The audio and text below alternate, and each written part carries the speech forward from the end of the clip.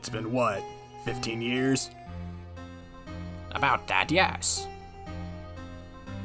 15 years is a long time to wait. You can't imagine how much I've suffered. You've suffered? But now, the perfect opportunity has presented itself. At last, I shall have my revenge. What? Merry Christmas.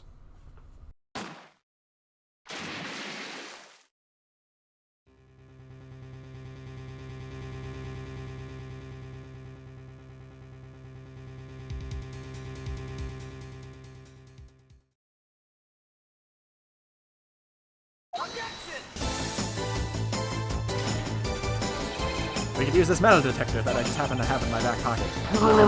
Your Honor, I object to your judgment. I'm here for you if you need anything, besides money, that is. I know I'm not the lawyer my sister was. I'm sorry. Never mind, honey. I can talk Yank for you. Please. You don't mean that Miles Edgeworth? Old Edgy? Finally made up your mind, have you? You'll run the pasta shop when I'm gone. Hello. Squawk. Pally, squawk. It's only a possibility, mind you, but a possibility nonetheless. My granddaughter's a dog she calls Phoenix. Well, Mr. Phoenix Wright, does this make you my granddaughter's fiancé? Name. The witness is ignoring me. December 25th, 10:08 a.m. Wright & Co. law offices. Hey, Nick. Do you know if there are any good waterfalls around here? Waterfalls? Dare I ask why? Duh, Nick. It's obvious. Isn't it obvious? It's like 90 degrees. I need a waterfall to stand under, preferably a freezing one. Ah, is that part of your spirit medium training? Of course, except I've been slacking off lately. Alright, well here's what we're gonna do, Maya. We're gonna get a glass of water. You're gonna sit on the floor, I'm gonna pour it on your head. And then we're gonna say, there you go, there's your waterfall. I need to brave the elements and be forged anew under the rushing spring water. Sounds legit. I don't know about any falls per se, but Gourd Lake is pretty close. Oh darn. Sorry, but them's the breaks. Couldn't you just take a cold shower or something? Good idea. So much for rushing spring waters. Next in the news, a large unidentified animal was sighted at Gourd Lake. The town is buzzing with excitement. Locals are calling it Gordy, the tip of the hat to Nessie, the Loch Ness Monster. Dude, can I take the Loch Ness Monster to court? Though its namesake, Nessie, proved to be a hoax. Locals are confident their Gordy is the real one, the real deal. Yeah, boring. Can't they show real news for a change? Nick, you forgot to pay the water bill. The water pressure's kinda low in that shower. You want more pressure, huh? Why don't you go down to the fire department and have them spray you with the hose? Good idea, Nick. Apparently, Fey Blood is no aid in detecting sarcasm. We interrupt this program to bring you a special news bulletin. Strange occurrences continue at Gourd Lake, but this time, it's murder. Gourd Lake again? The body of a man was found in the lake early this morning. The suspect was apprehended. Sources inside the police department revealed that the suspect's name is Miles Edgeworth, age 24. Edgeworth was an up-and-coming prosecutor known for his skill and connections. He was guaranteed a long and rewarding career. Has he thrown it all away? Edgeworth? What's going on? Edgeworth would never do something like... Nick. Maya. The fireman yelled at me when I called him. We've got bigger things to worry about than that. They arrested Edgeworth. What? You mean the prosecutor? Yeah, he's a suspect in a murder. What? When? Where? Who? Why? How? I don't know. Let's go find out, Nick. Oh, my voice is not ready for this yet. It's... What to do? Well, what should we do? What do you mean? Let's investigate. We should talk to Edgeworth and check out the crime scene. You're right. We need more information. Save aimlessness and confusion for later. Well, got any good ideas? Not really. I tried to take a shower. Tried to sit under a waterfall. Didn't work. Wanted to go, thought about sitting under the shower. Complained about the shower. Called the fireman. Fireman said no. So, yeah, no good ideas. I do my best thinking when I'm standing underneath a... I should have just read it. Oh, they took all my evidence.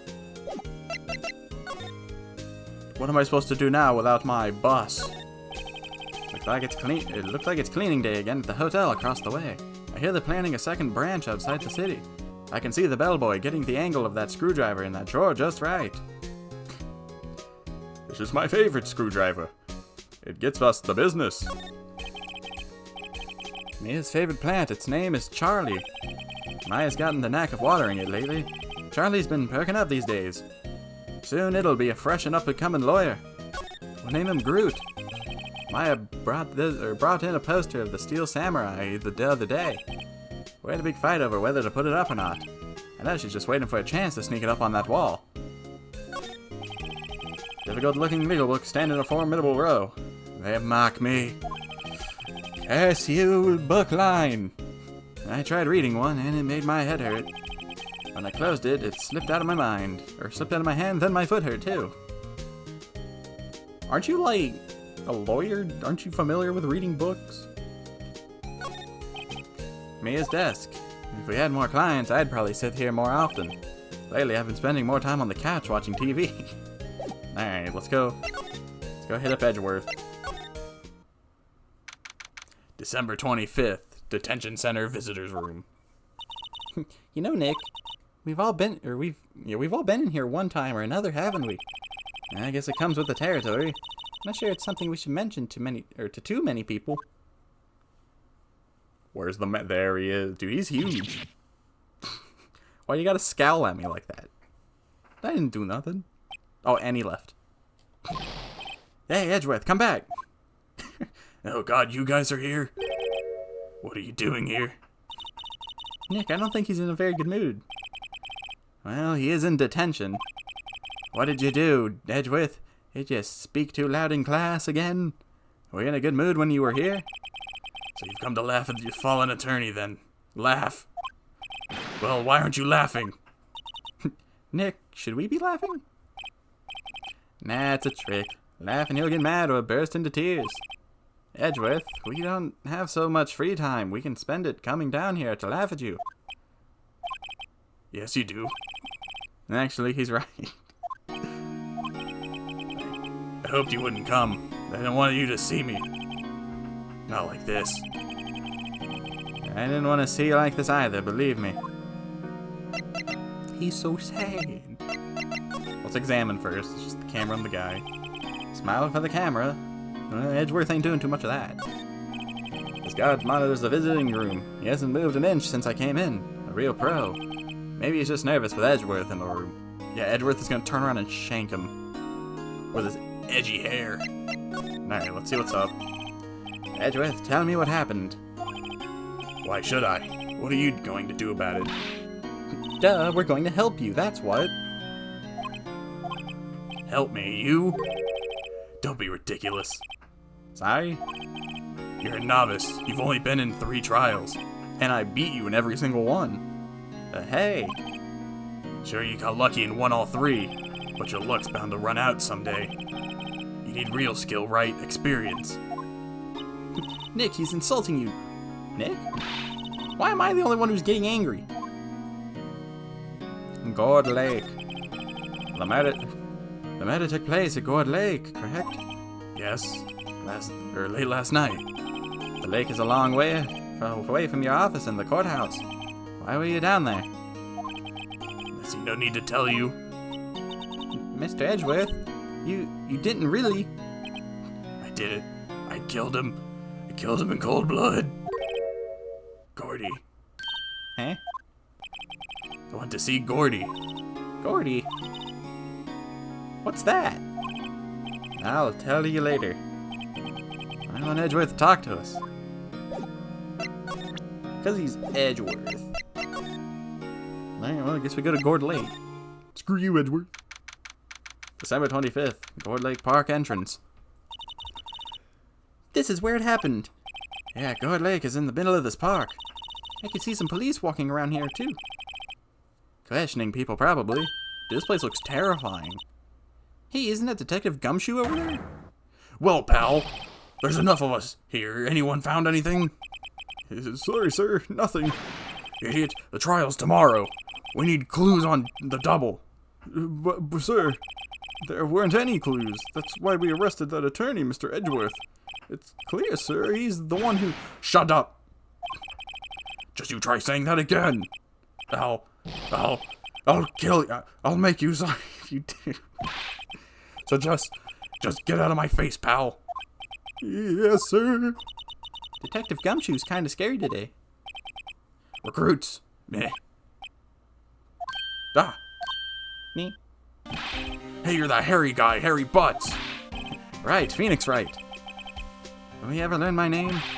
And just what are you doing here, pal? Investigating? Well, yes, I suppose. Well, I'm here to help. Ask me anything you want. Bring it. He seems different than usual. I wonder what's up. Mr. Edgeworth hasn't actually asked us to defend him yet. Huh? Oh. You don't say. The trees look a little dead. I feel winter's chills from the bare leaf trees today. Is it about winter that turns people into poets? I don't know, but my toes are starting to feel numb. Yes, my poetry has that effect on people. That's when we find out that Gumshoes and Edgeworth are like best friends. They've known each other since college. The sign says Gourd Lake, Natural Park, or Nature Park. This place is full of families picnicking on the weekends. But no waterfall. Now many picnickers come here for spiritual training, Maya. Is that it? I suppose it would be. Alright, Gumshoes, what happened? Detective Gumshoes, you know what happened here? Huh? You don't know, pal? No? Okay. Mr. Head in the fluffy pink cloud lawyer? Dead in the what? Never mind, I'll tell you. It happened last night, about 15 minutes after midnight. There was a boat out in the Gourd Lake. In that boat were two men. One of those men shot the other with a pistol. How do we know this? And the shooter was Mr. Edgeworth. A cop who arrived on the scene arrested him. How? Unless they called ahead of time. How did they get there so fast? Well, there was a witness. When the report came in, we raced to the lake. A witness? You don't think Mr. Edgeworth is a murderer, do you? Absolutely not. It's impossible. I don't care if there's a witness either. I don't believe a lick of it. Right, who cares what the witness says? I care. You really believe in him, don't you, Detective? Of course I do. But the police are pretty sure he's the killer. Nobody's even really taking this investigation that seriously. No. After all the help Mr. Edgeworth has been to us, hard to imagine that no one's standing up to take his side. Well, at least you are, Detective. At least you are. Do you know who will be Mr. Edgeworth's defense attorney in tomorrow's trial? He hasn't got one yet. What? Well, I would say couldn't he defend himself, but I guess he doesn't have any... I don't think he's gonna do that. The trial's tomorrow, isn't it? Well, I don't know the whole story, but apparently no one he's been talking to will take this case. Well, why not? Mr. Edgeworth won't tell me. When you guys showed up, I figured he'd asked you to defend him. Unfortunately not. Well, pal, then you got a job to do. Help out Mr. Edgeworth. Prove that badge you wear isn't just some fancy piece of metal. Prove it to me, pal. Show me you're an attorney. Who was this witness? Sorry, pal, that's confidential. Anyway, the witness saw everything, apparently. I'm sure they'll turn up at the trial tomorrow. Was there only that one witness? Yep. It was pretty cold out on the lake last night, and it was Christmas Eve after all. Still, we're being thorough. You never know when you're going to turn up another witness. That's why we're here today, checking things out. So far, we're coming up empty. Oh, it's Christmas today. I'd forgotten. What are you getting me for Christmas, Nick? Talk to Santa. Interesting. I guess we go back to Edgeworth. no.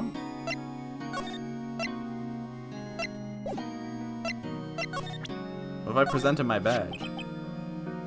Your attorney's badge? Edgeworth, let me defend you. Oh, that was the right call. Good one, Wright. But I'm not that hard up, not yet. What do you mean by that? Me? Trust a wet behind-the-ears lawyer with only 3 trials under his belt? Never. What? Well, we also have witchcraft. You don't have that. We can call the dead. We could call the guy you killed. My case is near hopeless, Wright. Every defense attorney I've talked to has turned me down. What? Oh wait, he's not a defense attorney. Because he's always the one on the other side. That's why he won't take his own case. Simply put, they were afraid they'd lose. It occurred to me that it might be my fault that they lack confidence. After all, I did get every single one of their clients declared guilty. I don't believe it. Regardless, I don't want you involved in this. You in particular, I cannot ask to do this.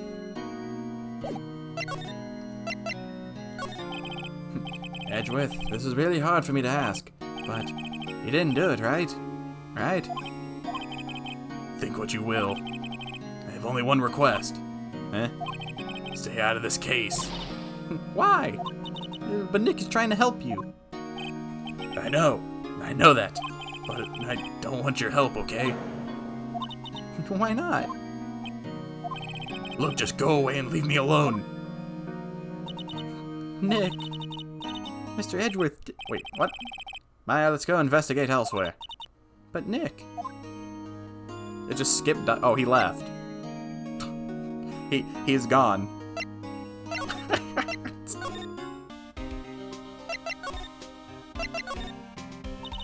Is it true no one will take Mr. Edgeworth's case? Yeah, he's a bit of a celebrity. If you defended him and lost, your reputation would be sure to suffer. What more, the case against him, well, it's pretty solid. I suppose it would be if they have a witness. Hey, pal, don't tell me you're going to turn your back on him, too. Remember the Steel Samurai incident? Mr. Edgeworth helped you get your client declared innocent. I know. I went to Edgeworth, I tried. He really doesn't want us to represent him. Especially not us, he said. What? Well, that doesn't make any sense, pal. You should have heard him talking about you after that trial. He kept saying right, right, right, over and over and over. Nick, I'm not sure that's a good sign. Neither am I. Why wouldn't he want your help? I don't get it. Detective Gumshoe, sir. What? Find something? No, sir, not yet. But there was a call from the precinct.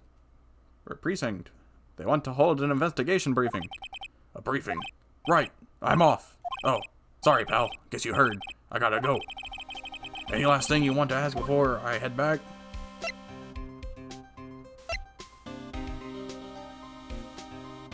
How to get in touch with you? You're not coming back, detective? Probably not, pal. So, what should we do if we have something to talk to you about? Oh, right. Here, I'll show you how to get to the precinct. Come down and see me anytime. Directions to the police station received from Detective Gumshoe.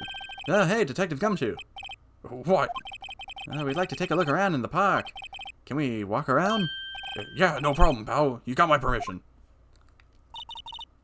You know, Nick, I think there's something to be said for talking to people when they're busy. Yeah, they don't have time to think about not giving you information. Right? Now let's get investigating. Okay, so I made a choice. I don't know if that was the right move or not. Because I could have asked him for the autopsy report or his location. And I asked him for how to get in touch with him. Interesting. I'm sure I can get the autopsy report from him later. December 20th. Oh, we got samurai dogs. December 25th, Gourd Lake Public Beach. Wowzers, this is Gourd Lake? Yep. Not sure it warrants a wowzers, though. Probably not. But hey, look at that snack stand. Samurai hot dogs. I want a samurai dog, please. I bet they're great. With a name like Samurai Dog, how can they not be? They're a little behind the times, though. the kids are all into the Pink Princess now. Oh, great. I mean, like, you know? Nope. Boat rental, interesting. We got some pinheads. Yeah, someone left some. Oh, those are poppers. I was gonna say those are like party hats.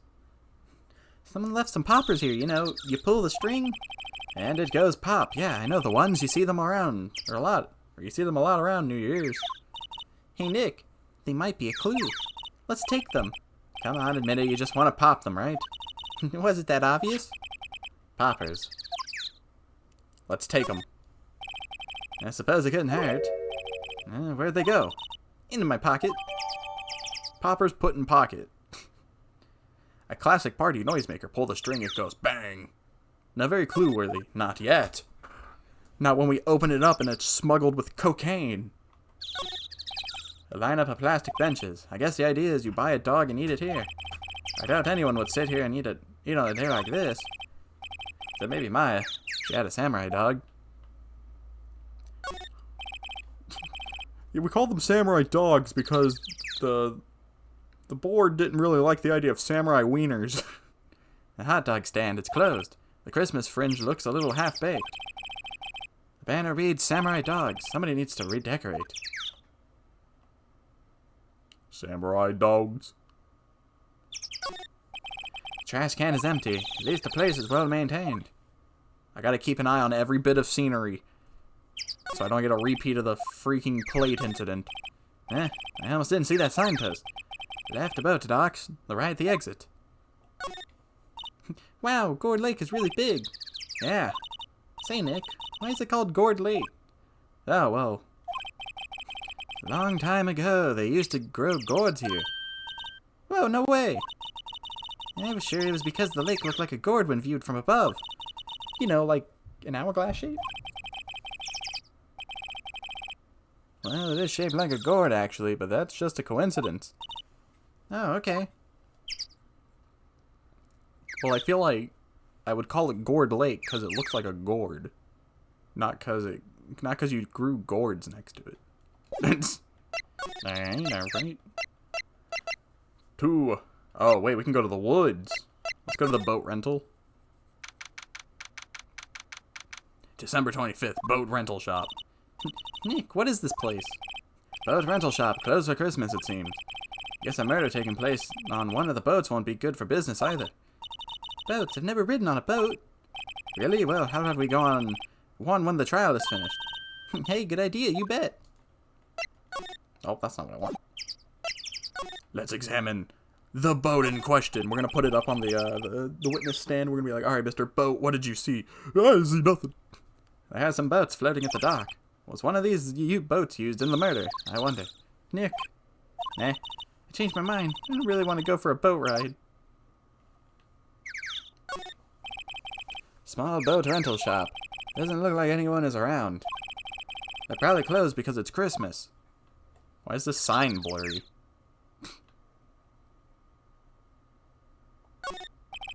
There's more forest off that way. I doubt I'd find any helpful clues in there. Ah, that's it. Alright, so far this is going the complete opposite of the last one. In the last one we had like 70 people already. Nope, camera, that means somebody's here. Was it all a show? December 25th, Gourd Lake Woods. I like it here, Nick. Look, someone's camping. They've got guts camping at the scene of a murder. Hey, Nick. If they were camping here last night, they might know something about the murder. That's true. Good call, Maya. Let's go talk to them. God, who is it? We're gonna get another weirdo. Imagine if it's the like dude from the last case. There's food and some magazines on the sheet. It takes a pretty tough skin to camp in this cold. Hey, Nick. Don't tell me you're hungry again. No. I was just wondering why our camping pots and pans made of aluminum. Or aluminium. They didn't talk about that in any of the law books. So there's no law saying they have to be made out of aluminum then. And I'm not having this conversation. This... Is it bad that I looked at SUV and my brain pieced it together as this sus? This SUV has seen better days. I don't know, it looks pretty good to me. It looks like it's got cat ears. It's dented all over. I can't believe anyone would drive this car down here.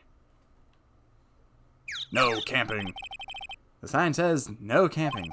Funny place to pick to pitch a tent. Wait, what if the sign said no setting tents on fire? I don't think they have signs like that. Oh. To the next side. Man, imagine just leaving your camera out here. This camera has a mic and some sort of attachment. Let's take pictures when triggered by noise. Wow, cool, let's try it out. Hi, I'm Nick. Maybe I'm not saying it loud enough. Hey, I'm Nick! Yeah. Will you stop? Maybe it's broken. Don't kick it. Maybe it isn't set to respond to voice. Well, what then? These things? The party poppers. Bang. Oh, Jesus. Clickety click click click click click click click.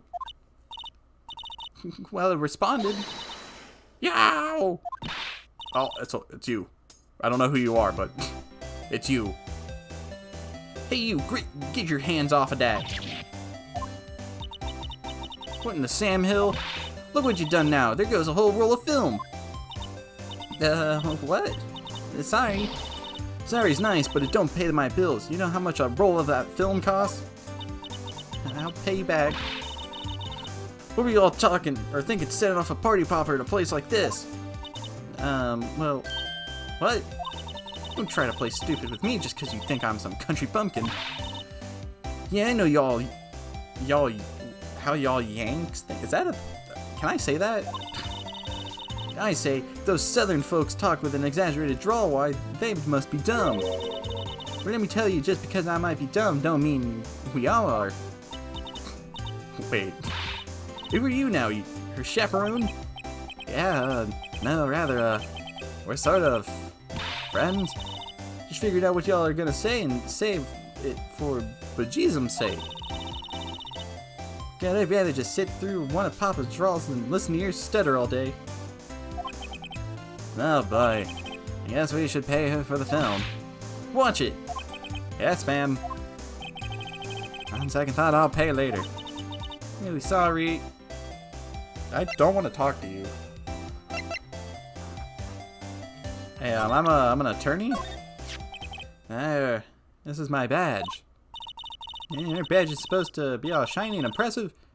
You a cop or something? I'm a lawyer. You're right. Y'all ain't gonna try and pull one of them lawsuits on me over that film now. Cause I'll have you know I'm a fighter and a Wrestlemania looking things in... no, not at all. We're here investigating a murder that took place here on the lake. A murder? Sounds cool. Why didn't y'all say that in the first place? Go ahead, ask me anything you like. She said she's southern, so I guess I'll shift to give her a southern, like, tone. Finally, some cooperation. You too, y'all can come out of hiding now. I won't bite hard. Come to think of it, where'd Maya go? Sorry, I was feeling a little overwhelmed, the culture gap and all. Never mind, honey. I can talk Yank for you if it pleases you. Thanks. I think I'll be okay. Great then. I'm Lauda Hart. But y'all can call me Loda. I'm here photography and meteor showers for a research project. Mighty pleased to meet you. Her name is Lotta Hart. Her voice is gonna be everywhere. I already know it. Oh yeah, when the meteor. Or when was the murder anyway? I ain't seen much television lately. It happened late in the night on Christmas Eve. Yeah, so, Christmas Eve, a man on a boat was shot. Did you see anything? Well, let me see. Boat, you say? I reckon I might have seen one. Not sure though. I gotta remember, I've been watching this here lake for a good 3 days now. I seen enough boats to choke a mule. Kind of hard to remember which I seen when. Yeah, but wouldn't your camera have responded to the gunshot?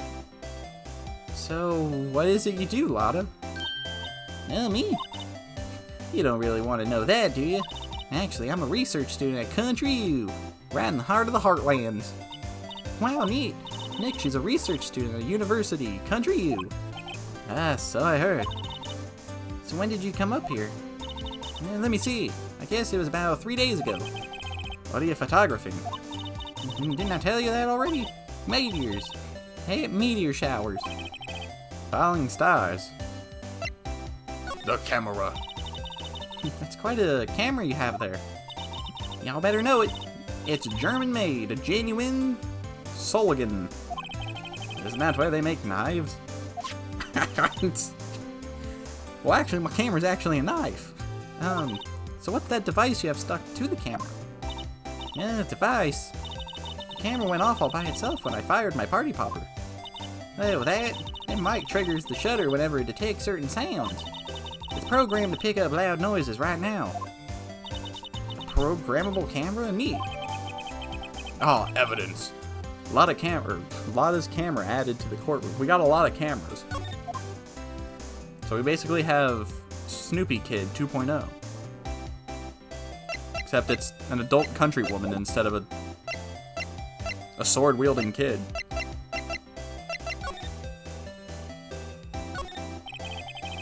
This camera is rigged to respond to noise, but it only responds to loud noises like a party popper. What? Oh. You can't put the thing on the bar at the bottom. The trees grow quite thick here. Further back, the trees fade into the shadow where the sunlight can't reach them. Oh, there's nothing here.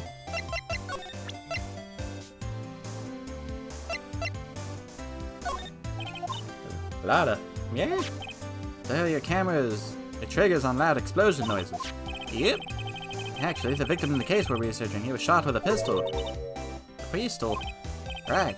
Now, wouldn't a gunshot make a similar noise to your party popper? Or to a party popper? I guess it would. Your camera didn't get a picture of the murder, did it? Hey! Y'all pretty bright. Huh? I see what you're saying. Tell you what, I'll have a look-see at my film. It would have been a photo taken late last night. Checked it once, don't remember if there was anything on them though. But what if I got something? I could be witness to a genuine murder. Yeehaw! I'll go check that film. I'm just getting further and further down. Y'all come back now, you hear? I told you she's gonna be everywhere. She went inside her SUV. Guess we should come back later. She's looking for Bigfoot. Alright, let's check the boats. Nothing at the boats. I guess we go to the precinct.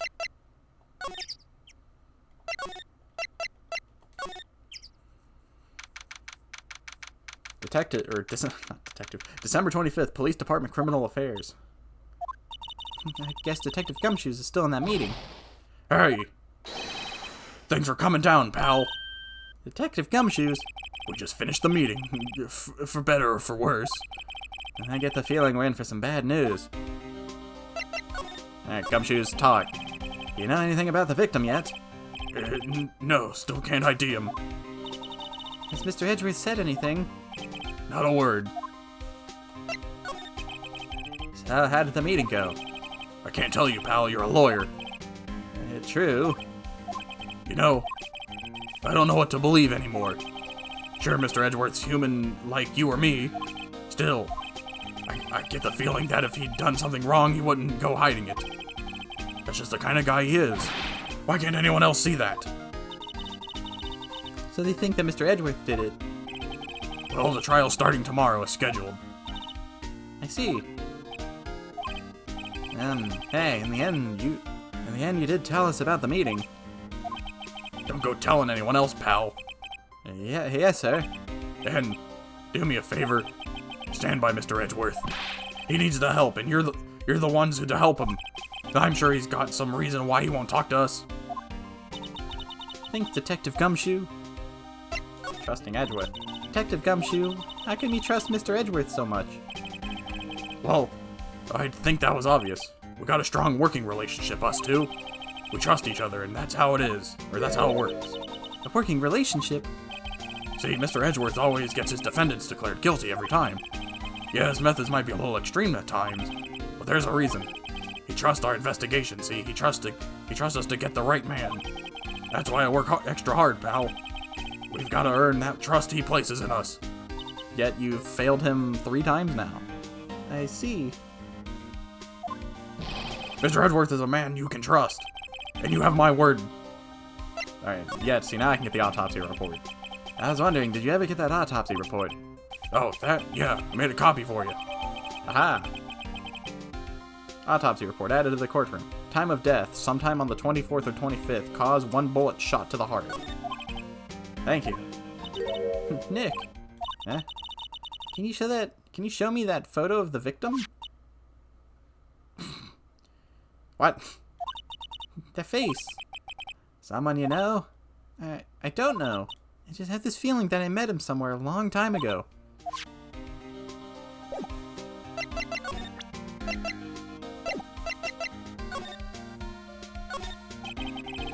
They're the detective's desk. There are computers and files on each of them. Funny, they're a lot tidier than I expected.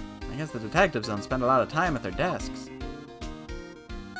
Oh, same thing. Who's this man? This must be the chief of the detectives here. He's glued to his computer screen. What, Gord Lake? Gordy cited. I don't believe it. Shouldn't he be reading something more important? That must be one of the detectives. He's mumbling something to himself. Hurry, pal, hands against the wall, all of you. Don't even think about escaping, I got eyes in the back of my head. He must be doing image training for arrests.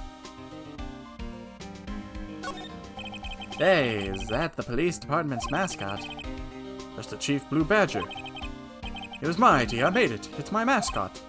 I see, how nice. I'll get him a signed mascot of the Criminal Affairs Department. It's the last thing I do. Good luck.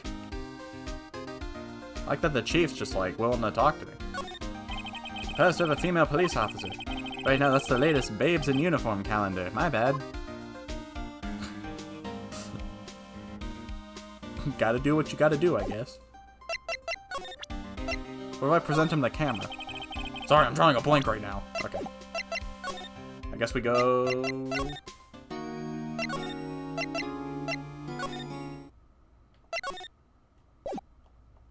Guess we go back to camera lady. Miss Old Southern. December 25th, Gourd Lake Woods. Oh! Hey, y'all! Lotta! Wait up a sec, we got bingo! Bingo? My automatic camera took 2 pictures last night. Hey! This is them, take a look. Oh my god. It's 2 Loch Ness Monsters. Wait. So you see, he's shooting him with that pistol. It looks like that, yes. But you can't really tell who that is shooting. Man, well, there was enough fog out there last night to strangle a bullfrog. But you know, seeing these photos remind me of something. What? I saw the murder happen. I'm a witness. What? Are you serious? Of course. How do you forget? Never mind. Y'all reckon I should tell the cops? No. Yes. That's when Gumshoes is behind me. He's like, I heard it anyways. You know what? Tell the cops. I reckon so. What's that? And don't y'all try going to mock my accent. I'm a sensitive lady. Hey, so I'm off to talk to the cops. Y'all gonna have this photo. Later. Wait, Lotta. What? Can't y'all see I'm kind of busy? Tell us what you saw too, please. Nice try, honey, but I wasn't born yesterday. I'm a witness, and that means I'm on the side of justice, and that means the cops. I'd sooner eat the south side of a northbound skunk than tell you.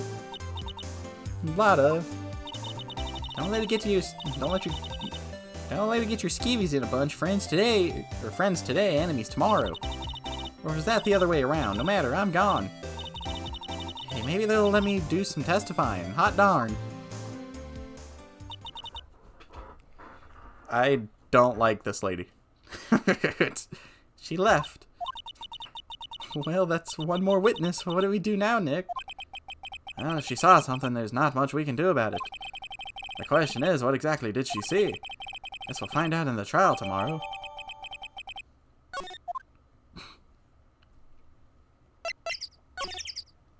Well, guess we leave. Maybe it's because I'm so familiar with the accent. Looks like the police have given up their interviewing. Hey. What? It's Santa Claus. Yes, she did have 2 photos. She never explained the second one. Ah! Nick, I think Santa's mad at you. Long time no see, Nick. Nick, you know Santa? Wow, Nick and Saint Nick? Hey, I see the connection. That'll be ridiculous. Dude, it's me. Larry? What are you doing here? Oh, I don't remember the voice I gave him. Isn't it obvious? I'm working my day job. I sell samurai dogs. Want one? Gotta get money for dates, you know. My girl, Fiance, deserves the best. Fiance? Not another model, I hope. I've already forgot the voice. Fiance's a fine woman, Nick. It was her idea that I wear this costume. She was all, you go, girlfriend, you know? Oh.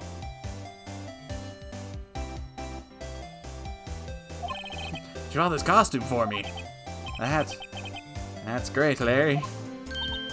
Wow, a Santa costume. She must be really nice. Whoa, cute. Nick, who's she? She's not your... Not my what? No, she's not. I'm his partner, Maya Fey. I'm, the little sister. Sister? Wow, Nick must be tough. Working 9 to 5, having to take care of a little sister. I'm not Nick's little sister. I'm my older sister's little sister. Sounds great. Don't worry, Maya, he's not listening. Man, I didn't think he'd show up again. Are you a witness too? Hey, Larry.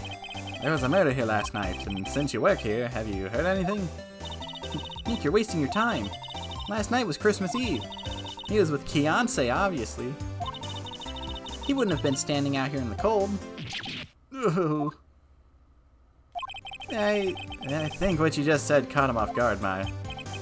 No, it's just Fiance's not in town right now. She's in Hawaii on a photo shoot. A model. I knew it. Well, anyways, there was a murder here on the lake. The trial's tomorrow. Neat. The defendant is Edgeworth, Miles Edgeworth. Man's really about to get a repeat. He's gonna give her a clock called the Thinker, and then some guy's gonna walk into her house, kill her with it, and he's gonna get accused again. I'm gonna be defending him again. Nick? Why would Larry know Edgeworth? Whoa, Nick. You don't mean that Miles Edgeworth? The old Edgy? Yeah, he's a murder suspect. Whoa, murder? You know Mr. Edgeworth, Larry? Yeah, of course. Edgy was in the same class as us in grade school.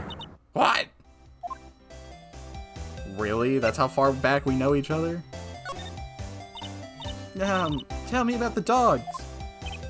Oh, you mean the samurai dogs? Why are they samurai dogs? I mean, they kind of look gorgeous. What? Well, originally they were gourd dogs. You know, like guard dogs? Ouch. The samurai thing was Fiance's idea. She's my woman, you know? She was all... I can't think of a voice for this guy. I keep going around everywhere. And she was all, change the name and go girlfriend. She made me that banner. Man, the kids can't get enough of those samurai dogs. Something about that just seems wrong. Oh, and guess what? We're getting a ton of customers here at the lake. What with the big news? The big news? Yeah, Gordy. Gordy? So Mr. Edgeworth was your classmate, Larry? Yeah, Nick, him, and I used to hang out all the time. Wow, I never knew. Don't get me wrong, he's always been kind of a stick in the mud. Studying all the time, trying to be like father. Like his father? Yeah, Edgy's pops was a famous defense lawyer back in the day. Wow. Wait, you said defense lawyer? Yeah? Wait a second. But Mr. Edgeworth is a prosecuting attorney. What? Edgy's got a proboscis on his knee? No, he's a prosecuting attorney. That's like the total opposite of a defense lawyer. Huh? Oh, go figures. He always used to talk about defending the weak who were unable to defend themselves. Man, he used to go on and on about man's duty to society and all that, but what a bore. I wonder what changed his mind, though. Do you know Nick? Nick? What's Gordy? Oh, you don't know? It's here, in this very lake, a giant mysterious monster, Gordy. Monster? Yeah. Check it out. This is an article from yesterday's news. There's a photo. It's the Loch Ness Monster. Giant life form appeared in Gourd Lake. It's really real. Oh. Nick, a monster, a real monster.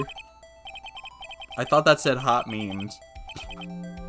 I don't know why. I saw the E and my brain just went memes.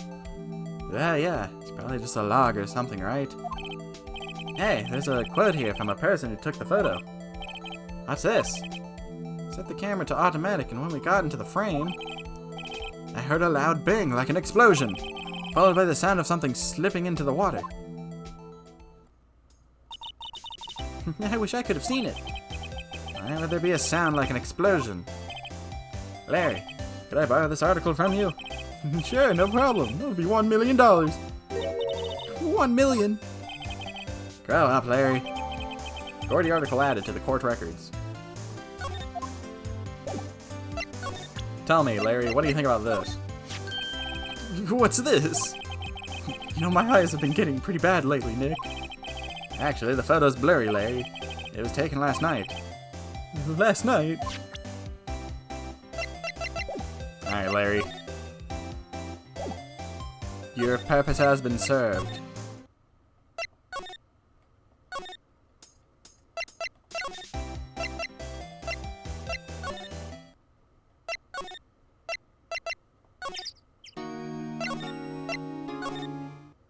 Yep. December 25th, Police Department Criminal Affairs. You know, in the last case, Phoenix was like, yeah, I don't have a license. So that either means we walk around everywhere, or the taxi services are getting tons of money from us. Not a gumshoe in sight. If you're looking for Detective Gumshoes, he's in the questioning room. Apparently an important witness turned up. He'll be in there a while. A lot of heart. It has to be. Uh-oh.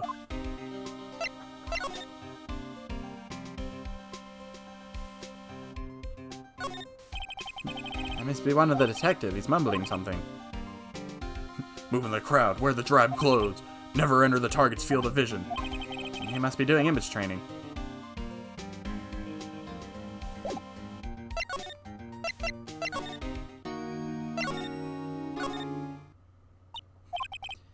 What is it? Oh, nothing. Just something's been bothering me. Could you show me that autopsy report once more? Hey, I remember now.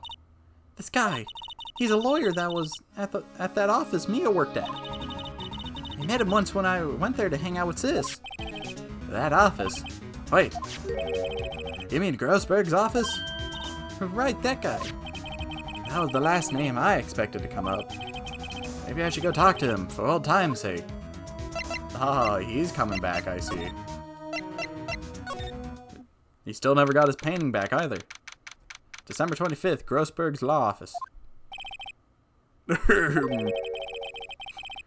Ah, that old familiar clearing of the throat. You're me as something, are you not? I, That was her understudy, yes, Phoenix Wright. and you... God, you something too, aren't you? Her little sister, yes. You've grown.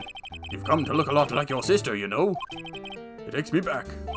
Ah, the days of my youth, like the scent of the fresh lemon, you see. Mr. Grothberg, sir.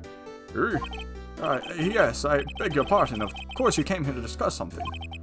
What is it then? Something the matter? I'd like you to ask me what you think about this evidence after I talk to you. There was a murder last night. A murder? You haven't heard, you haven't heard? I just got up, you see. Well, Miles Edgeworth shot someone with a pistol. Edgeworth, what? Who did he shoot? Oh, the identity of the victim is still unknown. This is terrible news indeed. I guess he hadn't heard anything. Mr. Grossberg, whatever happened to that painting? Oh, yes. I do not think it shall ever be coming back home to this office. Can't exactly claim it as stolen. I suppose it's my just desserts, old bitter desserts. Sir, I've got to propose this picture.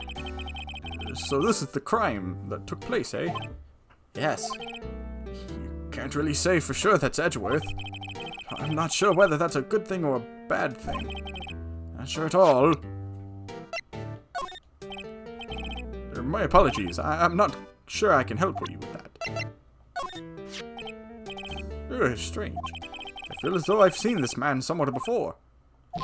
Right. Did you remember? He was a lawyer here in my office. That's Hammond, Robert Hammond. Mr. Hammond? And you say this is the man Miles shot?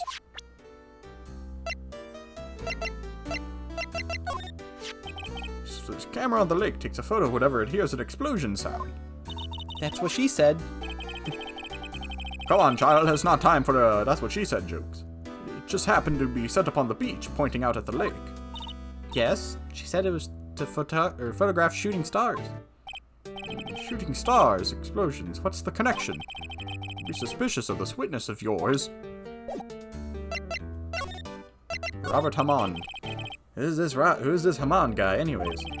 Mr. Hammond, he was the defense attorney in that case. That case? Yes, the DL6 incident. DL6? Why does that sound so familiar? Perhaps you remember. I'm sure someone mentioned it during the trial of Mia's murder. That was the incident where the police were so at a loss they used a spirit medium. Wait, you don't mean... Was that medium my mother? Yes, my dear. The spirit medium, Miss Misty Fay. Your mother contacted the spirit of the victim. Are they not, like, different with names? You got Mia, Maya, and Misty. But the case was a loss. No conviction was made. It all comes full circle. DL6.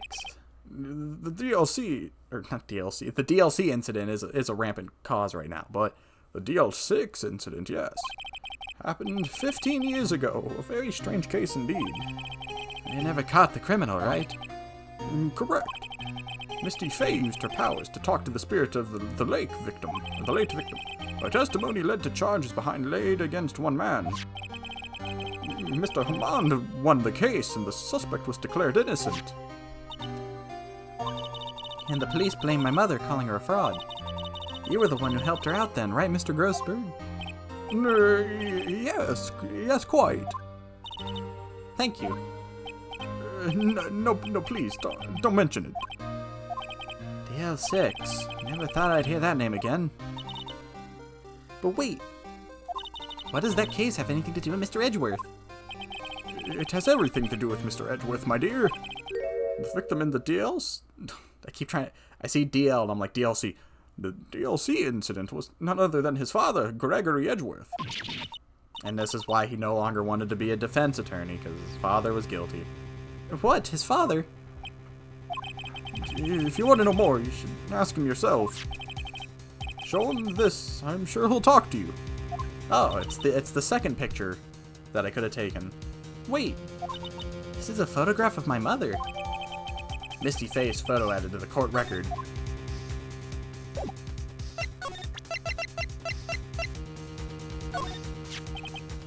Misty Fay, mother of Mia and Maya Fay. Show this photograph to Edgeworth Miles of Edgeworth. He'll have something for you to say, or something to say to you then. All right.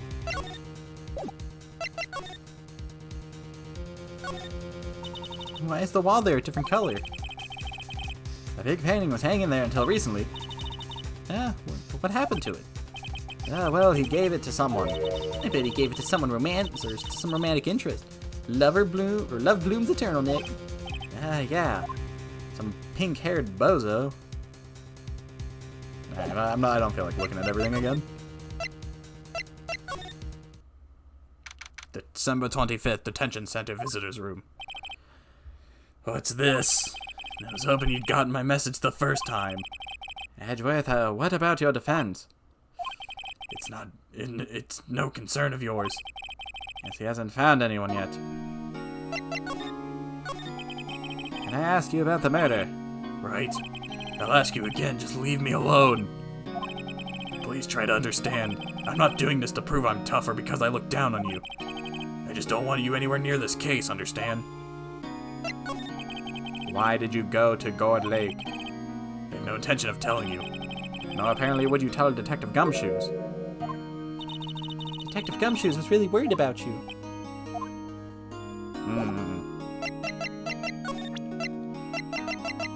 Well, start from the first one. How dare you show me this photo? I'm gonna kill you through this glass. Edgeworth? It's only been a matter of hours since you last visited, yet you've made incredible progress in your investigation. I'll admit it, and I'm impressed, right? You were always single-minded in your work, though. Once you start on something, you always see it through, don't you? That DL6 incident. Right, DL6. And I want you to find out about it. That is why I refused your offer to defend me. I'm sorry if it sounded like I thought you weren't up to the job. I just wanted to keep you away from DL6. So, do you still think it would have been better for me to stay away? I don't know. But I see no point in hiding anything from you now. Very well. Ask whatever you like and I will answer to the best of my abilities. What do you think of Pot of Greed in defense mode? The DL6 incident was when my father died. What? Right before my eyes. He was shot and killed and I saw it all. My memories from that time are foggy. I suppose it's a self-defense mechanism. In any case, a suspect was arrested. A man. It's pretty clear he is the only one who could have killed my father. The spirit medium they used to talk to my late father said the same thing. It was an attorney by the name of Robert Hammond that cleared the suspect's name. And Hammond is the victim in the Court Lake murder. Correct. Spirit medium, that was my mom. What? You mean you're... It's strange. I thought that terrible incident was about to end, and now this. About to end? The DL6 incident happened 15 years ago. 15 years ago on December 28th. December 28th? The statute of limitations on the case runs out in 3 days. What? Nick, what does that mean? When a case's statute of limitations runs out, legally the case never happened. 3 days from now, DL6 will be closed forever. What happened to the suspect, the one who got off innocent? I don't know. Then this is why he wanted to be a prosecutor instead of a defendant. Or defense attorney. He disappeared from public view. Nobody knows where to. If he's still alive, he'd be about 50 years old now. I guess I can understand why he'd go into hiding. It'd be hard to live a normal life after being a murder suspect in such a big case. So was your father a lawyer? He was. Gregory Edgeworth. He was quite famous at the time, apparently. So you were sort of trying to follow in his footsteps? I'd rather not talk about it. We didn't really talk much in regards to all this. Who would have thought there'd be a photo? Edgeworth, did you shoot him? What do you think, Wright? I don't think you're the kind to point a gun at anyone, no. So you didn't shoot him? No, I didn't. It wasn't me. Right. It pains me to ask you this now. I know. You want us to defend you. Yes. Will you? No. Screw you, Edgeworth. You know all the crap you put me through? I'm done with you. You made me look stupid. How do I prove somebody didn't eat a steak? Yeah, we'll defend you. Who could have guessed this day would come? Not me. This is my chance to finally pay you back. Pay him back? Pay me back? For what? I don't remember ever doing anything for you. Never mind, I guess you don't really need to know. Huh. My letter of request. Please give it to Detective Gumshoe. Edgeworth's request put into pocket. Well, I guess we should go. What's that? Earthquake, Nick! It's a big one! Wah! It's calming down. Woo! That was scary. Where's Edgeworth? There! He's on the floor in the ball shivering. Guess he doesn't do so well with earthquakes. I've heard of running, but curling up in a ball. Well, I guess we're done. Mr. Edgeworth doesn't seem like he's going to stand up anytime soon. Let's go, Nick. Alright. We have to give Edgeworth's letter of request to Detective Gumshoes. I've never been in an earthquake before, but I don't think that would be my first response. To just curl up. Well, I guess I'll die. December 25th, Police Department Criminal Affairs. What's going on here? What's wrong, Detective? This wild lady comes in here just a while ago. Says she came to talk to y'all after here. Says she came to talk to y'all after hearing what Mr. Wright had to say. What's this about, pal? A lot of heart. Why are you going around finding more witnesses? You want to give Mr. Edgeworth a death sentence, pal? No, not at all. She did see something. There's something I can do about that. Or there's nothing I can do about that. Can't go around covering up evidence. You trying to say something about the way I do my job? No, sir. So, what did Miss Hart say? She says she saw Mr. Edgeworth fire the pistol. What? She even had a photograph to prove it. Right, I saw it too. But you really can't tell from the photo who it is shooting.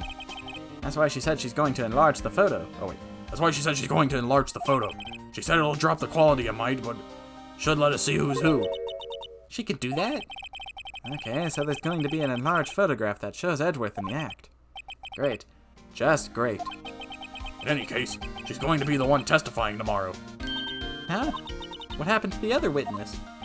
Well, apparently there was a cancellation. A cancellation?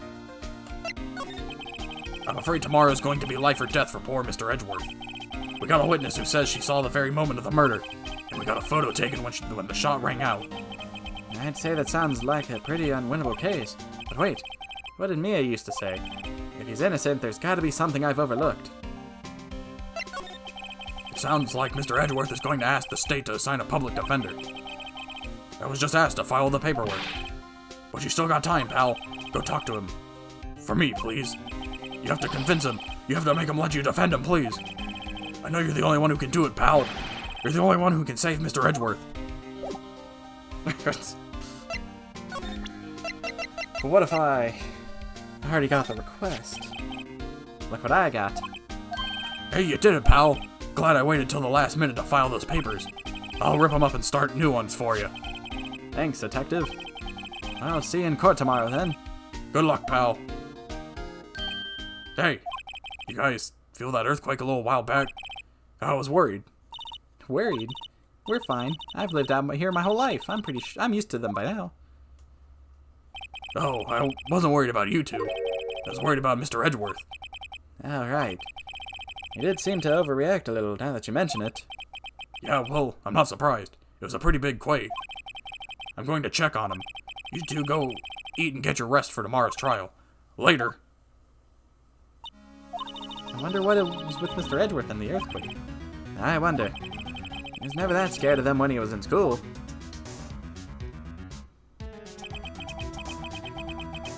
Then again, I only really got to know him in 4th grade. He transferred to another school after that. I wonder what happened to Edgeworth. To be continued. Man, that took an hour and we're not even in the case yet. Well, I guess we're about to be. Day 2. December 26, 9:44 a.m. District Court Defendant Lobby Number 2. Karma. That's right. Manfred von Karma. He's the best prosecutor there is. He hasn't lost a case in his 40-year career. He's a god of prosecution, right? A god. Not a single case. He'll do anything to get a guilty verdict. Yeah, sounds like someone else I know, Edgeworth. You don't understand. I mean, he'll really do anything. Manfred von Karma is a man to be feared. That's quite a claim coming from someone who forges evidence. He taught me what it really means to prosecute. What? I just picture a prosecutor as vicious as me multiplied by a factor of 10. So was he your teacher then, Mr. Edgeworth? Something like that. And now he's trying to get you found guilty? What a creep. Oh wait, maybe he's planning on losing on purpose to help you out. Not a chance. He hasn't lost once in 40 years. 40 years! He's as ruthless as me times 20. That's pretty ruthless. Like I said, he's a god among prosecutors. I guess that's something like Mia was to me. Speaking of Mia, Maya. Uh-huh. We could really be using Mia's help right now, don't you think? Oh. I can't. Sorry, I really tried, but I couldn't reach. I couldn't reach? I think it's because I haven't been training. My powers are weak again. Ah, man, what bad timing. I'm really sorry, I did ask for that waterfall after all. I'll try my best. I hope so.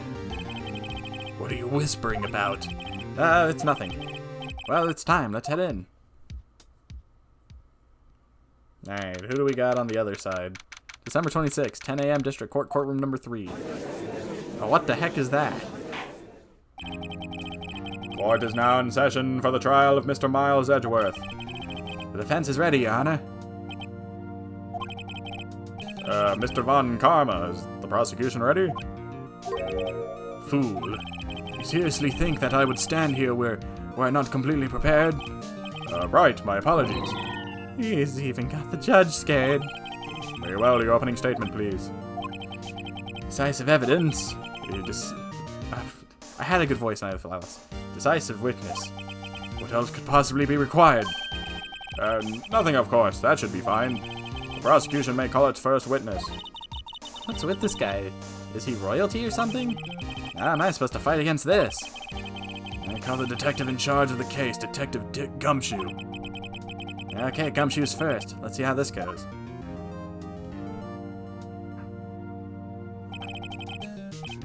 Describe the incident. Describe the incident now. Yes, sir. Detective Gumshoe looks nervous. Please take a look at the map.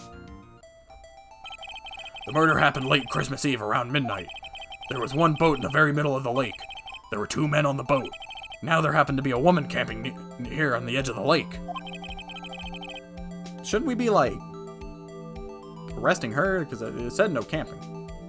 At 12:10 a.m., she heard 2 pistol shots. Then the boat started to move. 2 pistol shots? It went towards the boat rental shop. Overhead map added to the court record. Testify to the court. About the arrest now. Wait a minute. Wait, Mr. von Karma. Yes? I keep losing the voice. Actually, I'm the one that's supposed to be handling these proceedings. Tisk, tisk, tisk. Dude, he looks like Dracula. Wrong. There's only one thing you need to do here.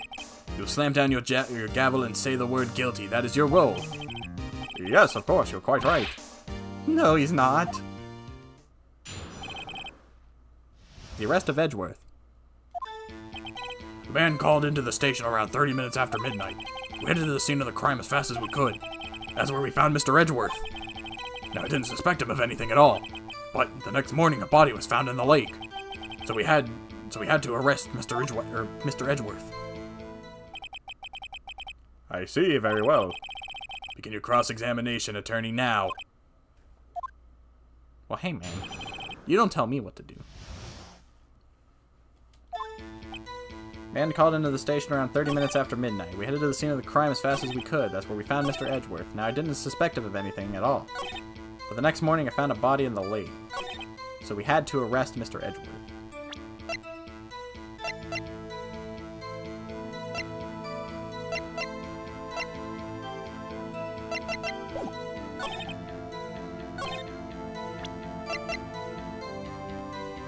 Why can't I call him out on the 2-bullet shot thing?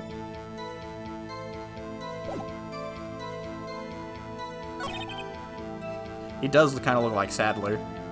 That's where we found Mr. Edgeworth. We headed to the scene of the crime as fast as we could. You received a call from a man. Yep. But you said there was a woman camping there. She was the one who heard the 2 gunshots, right? What was that voice? That woman and the man who called... I keep trying... I'm having a rough one here today with the new voices. That woman and the man who called in the report are 2 different people, obviously. Different people. There were 2 witnesses. I'm just gonna make him sound like Dracula. Blah, blah, blah, blah. There were 2 witnesses. Their testimonies were quite similar, however. Today I've summoned the woman who was camping. The woman who was camping, lot of heart. What happened next, detective? We headed to the scene of the crime as fast as we could. That's where we found Mr. Edgeworth. What was Mr. Edgeworth like when you saw him then? Well, from what I saw, he looked pretty relaxed. Not like a murderer at all, really. Detective, the court requires the facts, not your opinion. How many years have you been on the force? Facts only, detective. Hard, cold, objective facts. Yes, sir. And he's got his share of objections. I didn't suspect him of anything at all. But the next morning, a body was found in the lake. Did you find any clues on the body? A single bullet was recovered from the body. He was shot through the heart, fatally. Judge, here's the bullet. Didn't strike bone, so its shape is well preserved. Very well, the court accepts this bullet into evidence. I'm trying not to, like, merge the judge and his voice. Okay. But he said the witness, or not the witness, the person who called said, or no, he said, I think I'm overthinking things right now, but he said that they heard 2 gunshots, which the lady did say there were 2 pictures, but we only got the one.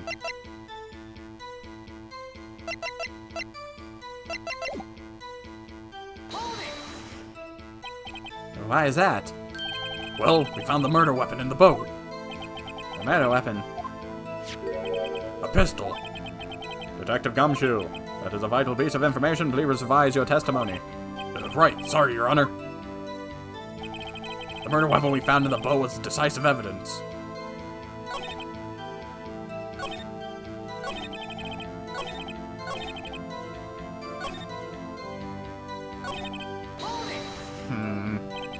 What was Miss Edgeworth like when you saw him? Oh, okay,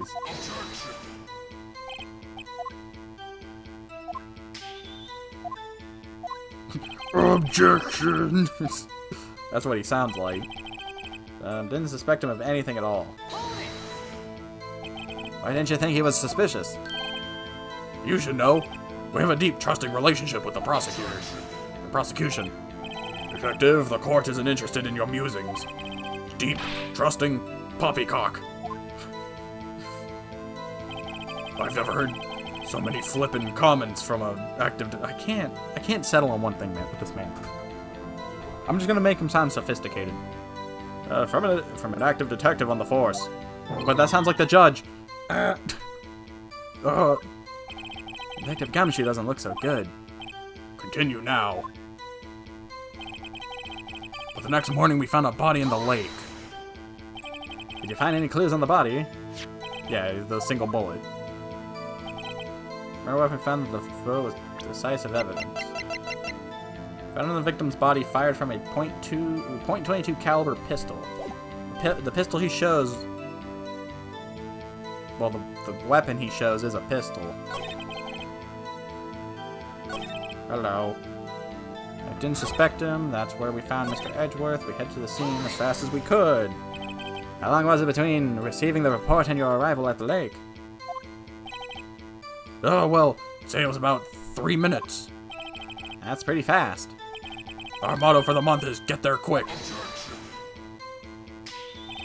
Detective, you will refrain from casually revealing department secrets. Yes, sir. Sorry, sir. I look forward to your next year's salary review.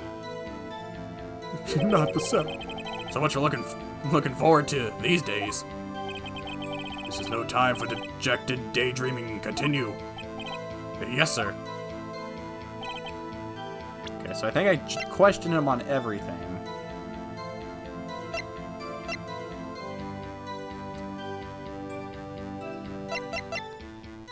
Yeah, what's the point of secrets if you don't share them? So that's what they're made for. Article about a monster sighted at the lake. DL6 has nothing to do with this. Taken automatically on 12. I didn't suspect him or anything. Wait.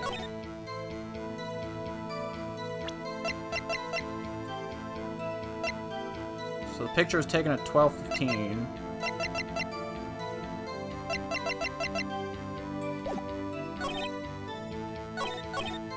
Didn't suspect him at all, but the body was found in the lake. The murder weapon we found in the boat was decisive evidence.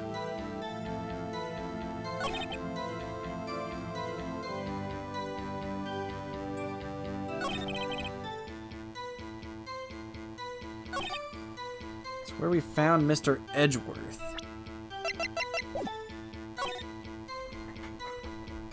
I like that I have to go up against Dracula. Where did the scene of the crime? A man called into the station 30 minutes after the midnight sighting.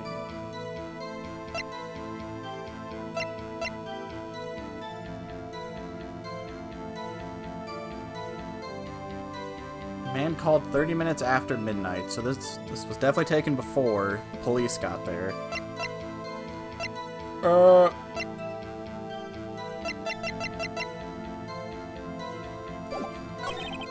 That's what he does to the people he beats. He sucks their blood. You're guilty. Now I will suck your blood. Blah, blah, blah, blah. No, I didn't suspect him of anything. The next morning, a body was found in the lake.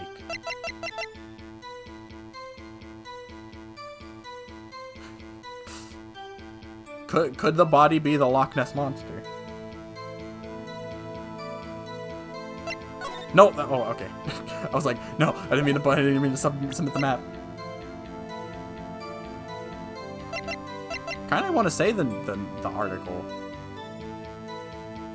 I feel like that makes sense, but I don't think that would like go to anything, because I gotta find the flaws in what he's saying. Where do we found with decisive evidence?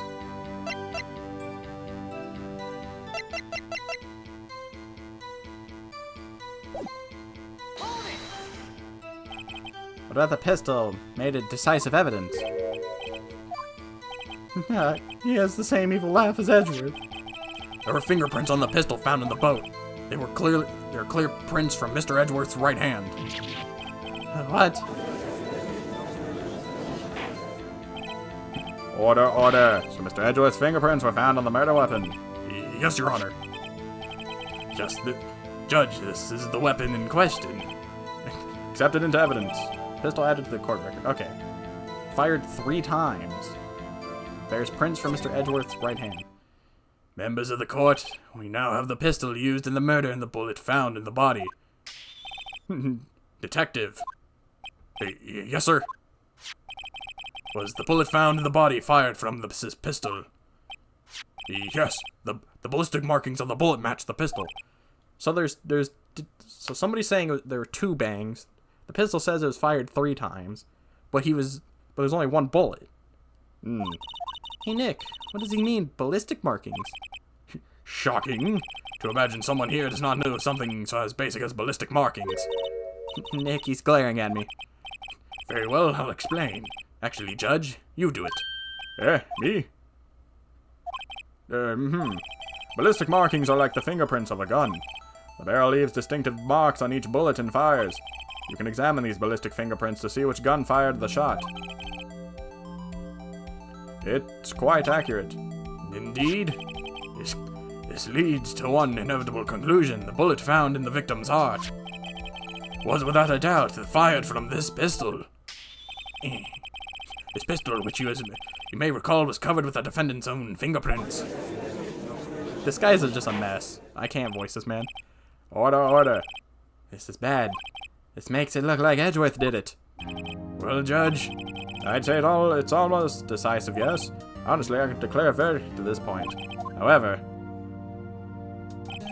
you wish to hear the witness speak, no doubt. Very well. I am somewhat fatigued, and I will take a brief break. I will call my witness after the recess, which will last 10 minutes. Judge? Yes. What are you doing? A 10-minute recess now.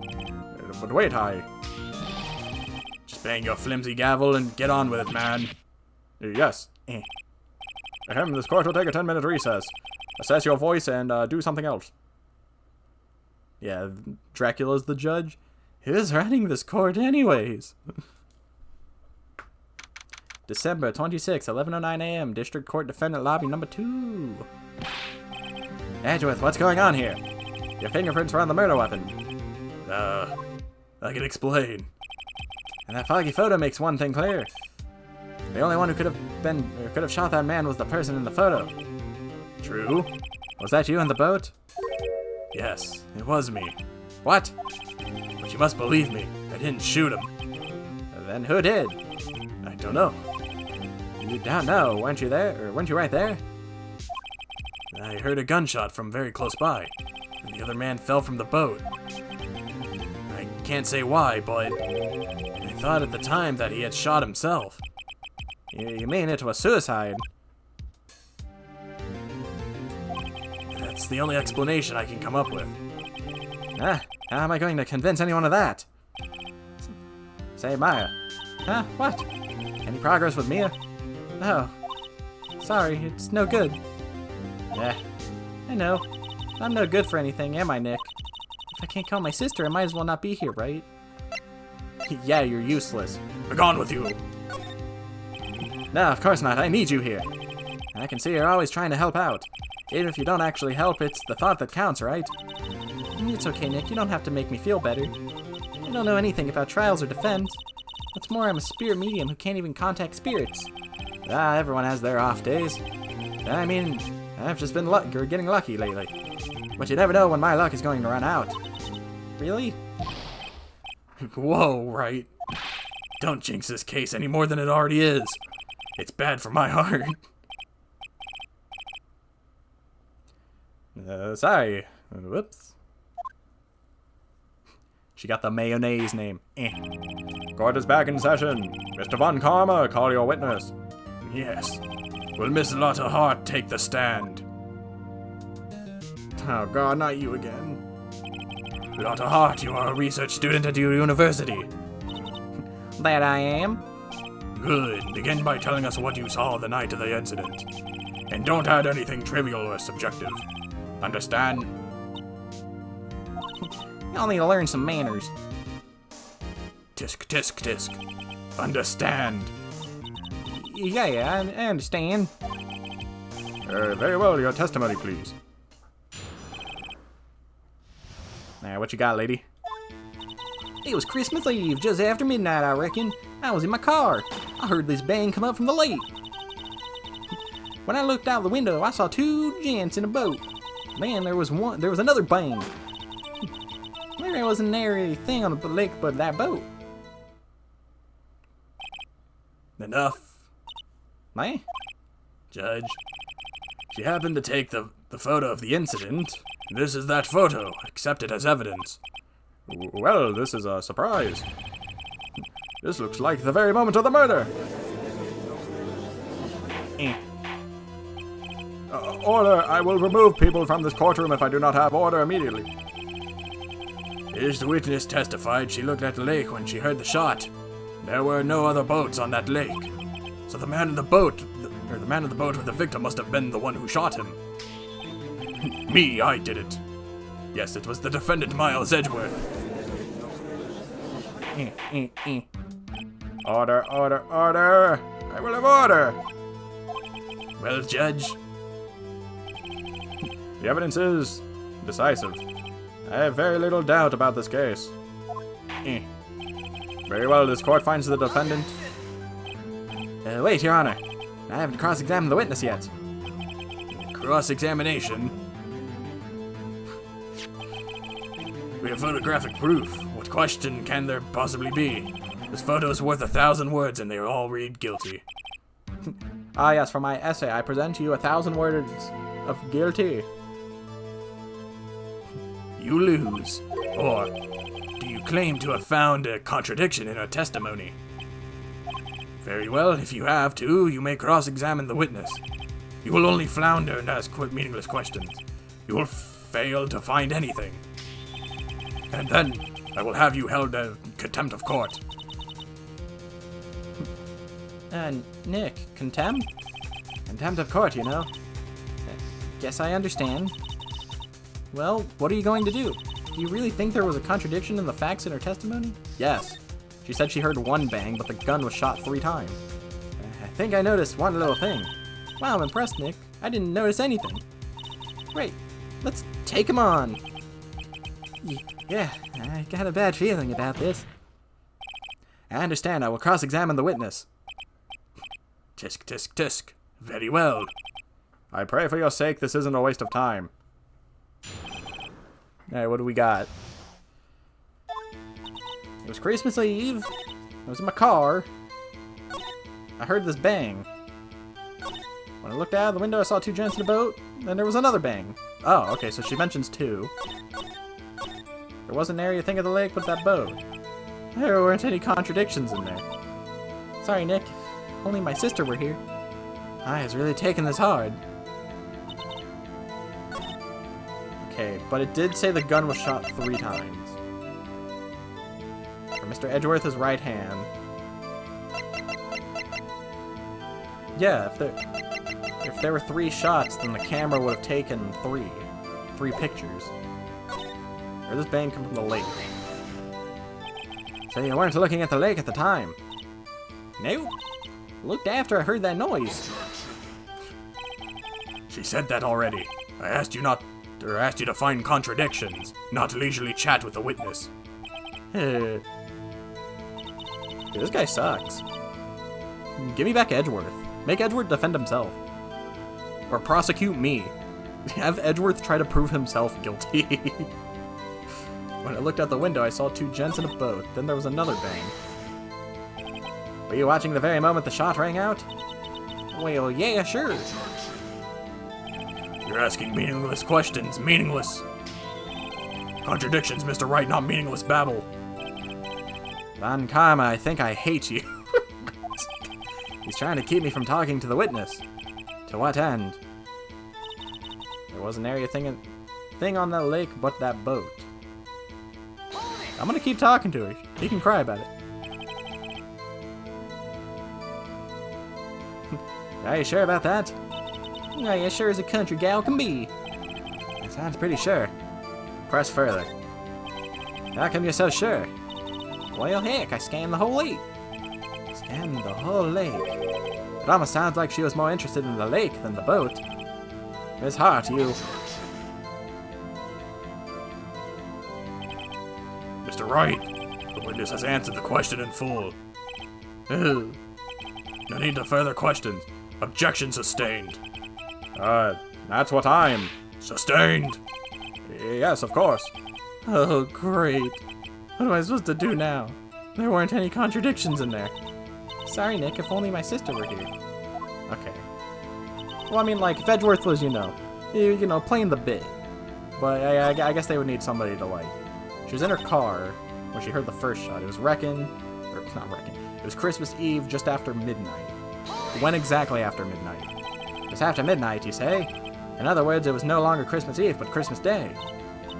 Yeah, well, yes. Oh, brother. I know you want to find contradictions, but really? Hope your next contradiction is a little more relevant to the trial. Witness, continue your testimony. She was in her car, heard the bang from the lake. I looked out the window, I saw two gents in a boat.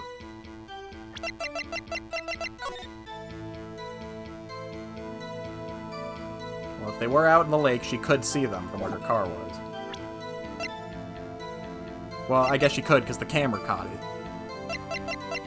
So, two gents in a boat. Then there was another bang. There was an area thing on the lake, but that boat. Wait. Am I crazy to think this? There wasn't a thing on the lake but that boat, but there's two people on that boat. Okay, I'm crazy. Your Honor, what do you think about the witness's statement? I'm not sure I follow. It clearly contradicts, You don't sound very convinced, Mr. Wright. Objection overruled. I think that... Yeah. Okay, that was a bit of a stretch, me overthinking. There wasn't anything on the lake, there was a bang. But the gun does say it was shot 3 times.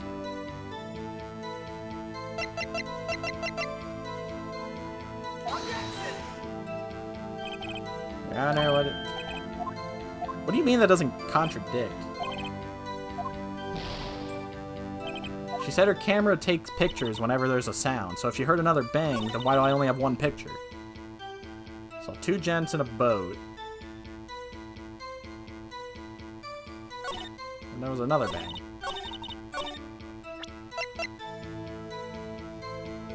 Oh, wait. That's not it either? Yeah, say it contradicts the evidence. It does, I don't say it.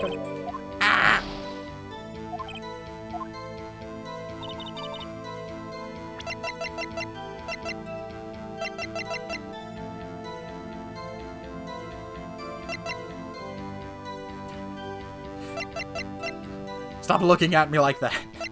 I feel like everything I've done makes sense. She was in her car, heard a bang from the lake. When we looked at the window, I saw 2 gents in a boat, then there was another bang. There wasn't an area thing on the lake but that boat.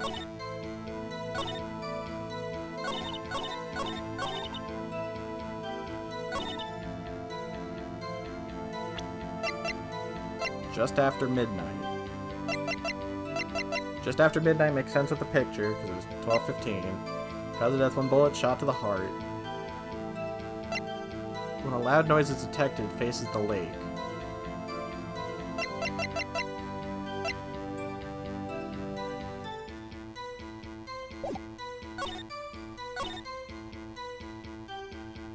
Where does bang come from the lake?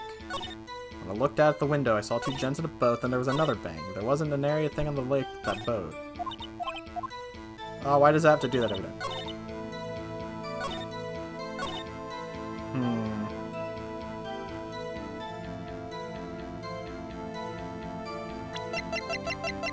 It has to be the gun.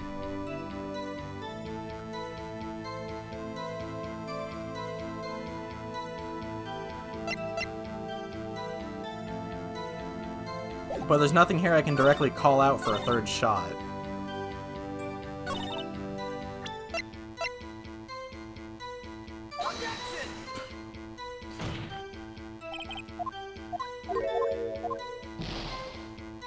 Woo! 1 more shot! Let's go!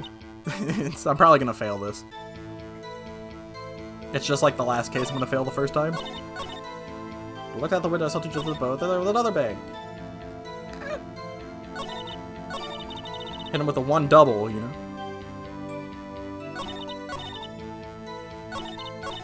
Sure. Lay it on me. What do you got?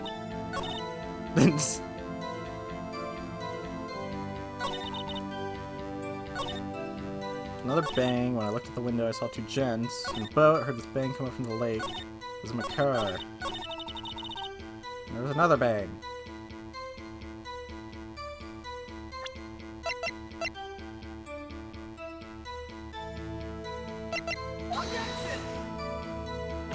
Didn't I do this already? Yeah, I think I did this. Well, I lost. This court has seen no reason to further prolong the trial, nor is there any need for any more time to decide the case against the defendant. This case is extremely clear, see no room for misinterpretation of the facts. This court finds the defendant, Mr. Miles Edgeworth, guilty. The accused will surrender to the court immediately. That is all.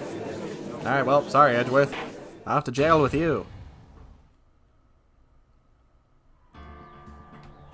And that was the end of the game. Mr. Wright lost his right to do anything. I gotta do this guy again.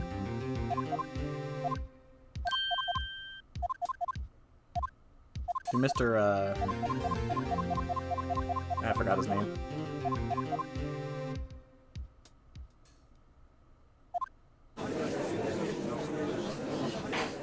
He looks so, like, sick when it, like, zooms out. It is me, Dracula, blah blah blah blah. Gumshoes, that's his name. I should know this, because that's the name of a Pokemon. One of the more forgettable ones.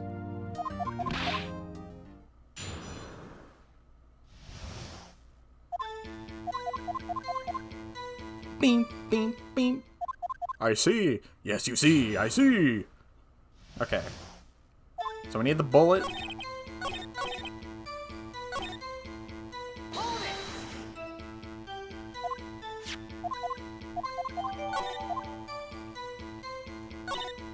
No, shut up.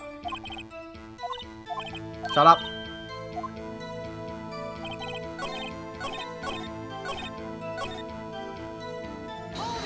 And then we get the gun.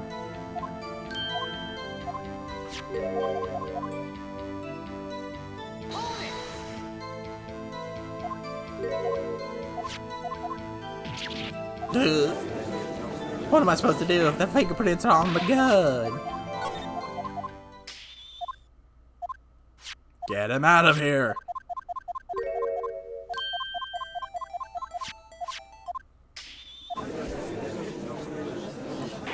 This guy should, like, quit his job as a prosecutor and just become the judge. You know?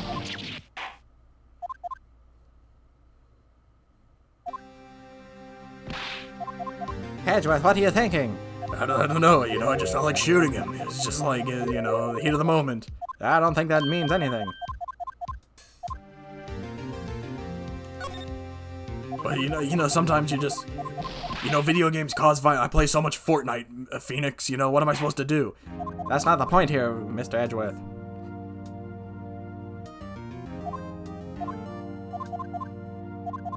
Yeah, who just picks up a gun? Oh, look, I found a gun.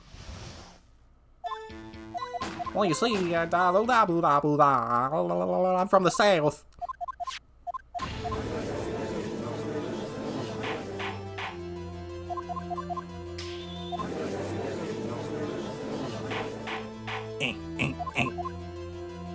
Man, I wish there was just, like, skip.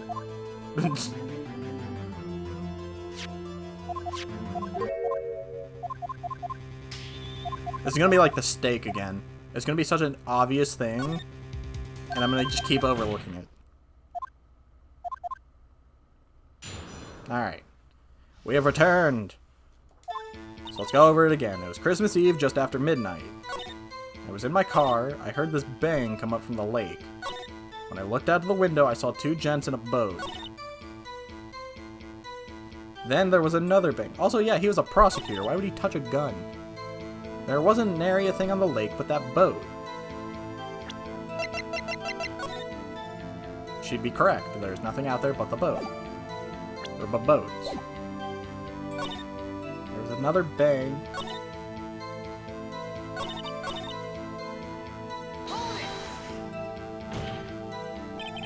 Could you clearly see the two? Just look at the picture. Clear enough for you. Uh-oh. Press further. Wait, no, the picture's blurry. It was foggy. Wait a second. I wasn't asking you about the photo. I was asking you, or asking if you saw the two men. Well, yeah, well, of course. The witnesses testified that she saw them. There's also a photo.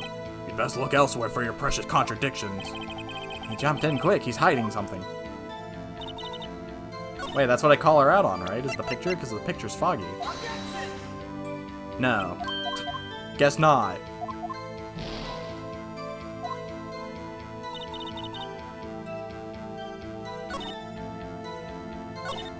Saw two gents in a boat, and there's another bang. Wasn't there anything in the lake but that boat? Are you sure about that? Are you sure as a country gal can be? Sounds pretty sure. Press further. And how come you're so sure? Well, heck, I scanned the whole lake. Scanned the lake. Almost sounds like she was more interested in the lake than the boat. Miss Hart, you... Tisk, tisk, tisk. My name's Dracula, and I want to suck your blood. I have 40 years worth of failure, defendants. Defense attorneys. I've drank all their blood, so I know all their tricks and... yes.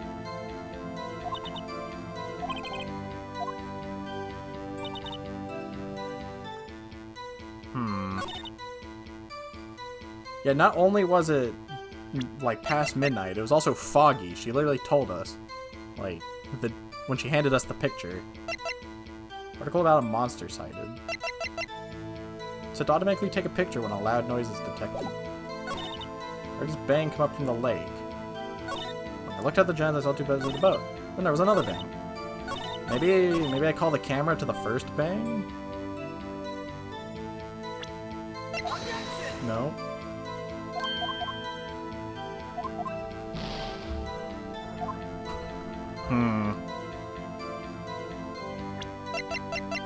Time of death. Sometime on the 24th or 25th, because one bullet was shot. Or cause one bullet was shot.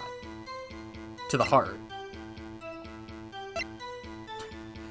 What do you think of this photo? Oh no! About the monster sighted at Gourd Lake. He does mention that she seemed more interested in the lake than the people.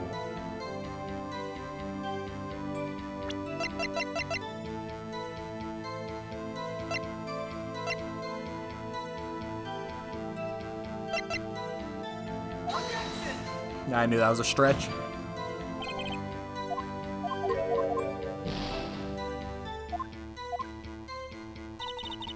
God, it is gonna be like the steak again.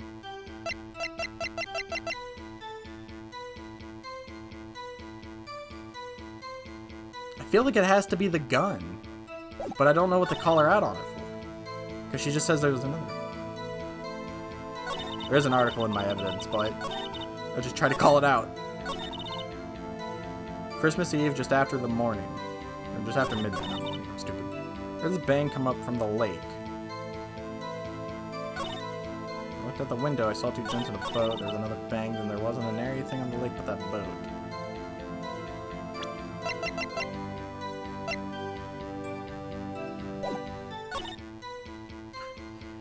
No shot they want me to call out the article to one of these bangs.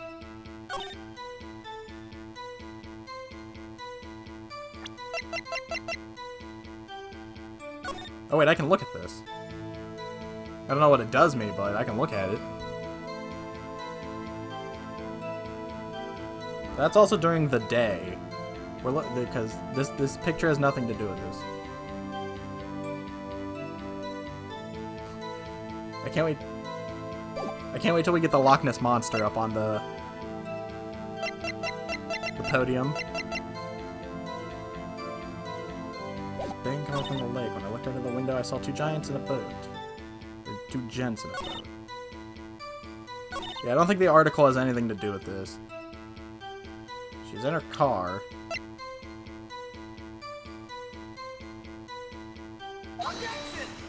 Nope.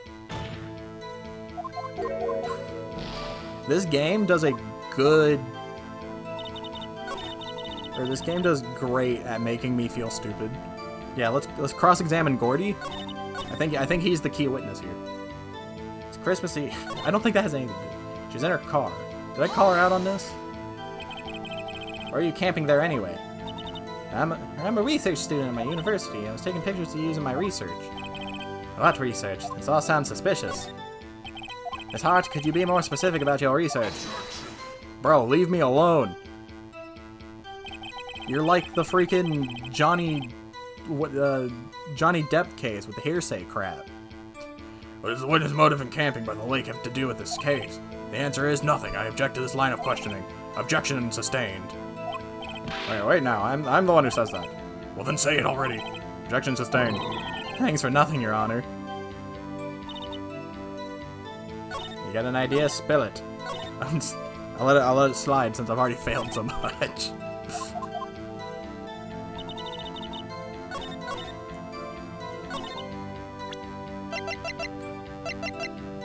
Purely because there's something here I'm just not seeing. And I don't want to get stuck on the first case. Or the first court hearing.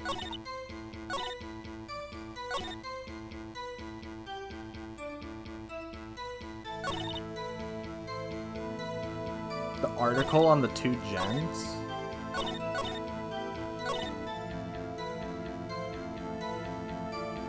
I don't... There's my car, and when I looked out the window I saw two gents in a boat. I don't know if that would really... I don't know if those two, like, correlate.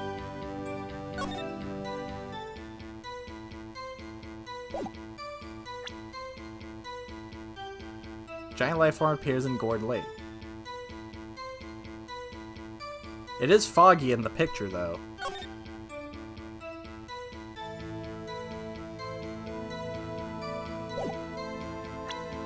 And that's worth a shot. It was not it. Alright, well, I hope you're ready to watch me skip through dialogue again.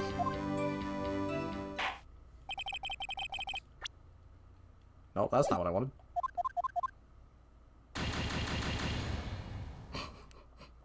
This game does great at making me feel stupid.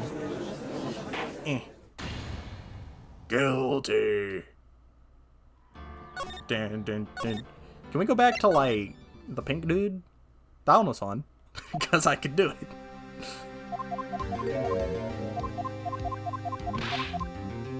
Wish I could set, like, a quick saves, just so I didn't have to, like, skip through this again.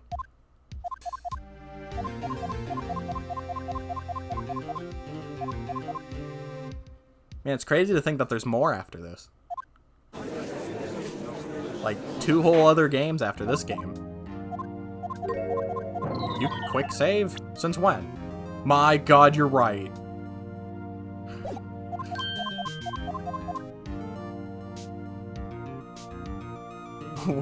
Wait a second. I could have been making this easier on me this whole time.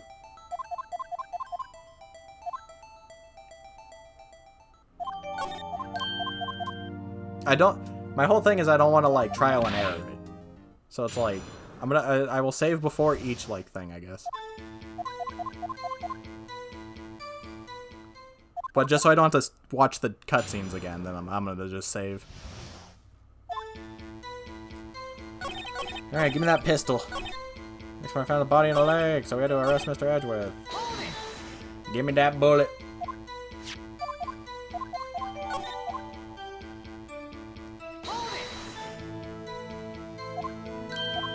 Man, good of Phoenix Wright to invent save technology.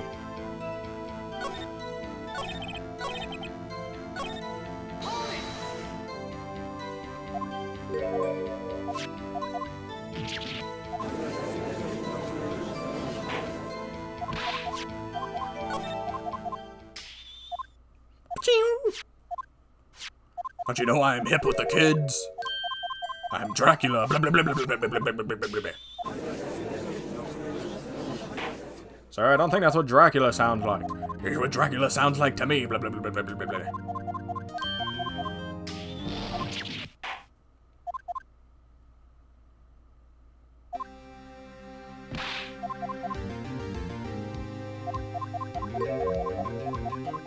I also like that he admits he was there.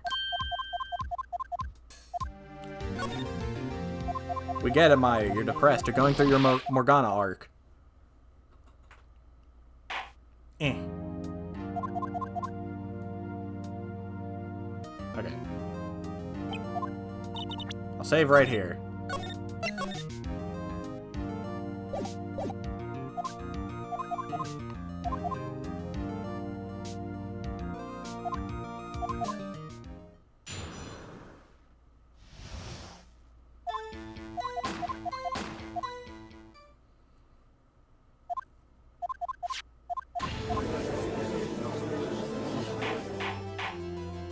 Yeah, this is gonna be like the steak stuff again, where it's just like, it's gonna be so obvious, but I'm overlooking it because of something else.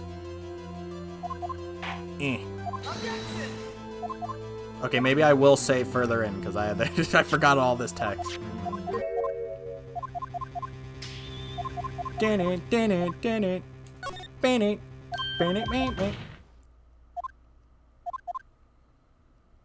now we'll save. To save me the trouble. Okay. Take it from the top again. It was Christmas Eve, just after midnight. She was in her car. She heard a bang from the lake. When she looked, she saw 2 gents in a boat. Then there was another bang. There was nary a thing on the lake but that boat.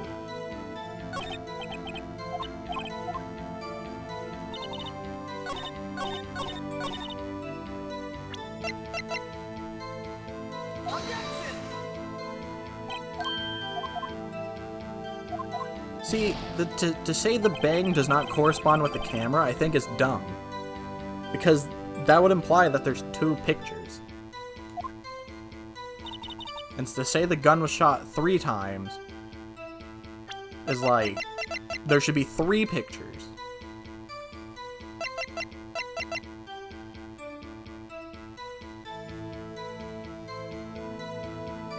I don't want to brute force my way through this, but I might have to. Well, she says she looked out the window.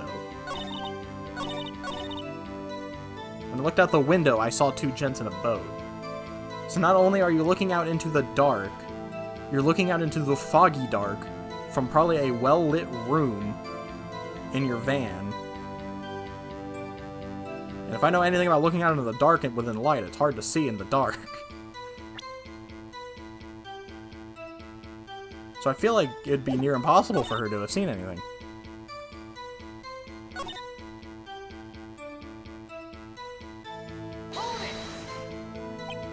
Why are you camping there anyways? I'm researching and take pictures to use in my research. Your research does all sound suspicious. Miss Hart, could you be more specific about your research?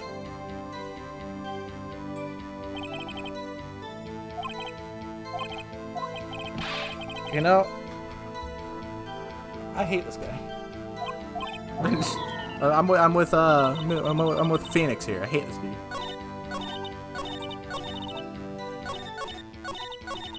Christmas Eve, just after midnight.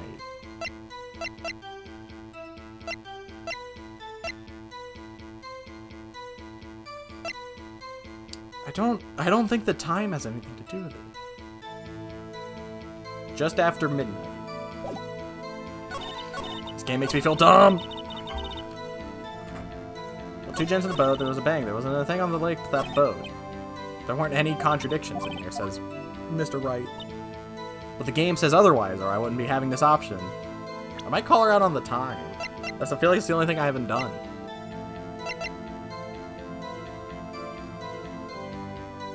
Faces the lake.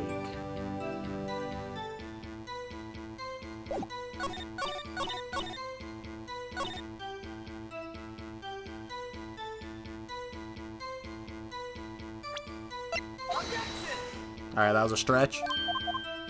Are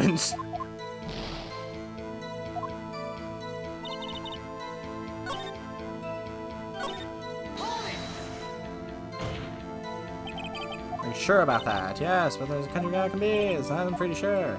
Press further, and then how come you're so sure? Because I am.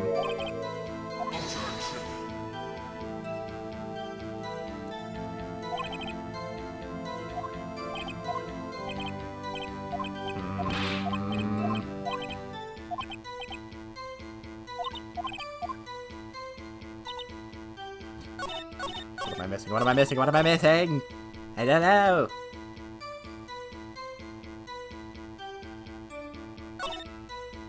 There was another bang.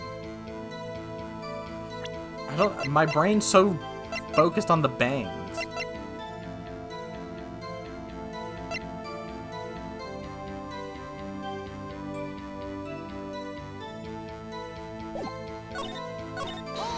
That's not a wrong button. They weren't looking at the lake at the time. No, but I looked after I heard that noise. She said that already. I asked you to find contradictions, not leisurely chat. Shut up, moron!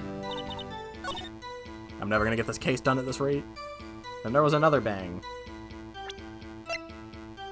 We already did the camera to this. I think I did the gun to the... There was another bang. Stop looking at me!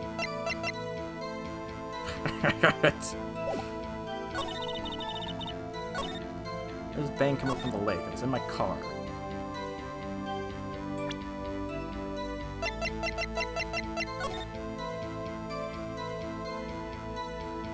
Where were you on the car?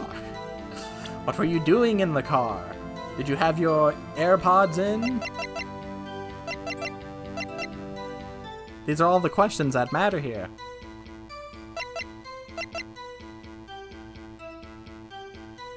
Taken automatically on 12:25 at 12:15.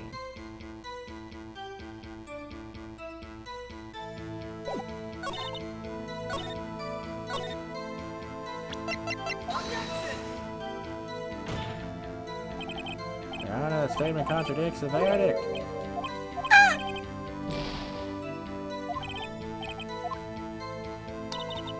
Then there was another bang.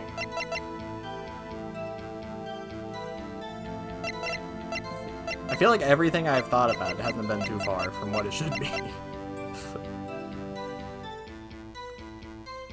Cause like, I'm set on the bangs, or whatever, and it's like, everything to do with the bangs just doesn't work. So it's like, it can't be. But it's just like, nothing else here proves that she proves anything else.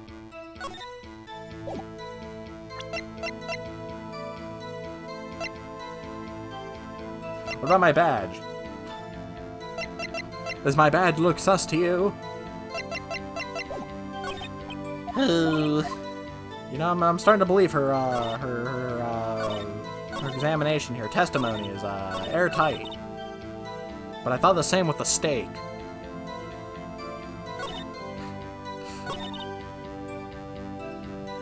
It was Christmas Eve just after midnight.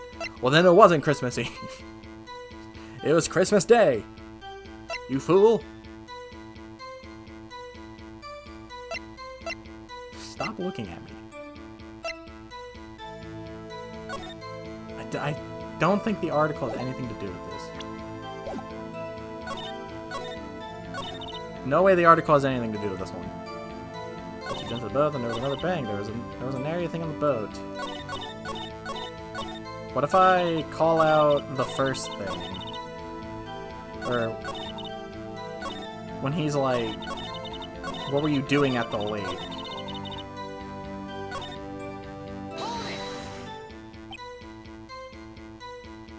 Why are you camping there anyway? I'm researching. I was taking pictures using my research. Back off. I think I'll let that one slide for now. No. I'm calling the newspaper out on that. Incorrect. God dang it.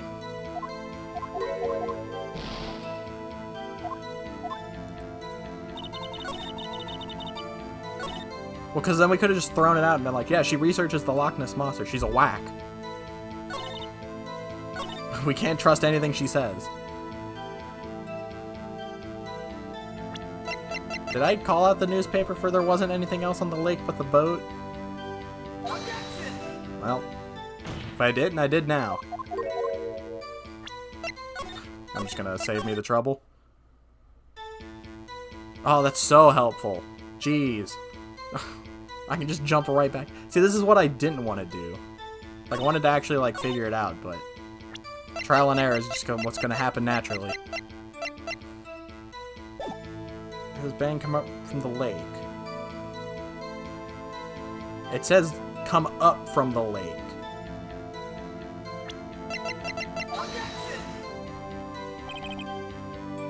Okay, that has nothing to do with it.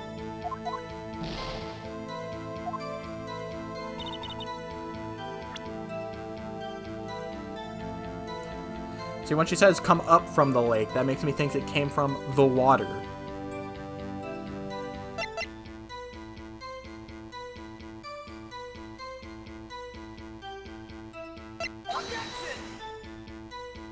Okay, I guess...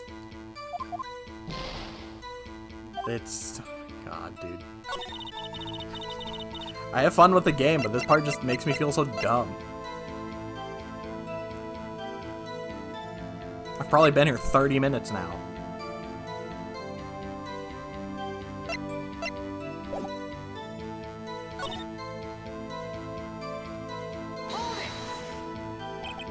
Where are you watching the very moment the shot rang out?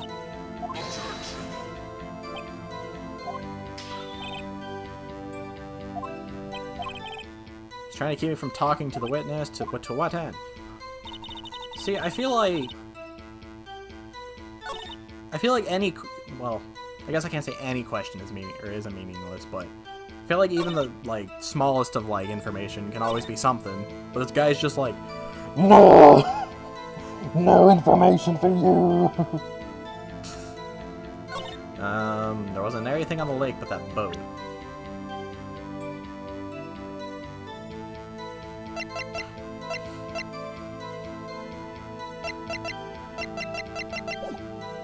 This dialogue has nothing to do with this. The last one has nothing to do with this. No way it does. There's a bang. None of what I've presented here has done it. When I looked out the window, I saw two gents in a boat. I heard this bang come up from the lake. Did I call her out on this? So you weren't looking at the lake at that time. Nope, I looked after I heard the noise. She said that already. I asked you to find contradictions. Oh, brother. There's bang coming from the lake. I was in my car. I don't know. I legit don't know.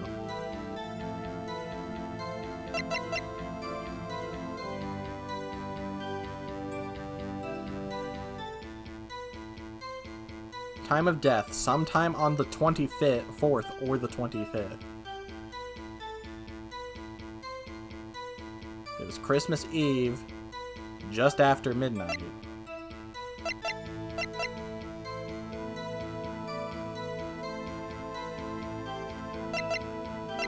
Well, with the autopsy, it implies that he could have died after midnight or before midnight.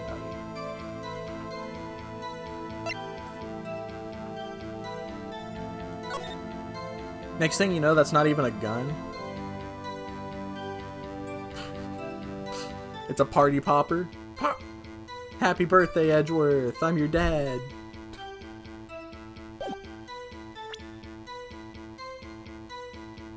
It was Christmas Eve, just after midnight.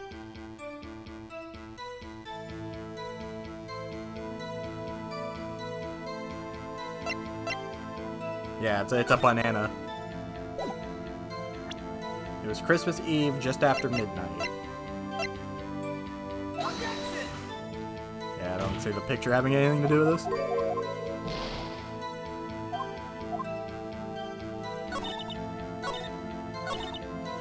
Like from the window, I saw two gents on a boat.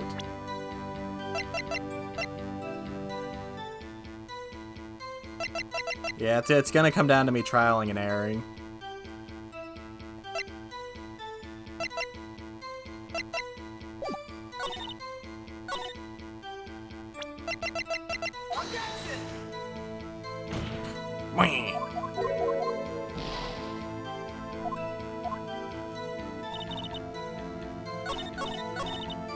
Heard the bacon come up from the lake. When I looked out the window, I saw two gents in a boat.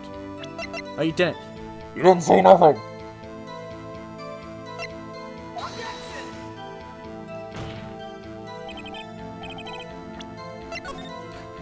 This is the one thing I didn't want to do, but I'm gonna have to do it.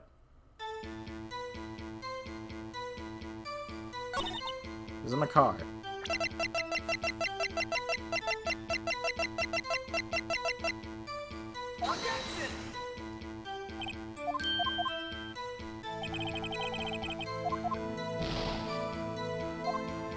I'm just gonna look at random dialogue and see if I can piece something together. Heard a lang, heard a bang. It was Christmas Eve, just after midnight. I was in my car. Heard his bang. What'd you hear? You didn't hear nothing. If you heard a bang, the camera would have taken a picture of it. Thus, therefore, it's not contradictory because the game's stupid.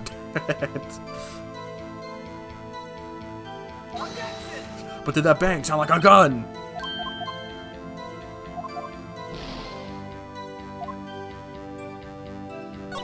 Well, like the window, I saw two gents in a boat. Did it look like a gun?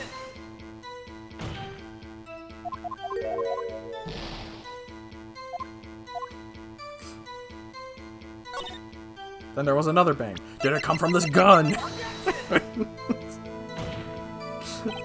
Your Honor, that statement doesn't really that statement goes against everything she says. There was indeed no gun. There was another bang. There wasn't anything in the lake but that boat. Wait. Never mind, I'm stupid.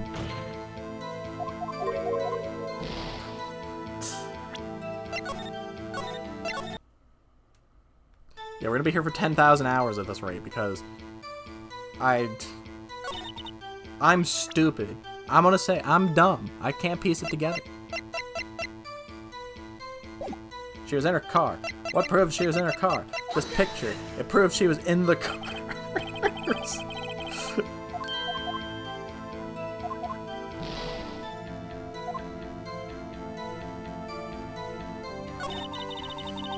Heard the bang come up from the water.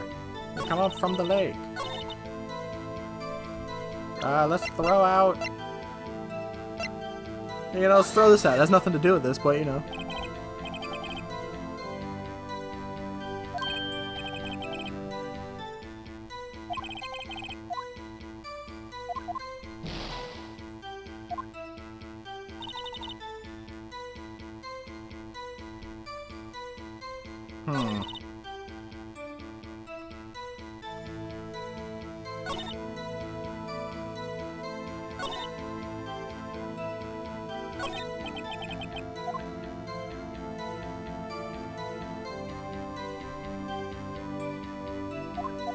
I don't know, man. It's all so much.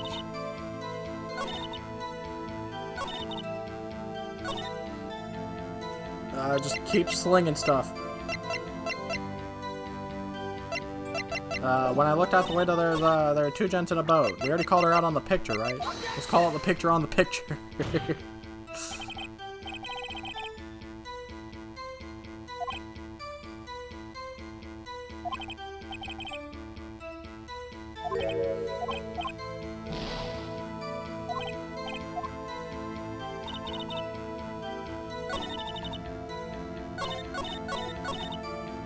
What'd she say about her being in a car? She said she was just investigating the lake, right? Why were you camping there anyway? I'm a research student at my university. I was taking pictures to use in my research. What research? Just press further. Sorry. And then the guy interrupts, right? Could you be more specific about your research? What was the witness motivation? The answer is nothing.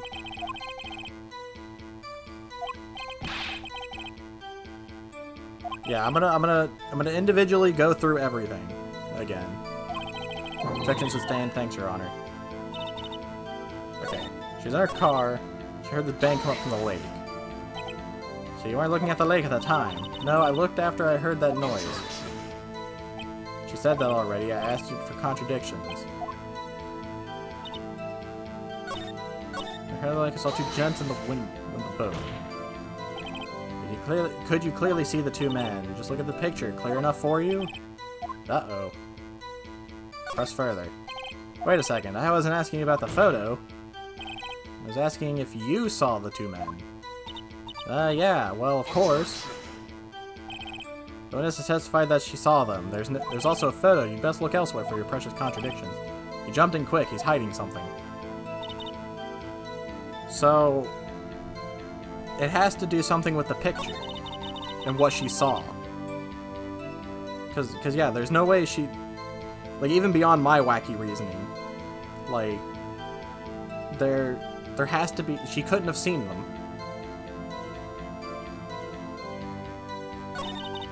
And there was another shot. Where were you watching the very moment the shot rang out? Oh, yeah, sure. You're asking meaningless questions. Contradictions, Mr. Wright, not meaningless babble. Von Karma, I think I hate you. He's trying to keep me from talking to the witness. To what end? And then Bill Foster. Then I should have talked to her about everything. Are you sure about that? Yeah, sure as a country gal can be. That seems pretty sure. Press further. How come you're sure? Scan the whole lake. It almost sounds like she is more interested in the lake than the boat. Miss Hart, you... Mr. Wright, the witness answered the question in full. Any further questions? Objections sustained? Answers sustained? Yes, of course. Great. Enough. I think we've heard all we need to hear, Mr. What? None of the evidence had anything to do with anything? I just had to, like, ask about everything? Are you kidding me? Are you joking? I just had to sit and... Didn't I...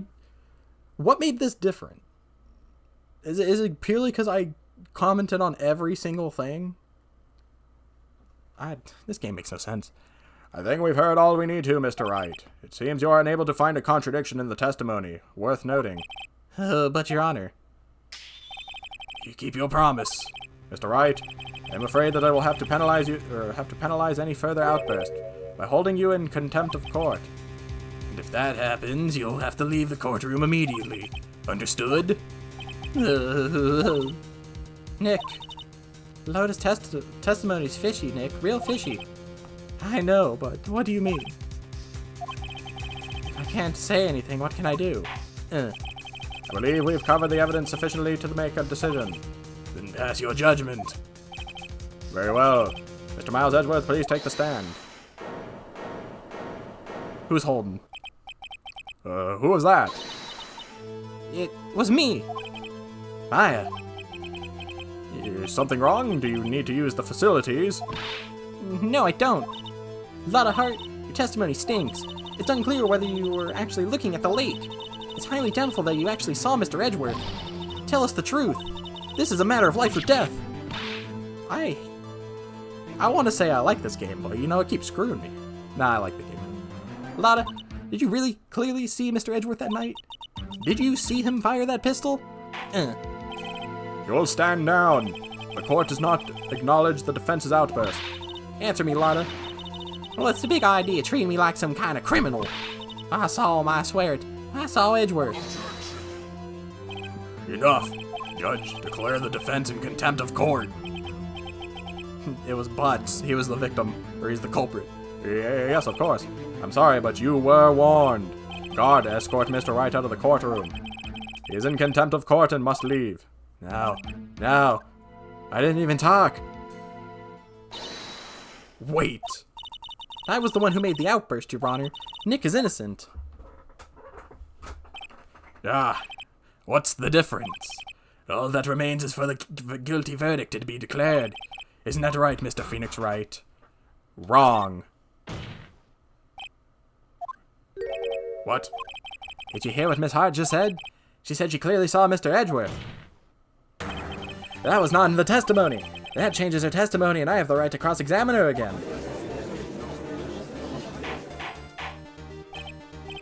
Order.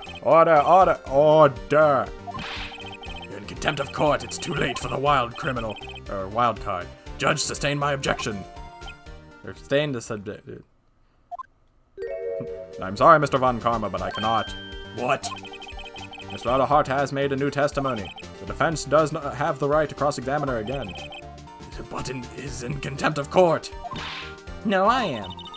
If you're going to arrest someone, arrest me. Well. Very well. My FA, you will leave the courtroom immediately. Nick, I did what I could. You have to do the rest. Good luck. They really said none of the evidence mattered to this claim. I care not for the melodrama. Listen well, Mr. Wright. I do not tolerate badgering of my witness. I'm running out of time. I'd better find a contradiction in here or else. Mr. Wright, begin your cross-examination. The last statement. Alright. Maybe this time evidence will matter. Oh, wait. No, it's the same thing. I saw it clear as day. The man on the boat was Mr. Edgeworth. But how can you prove that? Well, what about the other man? Yeah, if you could see Edgeworth clearly, therefore you could see the other guy clearly. You cannot expect to blithely ignore your promise, Mr. Wright. I believe you claimed there was a contradiction in the witness's testimony. Well, find it if you can. Mr. Wright, I have to... What? I'm going to assign you a penalty. That's it. Uh-oh, I don't know if I can find anything in that. But I can't squander Maya's efforts either. Saw it clear as day. Oh, okay, I just have to... Well, the picture. Yeah, it'll just be the picture. Gotcha. Gotcha, Miss Hart, finally. What? You got what? Look at this photograph. The photograph I took? The very same. There's something I want you to see in this photo. It's quite clearly visible. The fog, Miss Hart. So. This picture was taken with professional high-quality film, correct? Yet even if it could not capture the face of the men on the boat. Yet you claim you saw Mr. Edgeworth. How? What? Mr. Wright has a point. That's why I told her not to say that in her testimony, please. Yet now she has said it, Mr. Von Karma. How could you possibly see Mr. Edgeworth? Explain yourself. Miss Hart, What? did you see the defendant that night? Of course I said I could, and I meant I could. Then please testify as to the circumstances of your sighting. And I did it. I finally found a hole in Von Karma's carefully vague testimony. How Edgeworth was seen. You're right, it was a cold night and the fog was thick as grits. So once I finished setting up my camera, I got back in the car. Still, I brought my binoculars with me. When I heard that noise out on the lake, I looked with my binoculars. The binoculars doesn't give you sonar vision. Or night vision. See, no problem. You used binoculars? Very well, you may begin your cross-examination, Mr. Wright. So it better be good. I think I'm not gonna save because if I get it wrong, then at least I can get my my points back. So I'm gonna rig the system here a little bit. Right, it was a cold night and the mist was thick. So once I was finished setting up my camera, I got back in the car. Still, I brought my binoculars with me. When I heard that noise out on the lake, I looked with my binoculars.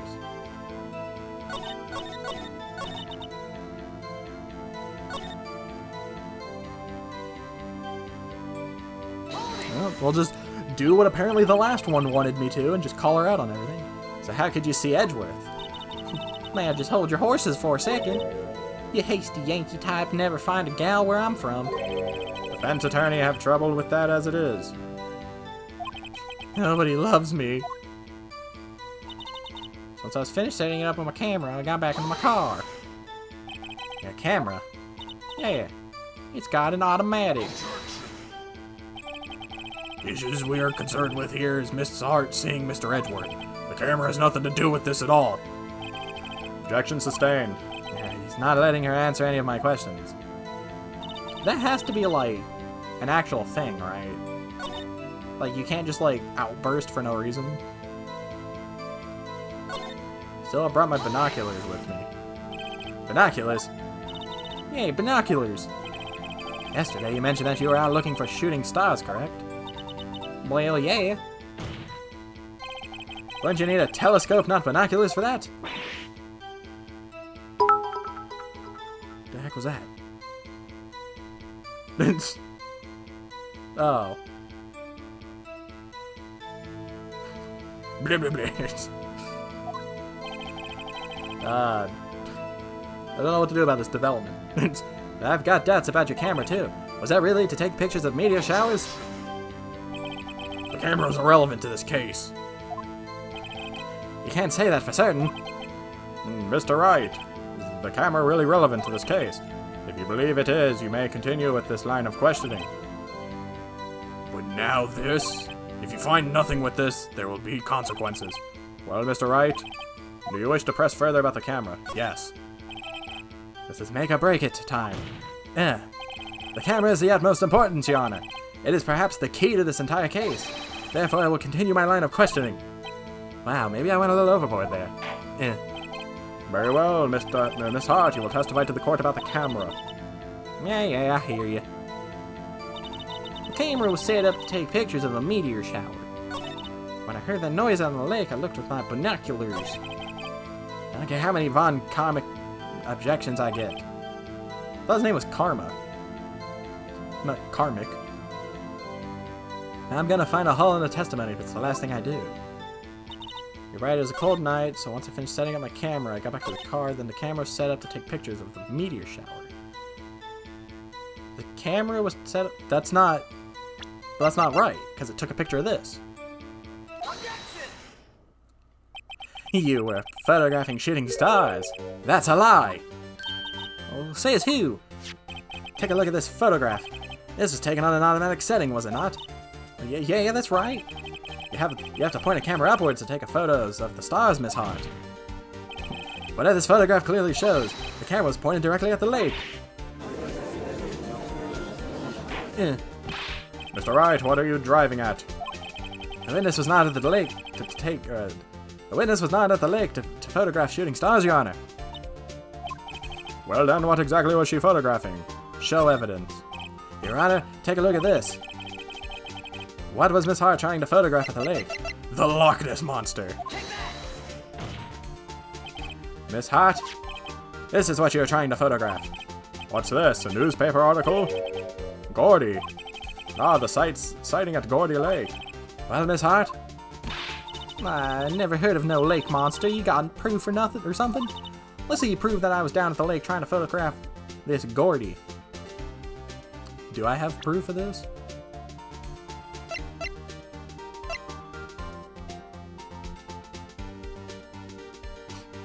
I don't think I have proof of this.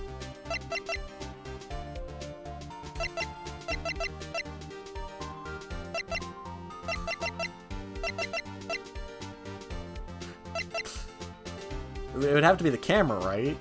Said to automatically take pictures of when a loud noise is detected, faces the lake.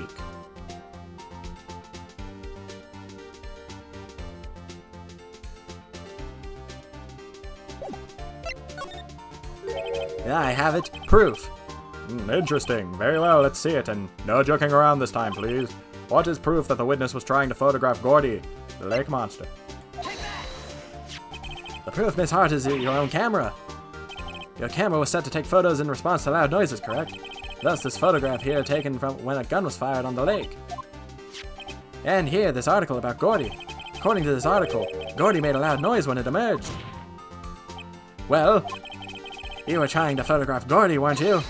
That's why you had to set your camera to respond to loud noises. Order. I see. I too thought it was a little strange. Yeah, sure. Well, Miss Hart, you were camping there to try and take a photo of Gordy, weren't you? Yeah. Not bad, are y'all lawyers that smart? So smart, boy, I was down there trying to photograph a Gordy. You got me. So what? Huh? They don't change what I saw, does it? Exactly. What you just used several precious minutes of our time to prove is nothing more than the witness is an idiot who thinks monsters exist. Play. But as she succinctly said, so what? I thought he said succulently, and I was like, oh god, he's going for blood. It changes nothing. Not true. You were hiding the whole thing about Gordy for some reason, I know it. But what could it have been? Whatever it is, I'm getting to the bottom of this. Miss Hart, why did you hide the fact that you were searching for Gordy from the court? Please revise your testimony. Right, fine, I'll testify it. It won't change nothing, though. Why can't you people just tell the truth? Something will change, it has to. And I'm gonna spot it. No, he won't spot it. Lotta's new testimony. Well, actually, I'm not a research student at a university. I'm an investigating photographer. Imagine what a scoop it'd been if I got a picture of that monster. That's why I was camping out by the lake. But that's all I was hiding. When I heard the bang, I looked right straight out that lake. There wasn't much else to look at, so I just watched that boat the whole time. Then I saw a flash near one of the men's hands, and I heard another gunshot. I was looking right at that boat the whole time, crossed my heart and hoped to fry. Well, Mr. Wright, you may cross-examine the witness. The witness' testimony is unchanged from before. Whether she is a research student or a photographer has no bearing on this case. There is no need to waste more of our time with another pointless cross-examination. I claim the defense is right to cross-examine the witness, Your Honor. Don Karma's up to something, I know it. He doesn't want me to cross-examine her because why? Was there a contradiction? Very well, you may begin the cross-examination. You seem sure of yourself. You must have something in mind. That would be the first. Yeah, very funny. You understand that this is your last chance at cross-examination, Mr. Wright. If there is no problem with the testimony this time, we will let the witness leave. I will announce my verdict at the time, Mr. Wright. Understood? Yes, Your Honor. Okay, I'm going to save even though I have one more shot. Because I don't want to go through all that dialogue again.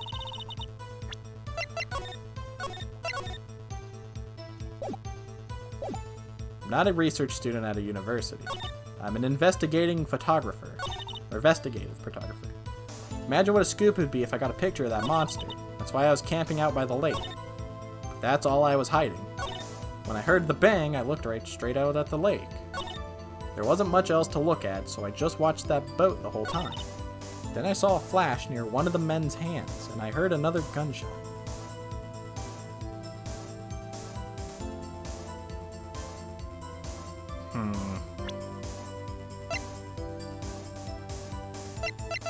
But the gun was shot 3 times. And I know I'm going back to the gunshot phenomenon here. But the gunshot was fired 3 times.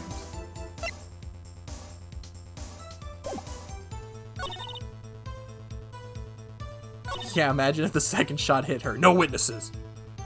When I heard the bang, I looked right out at the lake. So she wouldn't have seen the flash, but when she heard the second shot, there was a flash near one of the men's hands, and I heard another gunshot.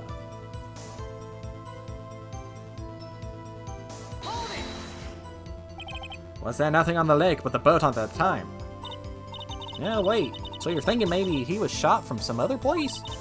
I don't think so, nope. The lake was smooth as glass, and nobody was on the shore neither. Yeah, I better find some sort of contradiction in this testimony. I'll be able to beat Von Karma any other way, or there has to be something. I'm not a research student. I'm an investigated protagonist. Or not protagonist, photographer. Yeah. There wasn't much. Then I saw a flash near one of the men's hands. Yeah, there's nothing really here that specifically says that can be a man.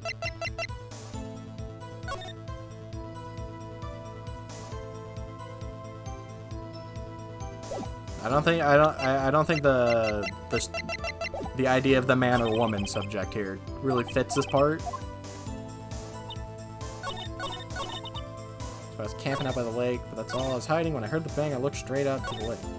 And there wasn't much else to look at, so I just watched the boat. There wasn't much else to look at. Yep. I don't know. She heard a bang and she thought Gordy was out there. I kinda doubt she'd waste any time looking at a boat. What? What did I do now? What are you giving me that look for? Definitely suspicious. Maybe it's time for some evidence. Witness, continue. Hold on. Hold your hush puppies, Pops. I'm getting there.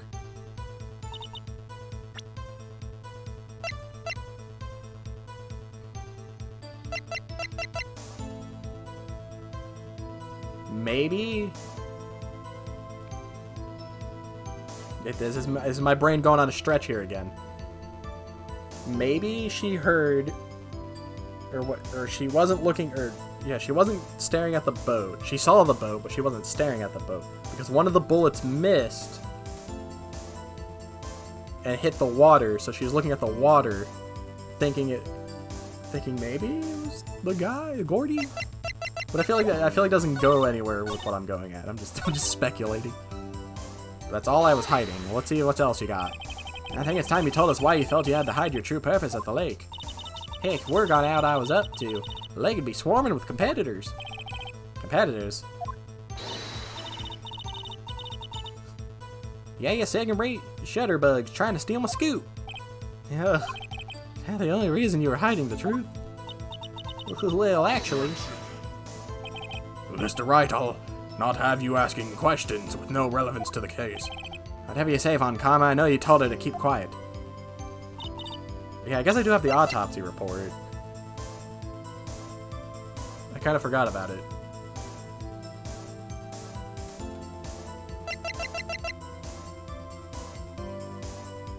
It's the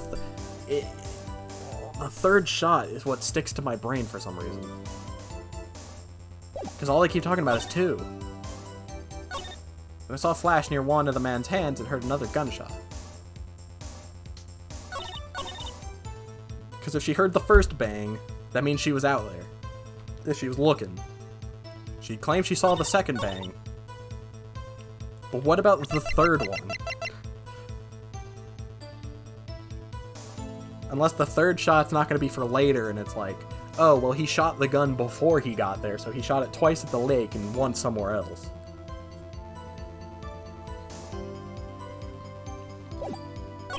No, stop it. Shut up, Mr. Wright. I've been in this court too long. I feel like I've been here for an hour. An investigative photographer.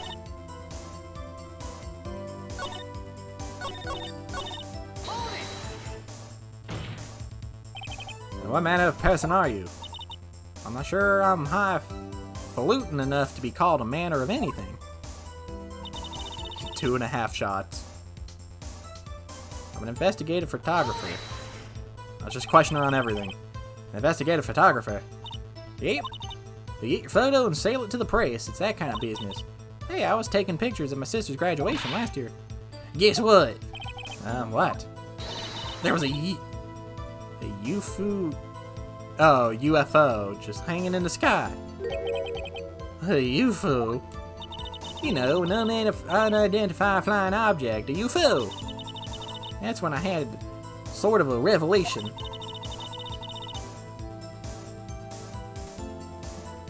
I knew I should become an investigative photographer. I see. Kind of a shaky basis for a career. Imagine what scoop it'd be if I got that picture of the monster. Is Gordy really all that newsworthy? Heck yeah, they even had him up on the TV. I'm not sure that appearing on the local news rumor of the month segment qualifies. Last month's segment was Bigfoot sighted on Acorn Hills, I believe. Hey, they also had a picture of him in the newspaper for real. Mr. Wright, this is one fight I do not believe you can win. Let's keep moving, shall we? Yes, Your Honor. That's why I was camping out by the lake. I'm just gonna call her out on everything, because they seem to like it when I do that. That's why you put the automatic sensor on your camera. Yep, borrowed it from a university professor. It analyzes every sound it picks up, and when it gets a bang, it snaps a shot. Yep. So how many pictures has it taken so far? Wait, here we go. The only time the camera triggered was that night. That's all I was hiding. But according to that, if it... Oh, God. Yeah, she just admitted. Why is there only one picture? But there's 2 bangs. Hold on. That's what I saw. When I heard the bang, I looked straight out at the lake. Then there wasn't much else to look at, so I just watched that boat the whole time. God dang it. Probably should have called the camera out on the thing. I'm stupid. I was like, maybe if I call it out on the gunshot. Okay. That's why I was camping out by the lake, but that's all I was having. Okay, so this is this. I'm gonna have her talk about it. That's why you put the camera up. Yeah, borrowed it. Snapshots. How many pictures has it taken so far? The only one that triggered was that night. I don't know if I should call the camera out to that, though. But that seems right. Yeah, it's not right.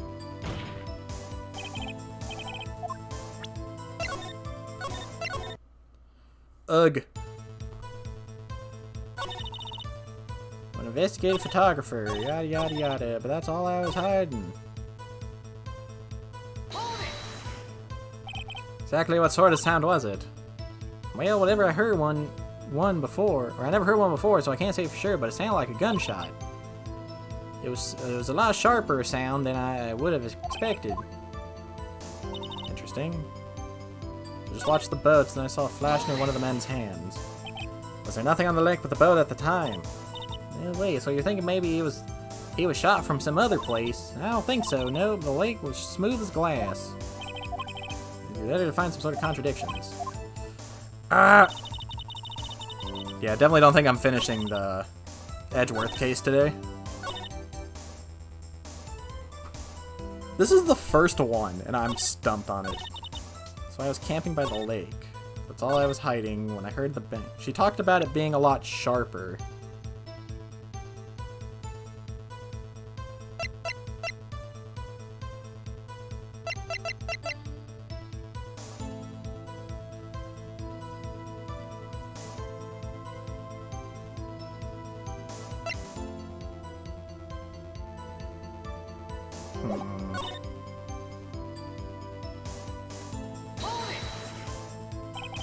There wasn't much else to look at, yep. Don't know if she heard a bang and she thought Gordy was out there. Kinda doubt she'd waste any time looking at that. What I do now, giving me that look, definitely suspicious. Maybe it's time for some evidence.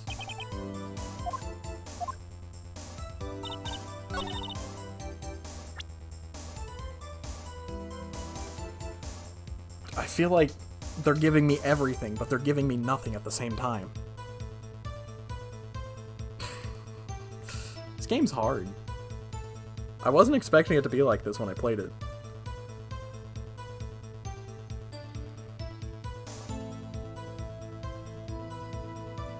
They did say there was like another witness. So I'm sure they'll show up later.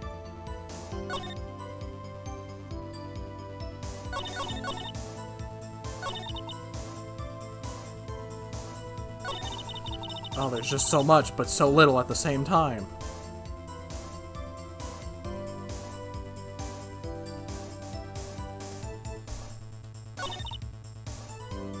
When I heard the bang, I looked straight at the lake.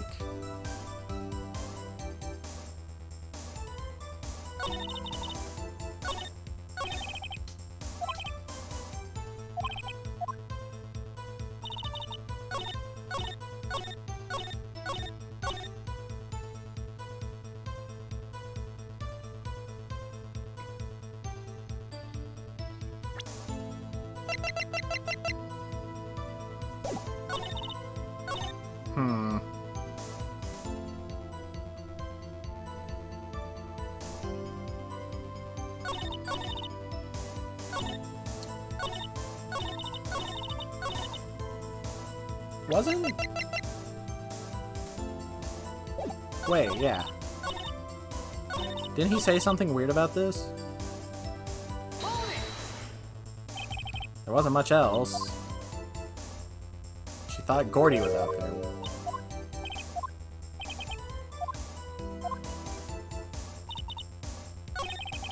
No! Send me back!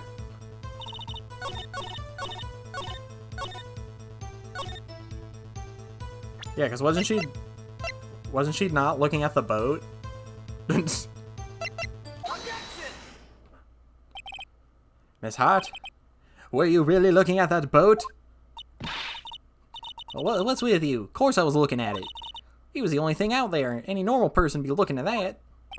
I agree, any normal person would. But you believe in Bigfoot. But you are far from normal. What? Y'all want to step over here and say that again? You were camping at the lake to take a picture of Gordy. Think about it. What would you do if you heard a loud noise? You'd be scanning the lake for any signs of Gordy, that's what. You wouldn't give that boat a second thought. Crazy. Order. Continue, Mr. Wright. You testify that you were watching the boat through binoculars. However, you wouldn't need binoculars to watch that boat. You needed them to search for Gordy, and that's what you were doing. Well, Well, now that y'all mention it, I did sort of take my binoculars and kind of scan the lake a bit. I mean, Gordy might be out there and all.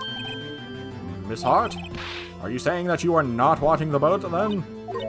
Well, sorry, y'all, I wasn't fibbing, really. I thought, I could be witness to a murder and all.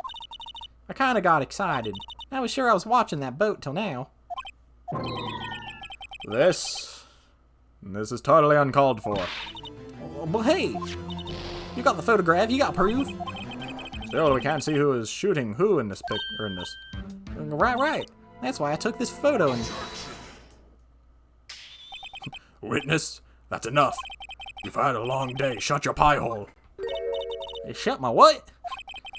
What was she going to say? She took the photo and what? Wait a second. She even had a photograph to prove it.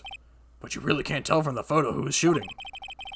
That's why she said she's going to enlarge the photo. She said it'll drop the quality a mite, but would let us know who's who. She enlarged that photo. Why won't Von Karma let her show it? I've got a hunch. I bet that enlarged photo shows something bad for Von Karma. This is my chance. If I'm wrong, though, it'll mean prison for Edgeworth or worse. What should I do?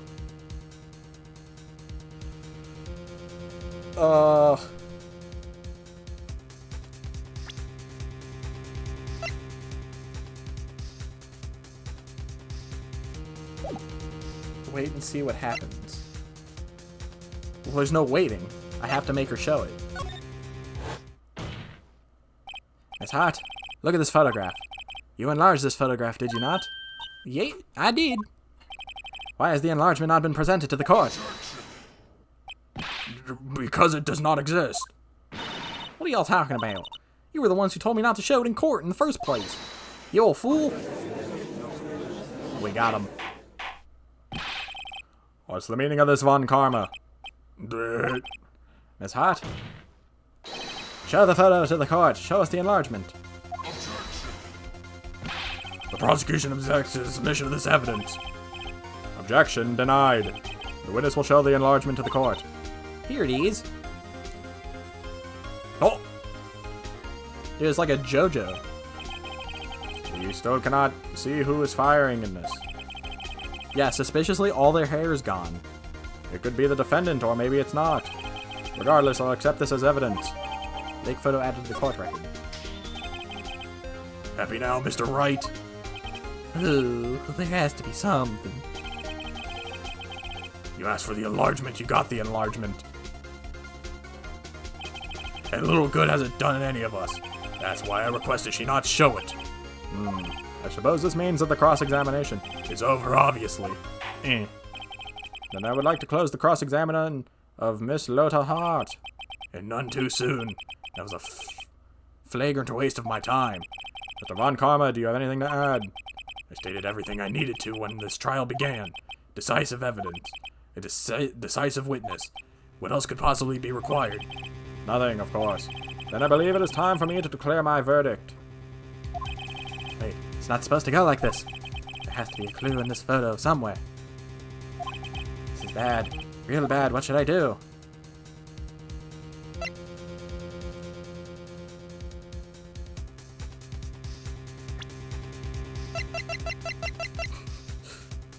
Oh! Bears prints from Edgeworth's right hand. Object the enlargement. Your Honor, there is something decidedly strange with this enlargement. What might this be? Mr. Wright, you will show the court what you mean. What about the photo is strange? Okay, here goes nothing. I'll show the judge what's that strange about this photo. It's that hand. Here, Your Honor. The shooter? I'm not sure I understand what about the shooter is strange. Look at the hand holding the pistol, Your Honor. The hand? That hand directly contradicts another piece of evidence. This man's left hand does what? Oh wait, that was good. Let me show you. I'll show you the evidence that the left hand contradicts. The gun. The evidence is clear. The man in the photograph is holding that pistol in his left hand. However, the prints on the murder weapon were from Edgeworth's right hand. Ergo, the man shooting the pistol in this photograph is not Mr. Edgeworth. We got him, boys. It only took me an hour. Now that everyone is in the courtroom is quieted down, I would like to reconvene this court of law. Mr. Wright. Yes, Your Honor?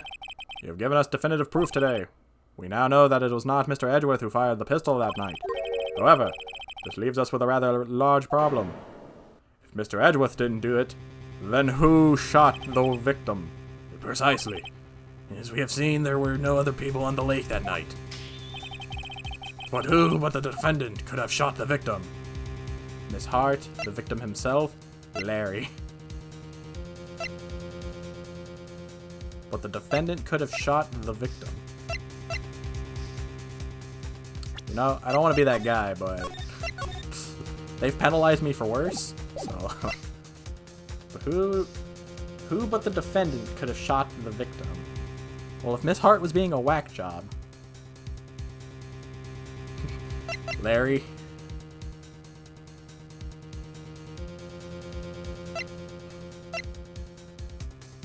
I kind of... You say that, and that does make me, like, think it's Larry, but... I don't think Larry could shoot a gun.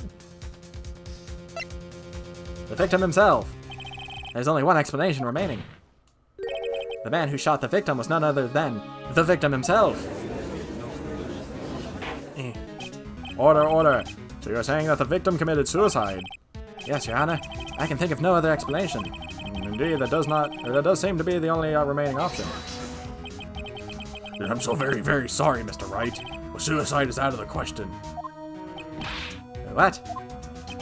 An examination of the victim's wound reveals the distance at which he was shot. The distance? The victim was clearly shot from further than a meter away. Meter? That's 3 feet. You fool, we're using other metrics, not your filthy American metrics. There's no way it could have been suicide. Order, order. Mr. Von Karma, are you sure of the accuracy of your data? Of course, I had already considered the possibility of suicide, you see. Time of death, sometime on the 24th or the 25th. Shot from approximately 1 meter away.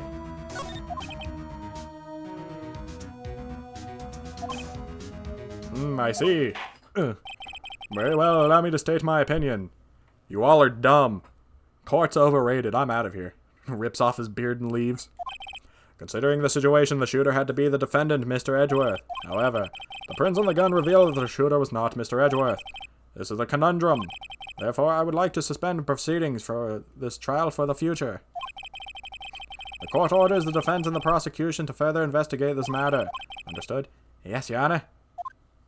This is all. This court is adjourned. He goes down there, punches Von Karma, and says, I quit. December 26, 1:15 p.m. District Court Defendant Lobby Number 2. Yeah, that was a close one. Hey, don't you have anything to say? No, I have yet to be declared innocent, right? Well, yeah, but, you know, we're one step closer. What happened out there on the lake, anyway? If he didn't commit suicide, then who? The shooter was about a meter away, too. What? Don't give me that look. I did not kill him. I was just kidding around. Look, I'm going to go check on Maya. Oh, right. What? Tell her something for me. What?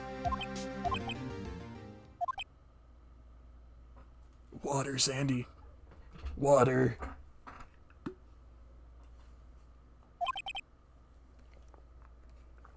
Okay, now that I have water, tell her to watch what she says in court. That's all. Would it kill you to just state how you really feel with a thanks, Edgeworth? I requisitioned a transcript of Loda's entire testimony. Thought it might give me some ammunition for the trial tomorrow. Of course, she didn't see the shooter, so the only part of her testimony that stood was the bang she heard. Loda's deposition added to the court. I heard 2 sounds like gunshots just after midnight on 12/25. It's crazy that evidence didn't really matter that whole time. Gumshoes gave us the gun and the bullet. None of it mattered. I don't need it. Alright. Well, that only took 3 hours, and it's probably going to take another 5 to complete this trial. December 26th, Detention Center Visitors Room. Oh, she's just flat out in here. Maya. Hey, Nick, it's you. I'm glad Mr. Edgeworth made it through the day okay. It's a relief. Hey, why'd you do that anyways? I don't know. I just knew I had to do something. I know I'm not the lawyer my sister was. I'm sorry. Well, you did save the trial. Just behave from now on, okay? Okay. Tell me, what do you think about this? Isn't that the enlarged photo Loda was talking about? Uh-huh. Huh, it's nice and big, but you can't really see the faces any clearer, can you? You can't see their hair either. Which implies 2 bald people happened here. Talk. Questioning. Have you been questioned yet? No, not yet. Detective Gumshoes was here just now. He said, seeing as this is your first offense, we'll let you go after questioning. Ew. No, and he wanted me to get bail money ready. You can pay for me, okay? Huh? How much? I don't know. I guess they'll send you a bill or something. Why do I picture giant bales of money every time I hear the word bail?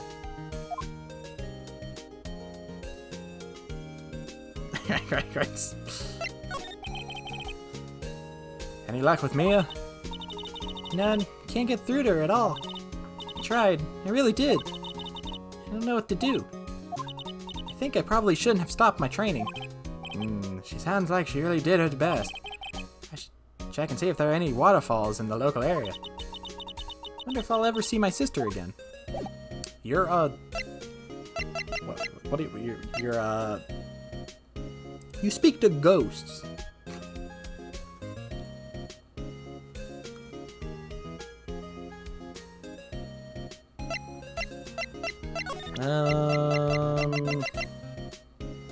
I don't think I got any more business with you. You're cringe, I'm out of here. December 26th, Wright & Co. law offices. It's quiet here with nobody around. Right. I have to get Maya out of that detention cell soon. Just sits in the chair. Man, this place sucks. There used to be women in here, and now there's none. Well, anyways, I'm leaving. Let's go talk to our guy. Detective Gumshoe's not here. Gumshoe's at the scene today. Ah, oh really? He's a live wire, that one. Got into a fight with the chief for not following protocol. Not following protocol. Bet he wouldn't help them build the case against Edgeworth.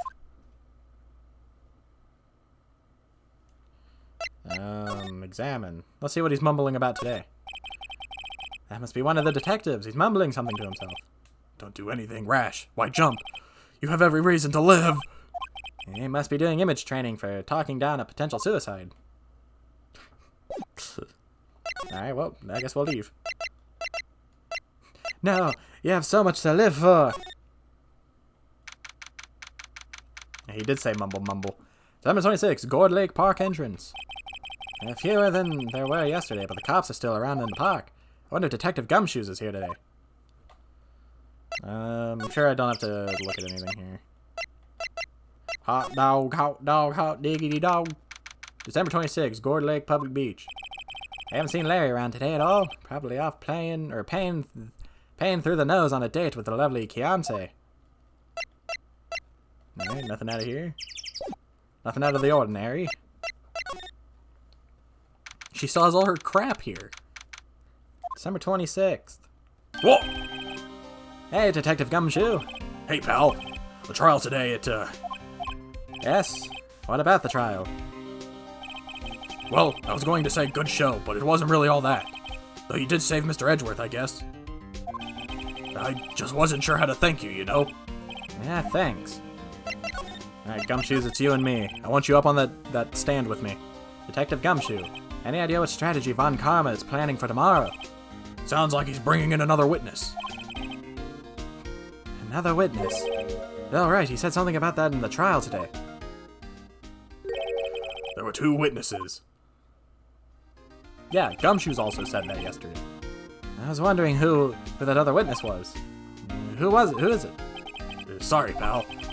much as I'd like to, I'm not at liberty to divulge that information. Alright. Alright, I wanted to ask you something about Edgeworth. What's up? Is he afraid of earthquakes? I never heard anything about that before. Mr. Edgeworth doesn't talk about himself too much, see? But there's one thing that's clear as day. Him hating crime the way he does, and him being a prosecutor, and him being scared of earthquakes. It all started with that incident.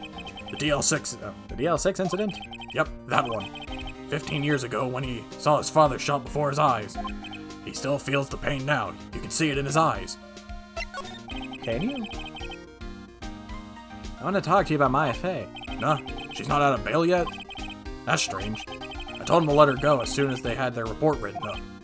Man, I don't know what would have happened in the courtroom today if it weren't for her. Seeing her getting dragged out by the bailiff? I'll be honest with you, pal, I shed a tear or two. Mr. Edgeworth, he was so moved I saw his lip trembling. Really? Cold as ice, Edgeworth. He's really grateful for what she did, you know. I'm going to head back to the station. I'll get the report on Maya and get her out of there as soon as I can. Thank you. Oh, wait. I was wondering how much is bail going to be? Don't worry about that. Mr. Edgeworth is posting the whole amount. What? Edgeworth? Didn't I tell you? He's grateful to her for what she did. Alright, pal. Well, don't forget to go pick her up, okay? Maybe I can get Edgeworth to pay this month's rent, too. Aluminum. I wonder why she brought a camping cooker with her. There's a convenience store right up the street. I guess she wanted to get into the cart or the outdoor spirit. Well, I mean, she said she was out here for 3 days, you know. Why would you leave to the convenience store when the Loch Ness Monster could just post up anywhere? Alright, I'm gonna assume there's nothing here I need. They probably want me to go back and get Maya. Oh! December 26th, boat rental shop. Looks like the boat rental shop is closed today, too. No. Alright, let's go get Maya.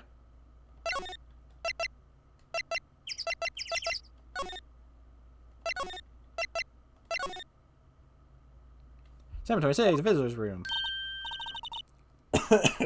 Hey, Nick, you finally came. They just finished the paperwork. I'm free to go. Free at last, eh? She just reaches through the glass and grabs Phoenix. Free at last, eh? Those interrogators were really mean. They were like, okay, what did you do this time? Like I was some kind of criminal. Can you believe it? Well, they let you out in the end, didn't they? Yeah. Oh, that reminds me. Thanks for bail. Thank Edgeworth. Huh? He posted bail for you. Said he is grateful for what you did. Mr. Edgeworth did that. I have to make it up to him. We've got to win this case, Nick. What do you think we should do next? Yeah, she did get accused for murder once, so you know. Yeah, we're kind of lacking in the clues department. We could go to the park and look for Gordy. I was kidding. Still, if there are any clues out there, the park's as good as any, or good a bet as any. What do you say? Shall we head down there? Sure. We just go and Gordy's just like swimming. So you have your witness, but here's our witness. It's the Loch Ness Monster. My God! Have you noticed anything lately? You know, I did notice one thing while I was here in detention. It's really pretty comfortable here. It's warm and they keep it very clean. I meant, have you noticed anything about the case? Well, not much more than that, no. Probably still upset about Mia. I should leave her alone. Let's go to Grossberg. December 26th, Grossberg Law Offices. Apparently Mr. Grossberg is on vacation today. Well, I guess I can come back tomorrow if I need anything. He's on vacation. It's been a day. If he came back from vacation after a day, that's crazy. Fresh air. Gotta say, freedom feels great. Behave yourself in the courtroom tomorrow, okay? Misbehaving's much more fun. It's not going to be much fun when Edgeworth refuses to pay a bill again. Right. I'll behave. Oh, dear. Well, what should we do? I don't know. I've been in detention this whole time. I think I'll let you decide what we should do. Deal? Well, any thoughts you want to share? Well, I was in detention all day. I think I'd like more time to think. Poor Maya, she probably thought about Mia the whole time she was in there. Yeah, we should stop the investigation, find a waterfall, and tell her to sit.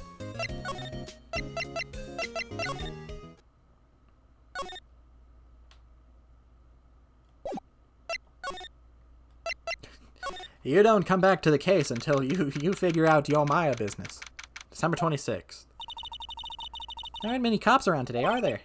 They're probably back at the precinct working up the case against Mr. Edgeworth.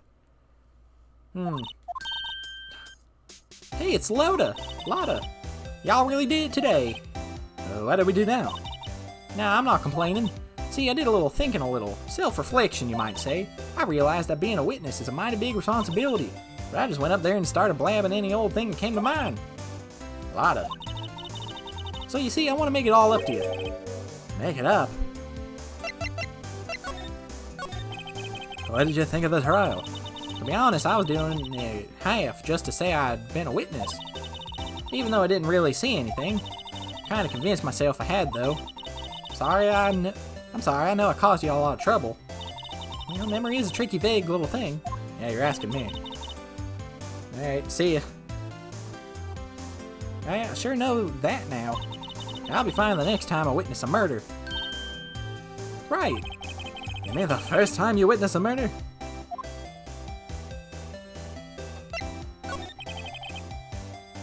What about Gordy? Right.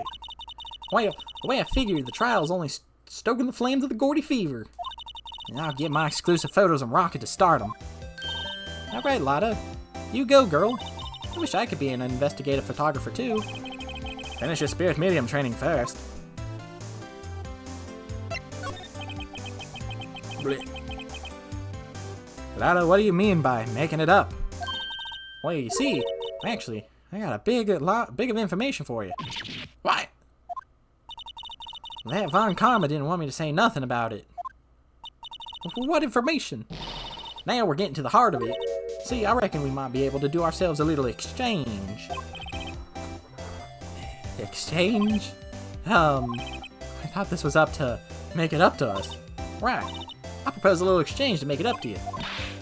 What? Information don't come cheap, my friend.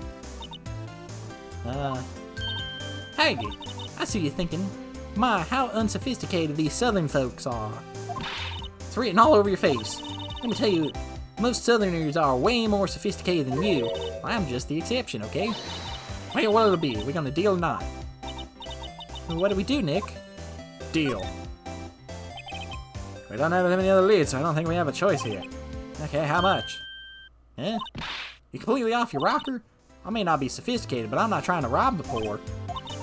The only fair exchange for information is information. Listen good. What I need from you is information about Gordy. Gordy? That Gordy doesn't, Gordy might not exist. Then bring me proof that shows me he doesn't. I'll be keeping watch from the car, okay? You see something, y'all come to me first, you got it? Okay. Right, see y'all later. God, I hope the Loch Ness Monster is real. Okay, Nick, let's get hunting. Hunting? You don't seriously mean? Gordy, I sure do. What about Edgeworth? We're searching for Gordy for him, Nick. Don't you get it? Okay, and how exactly do we search for a make-believe monster? Maybe we can find a monster myth specialist. Oh god, don't tell me Larry is a myth specialist. What the heck?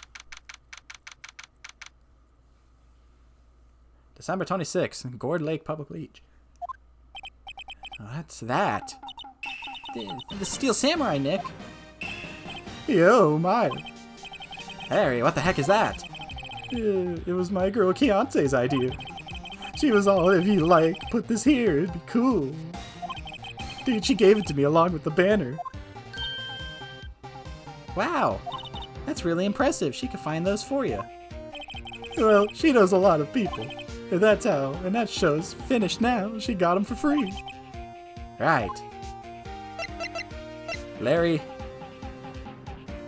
how's the tier 3 sub? Yo, Nick, what happened with Edgy? Well, we made it through the first day in the court. Alright. I don't know how good our prospects are from here on, though. Hey, Larry, did you know Mr. Edgeworth's secret weakness? He's terrified of earthquakes. He acts like a little boy. Eh? That's weird. I don't think he was ever like that in school. No? Really? Well, we were in the same class for a little bit. He transferred schools pretty quickly.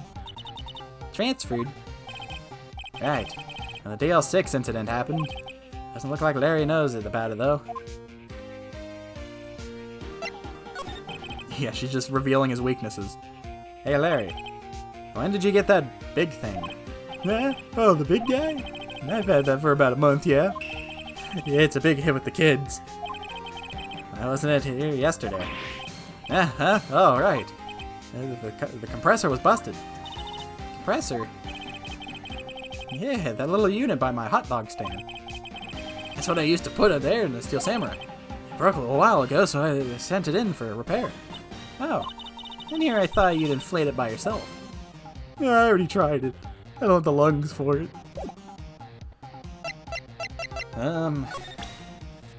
Does Larry even need to see any of this?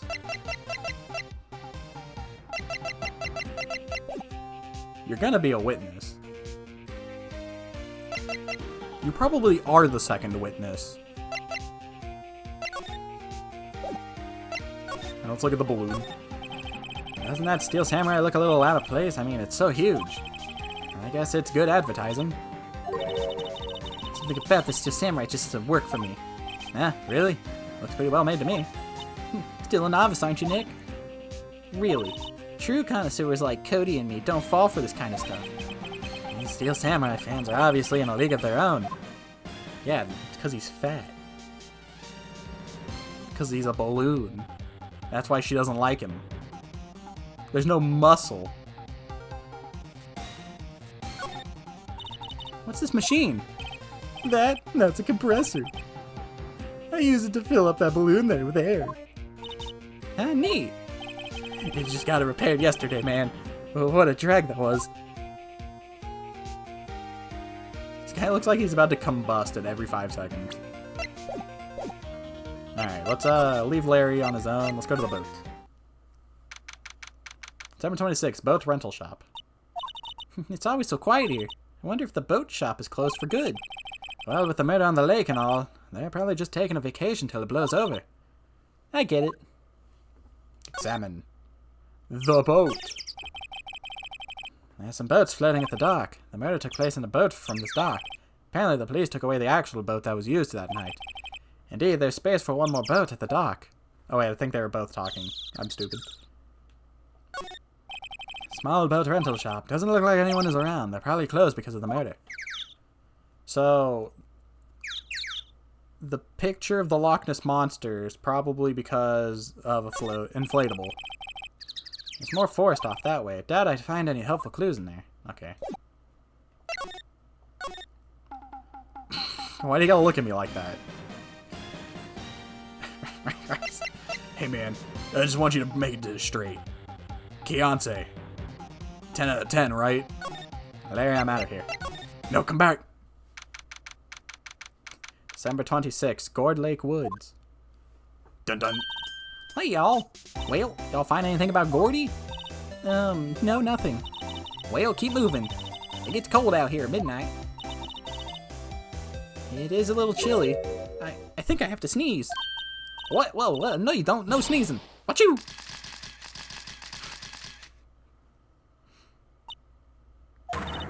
I told y'all no sneezing. See, I set the camera to respond to things a little softer than a bang. It triggered on one of Von Karma's finger snaps now. Oh, I'm sorry. Yeah, well, you're sorry, but what about my film? Nick, pay the lady. Anyways. What happened? I learned something in today's trial, that's for sure. Testifying is serious business. That's why I decided not to talk about that case anymore. Huh? Didn't you say you had information about the case? Like I said, I'll trade it for the dirt of Gordy. What are you gonna do if Gordy doesn't exist? Well, quit being an investigative photographer. What? After all, I only have one photo to my name so far. How do you live? Was it any good? You bet. A UFO. Wait a second. No. So the way they spell it out is Y-O-O-F-O-H. That makes me think UFO. Like, if she was saying UFO, they would have just spelt it UFO. A UFO? Anyway, if I can't get a career making photos this time around, then that's it. I'll quit and go back to school. So you really are a university student. Yeah, well, I'm taking a break for a bit. Right.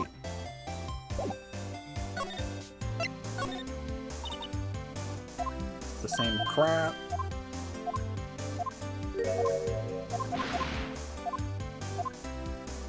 It doesn't put a check mark there.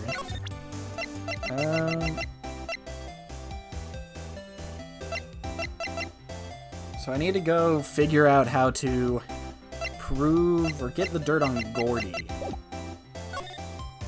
Look, man, there he is. You see him? He's right there. Right there. If you can't see, look, he's over there. Look over there. What are you talking about? Stop looking at me like that.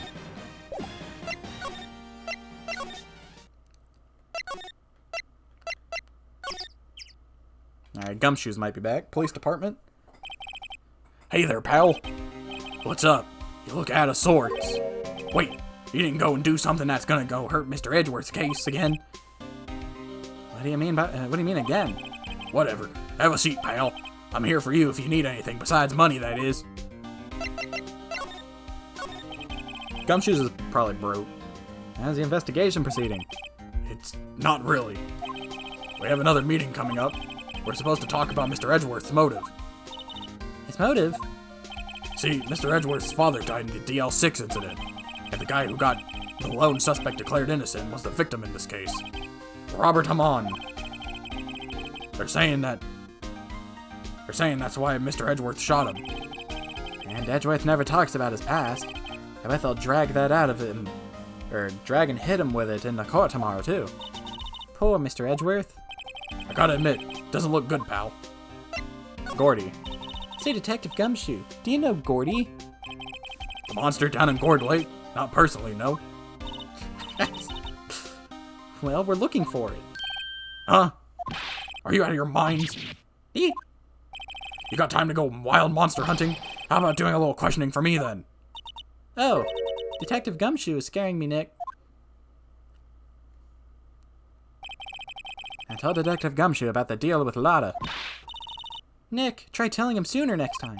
Yeah, sorry. I see, pal. Sorry for shouting at you. Okay. I, Detective Gumshoe, will aid you in your search for Gordy. Huh? I'll loan you one of our newest secret weapons for finding evidence. Really? You can take it whichever one you like. Ah, secret weapons. Okay, give us the goods. Hold on now, everything's in due time. First, let me show them to you. These are our best and brightest. Introducing secret weapon number 1, Missile. Missile? He's a K9 police dog still in training. Missile! Missile, here, boy.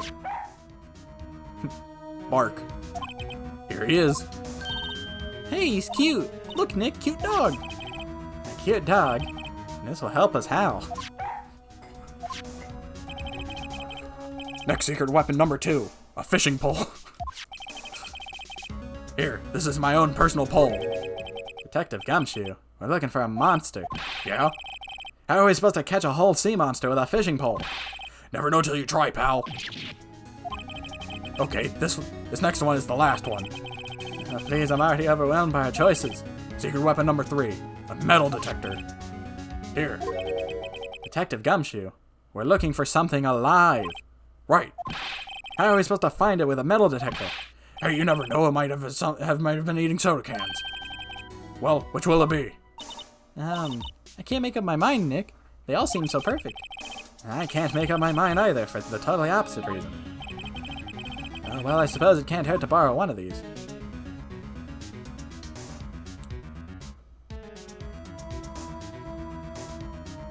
So, not gonna say I know, but I know, through snooping at an achievement, that I think you can borrow all of these. So I don't know if it's gonna be like a force thing that I use all of these, or if one of these actually is the solution. We'll start with the dog, I guess. can't go in the water anyways. Can we borrow a missile? Sure thing, pal. Be good to him. Bark. He's so cute. Oh boy. K9 unit missile borrowed from Detective Gumshoes. Hey Gumshoes, can we borrow one of the other things? Yeah, sure, pal. But I have to take back the last one I lent you. Department policy. Well, take your pick. Which will it be? Oh, wait, maybe if I take all of them and switch. Maybe that'll trigger it? Can you borrow that flimsy-looking fishing pole? Sure thing, pal. Oh, if it breaks, be sure to dispose of it properly, okay? Right. Alright. Fishing pole borrowed from Detective Gumshoes. Sadly flimsy. Detective Gumshoes, can we borrow one of the other things? Oh yeah, policy. Can we borrow that metal detector? Sure thing, pal. I'm not sure what we're going to find with this. Remember, you're hunting a monster. Anything is possible, anything. Okay, I got the achievement. So I didn't actually have to use any of them. Alright, I guess we'll get the dog again. Can we borrow a missile? People like dogs. Maybe we can present the dog to Lada, and she'll be like, "Wow, I'll take this over Loch Ness monsters." Hey Nick, Missile's been acting strangely.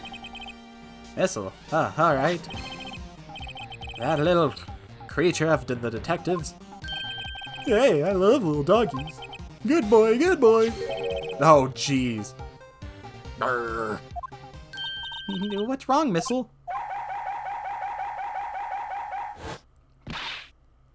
Eek! Missile! Missile! Stop that thing, cannibal! It's eating my samurai dogs!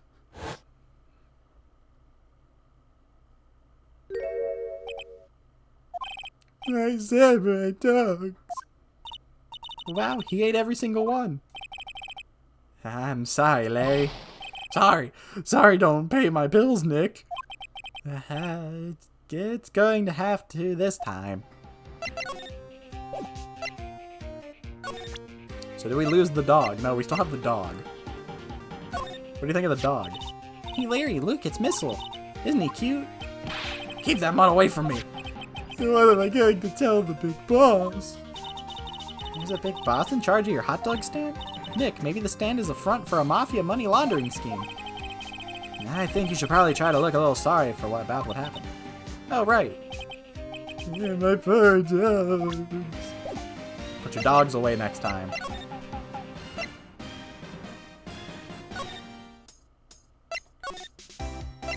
What do you think of this dog? Hey, Lotta. Wow, cute. He's yours? He's a canine police dog. His name's Missile. Huh. Canines are the ones they use to sniff for things, right? I wonder what Gordy smells like. Probably water. I hadn't thought about that.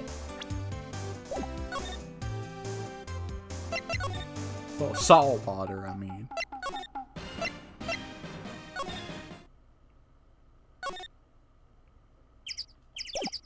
I don't think the dog's gonna do anything. I think the dog's a bust. I think he was just here to eat Gordy, or not Gordy, Butts' dogs.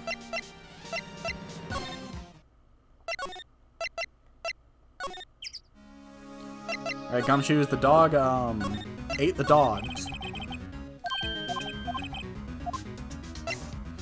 Let's get that pole. Can we borrow that flimsy-looking pole?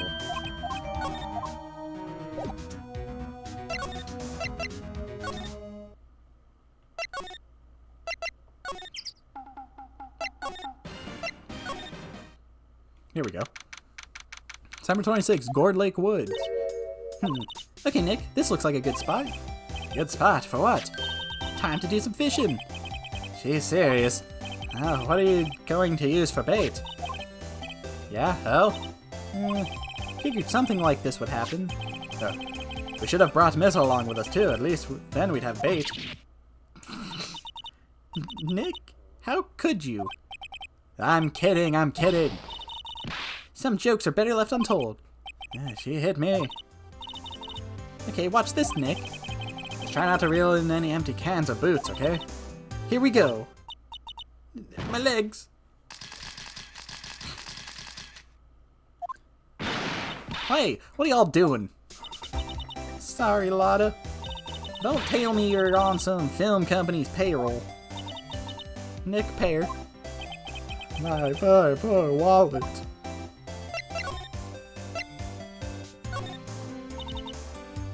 Okay, this is the same.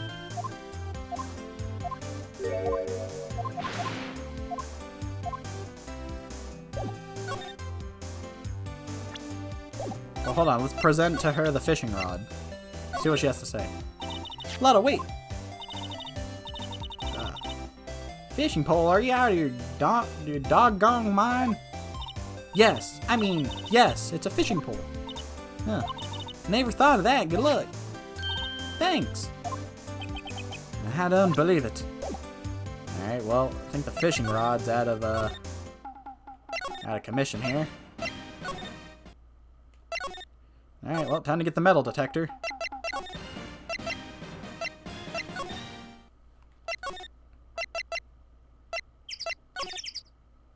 Oh, that's not what I wanted, but I guess we're here. Summer 26th, Detention Center Visiting Room. Looks like Edgeworth is in questioning. Let's come back later. Guess so. Okay. What about Grossberg? Is Grossberg still gone? Yeah, he's still gone.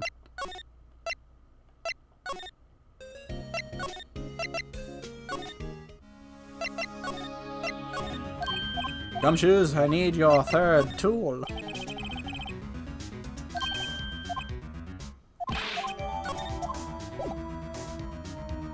I mean, to be honest, it probably was eating tin cans if it's real.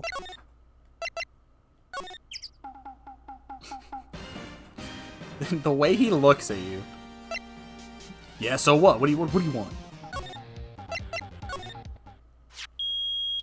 Beep. Beep. Beep. Nick! It's beeping. The metal detector found something. Sure is loud enough about it. Whatever it is, it must be in those bushes. Go check it out, Maya. Why do I have to check it out? Nick! Look! Ah, an air tank. Ah, the valve looks broken. I thought it was Gordy. Maya, first of all, why would Gordy be in the bushes? And second of all, why would a metal detector react to a sea monster? He was taking a leak. Oh. Ah. There's something wrapped around this air tank. It looks like a string of flags. Well, we might as well take it with us now that we found it. It's heavy. Air tank of dubious valuables. An empty tank, the valve is open and a banner of flags is wrapped around it.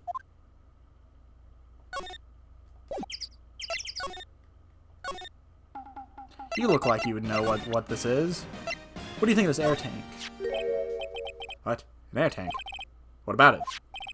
Larry, I wanted to ask you about this tank. Have you seen it before? Have you seen this before? No, me? No, never. Who the heck would go diving in the middle of the winter? There's something about the way his eyes twitched when I showed him at the tank. I think I'd better pursue this line of questioning a little further.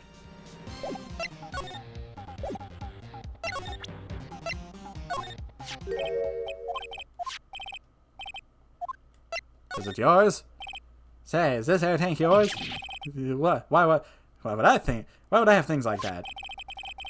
Look, see how there's a string of flags around the tank valve? It's just like the string of flags around your steel samurai there. It must be coincidence. There's strings of flags everywhere these days. Like elementary schools and used car dealerships. Look, why would I need a tank anyways? To inflate something. You used this to inflate that, didn't you? Inflate what? What else? That big puffy steel samurai. No way, why would I go? What do you go to ask a question like that? It's like I hit the nail on the head. Right. Actually, see, the compressor I always used was on the fritz, so I tried using the tank to inflate it just once, and it didn't go so well. As I suspected. Ask more about the tank. It didn't go so well. Yeah. Do you think you could be a little more specific? Come on. It's embarrassing, so I really don't want to talk about it. Tell us, tell us. Fine. Whatever, it's like I said, the compressor was busted, so I took the tank and tried to fill the samurai up with it. And then... Whoa! We found Gordy. The valve busted open and made this incredible noise. And that tank there took off, like a rocket. And it took my point to play the Steel Samurai with it. What? Off into Gourd Lake? You sure scared me out of my gourd, that's for sure.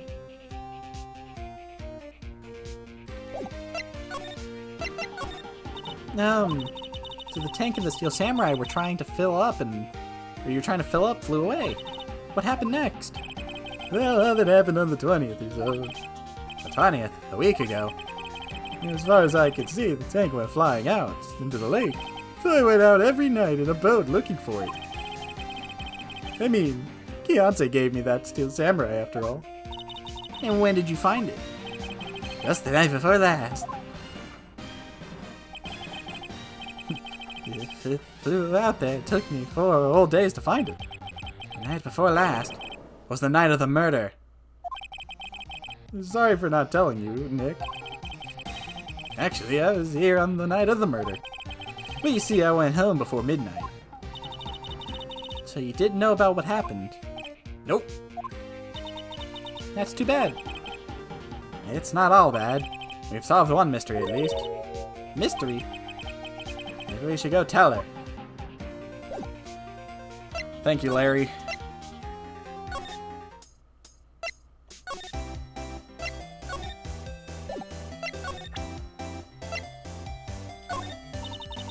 Yeah, I have to say I know exactly squat about that. Painfully easy to know when something doesn't catch a lot of interest. Well, Mr. Lawyer, I've got the info y'all need. Y'all got the scoop on Gordy for me? We found him. Ah, Gordy. Oh, we found him already. What? I haven't seen any monsters yet. Y'all, for real? Gordy really exists? Wait, I need proof. You got a photo? I have proof. Of course I have proof. No fair, Nick. It was when I went to the bathroom, wasn't it? That's when you made contact with Gordy. Enough jabbering already. Let's see your proof. Take that! Larry's air tank? What are y'all doing with an air tank? This is Gordy. Excuse me? What exactly are you saying, Nick? There's a stand near here, a hot dog stand. There's a giant inflatable samurai doll there. About a week ago, an idiot who happens to be a friend of mine tried to fill it. Here's this air tank, and when the valve blew, the tank flew into the lake. Apparently it made a pretty loud bang when it flew. A bang? I'm melting. The tank, along with the still deflated samurai, fell into the lake. At the same time, the couple was taking a photograph on the lake. This photo. Wait, so you're saying that Gordy is really the Steel Samurai? Well, that's fine. That's a fine way to ruin a gal's dreams. I'm sorry, Lotta. No, it's fine. You win. I'll give you info like I promised. Poor Lotta. So tell us this information you have. Promise is a promise, I guess. I overheard the cops around here saying something about the witness tomorrow. Well, he said he's the caretaker of the boat rental place up the path here. Boat rental? There's someone there? I mean, it looks so deserted. Just an old guy living all by himself. Y'all should go check it out. Thanks, Lodo, we will. Let's get cracking, Nick. Hold on. Something else? Yeah, the night of the murder. My camera clicked twice, you know. Wait, so you have another photo? Well, yeah, but there's nothing in it at all, just the lake. I figured it wouldn't be much use as evidence, so I kept it to myself. Well, might not be helpful at all, but here, take it. Shows an empty lake, taken automatically on 12/24, 11/50. Interesting. So that's before the second picture. So really, this is the first picture. Even though it says second. Bye now. Y'all take care. Time for me to pack up and leave. Poor Loda. It's all Larry's fault. Oh, it's all Larry's fault. The legend still lives on, I guess. The legend? Yeah, the legend of Larry. Familiar to all who know him for any length of time. When something smells, it's usually the butts. Someone should whip that butts into shape. Hello. Goodbye. December 26th, boat rental shop. Hey Nick, this is the boat shop that Loda was talking about. You're right. Doesn't seem to be anyone around at all. Let's go check it out anyway. He's got a bird. December 26th, caretaker shack. Oh, he's homeless. Meg, is that you? Hey, is that Keith with you? Where have you two been? I've been worried sick. Nick, you handle this. Yeah, I think I'll leave this one up to you, Maya. Hey, Meg, Yes? finally made up your mind, have you? My mind? You'll run the pasta shop when I'm gone. Pasta? Glad to hear it. Glad to hear it. You made your old man proud. When you kids left the house, I didn't know what to think. How am I supposed to keep this place running, an old man like me? Polly, the kids are home. Hello, squad. Nick, what was that? A parrot. The one on that perch. Keith, Yes? leave the wet noodle in your capable hands, sonny. Nick, what's the wet noodle? Based on available evidence, I'd say it's the name of his pasta shop. That's a relief, isn't it, Polly? Hello, squad. Yep. He fell asleep. I guess he's relieved.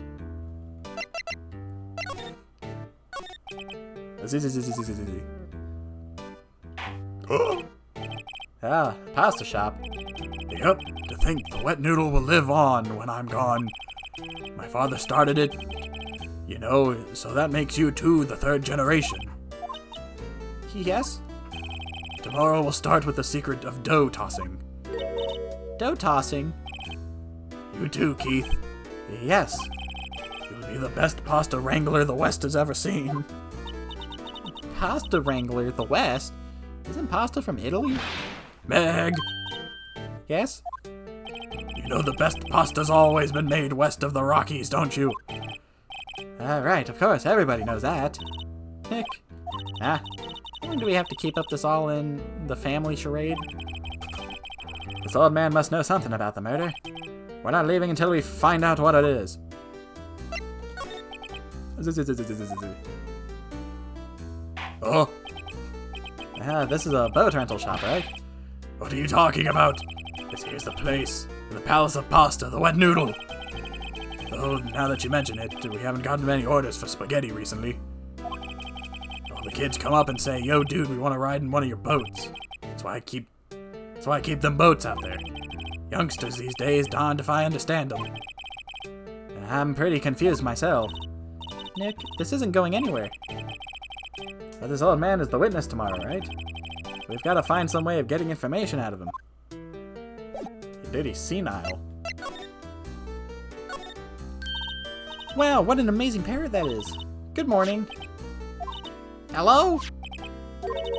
It ignored me. What? You forgot Meg? You gotta call her name first. Her name? Polly, how you been? Hello, squawk.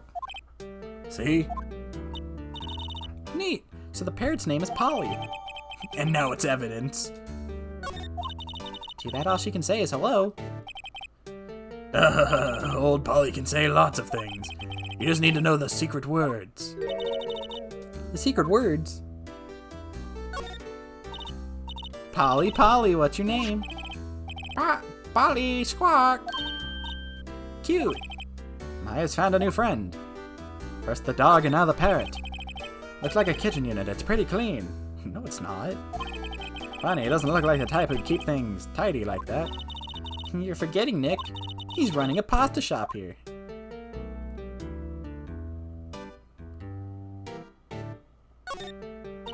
Look, a little safe. It's locked. What are you gonna do, rob it? Is that a gun? No, it's a fishing rod.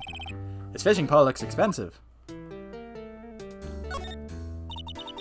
Wow, he has a television in here too. I was looking at the trash can. Look, Nick, he has an electric blanket on his table. Look, it looks warm. That's a great idea. We should do that at the office.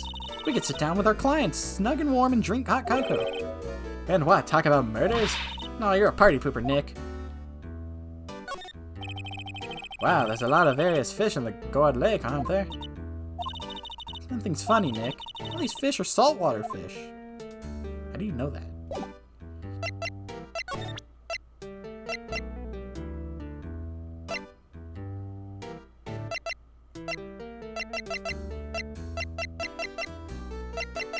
What do I even do to this guy?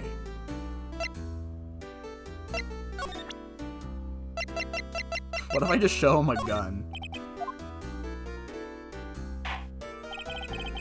Now listen here, Keith. Remember that tricolor pasta we were talking about? Rainbolio. Rainbolioli. I figured out the last color we should use. Indigo blue. Indigo? Blue? That didn't seem to work the way I thought it might.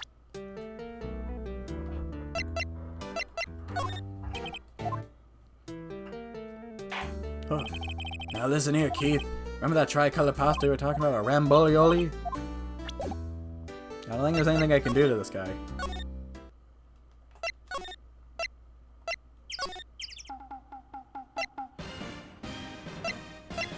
I might need the fishing rod.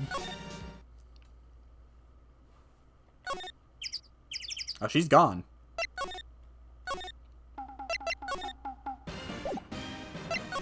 What do you think of this parrot? Sorry, Nick, I don't know much about that. I'm a mere seller of hot dog.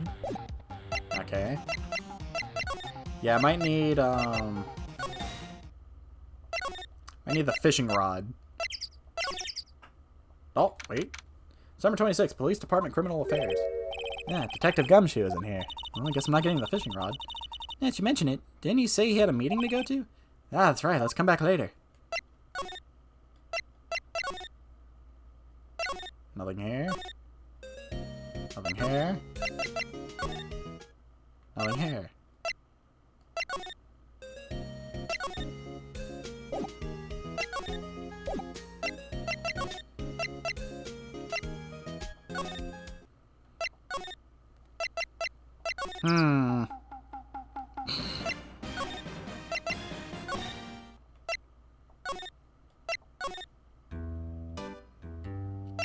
So there's something here. What do you think of this picture of a woman?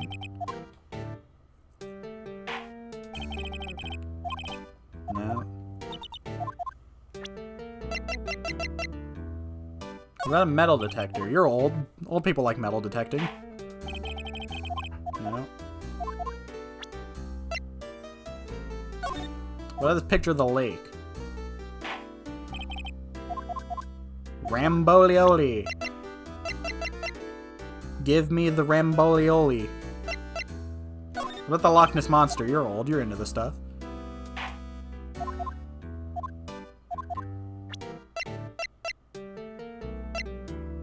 What do you think about this picture of a man getting shot?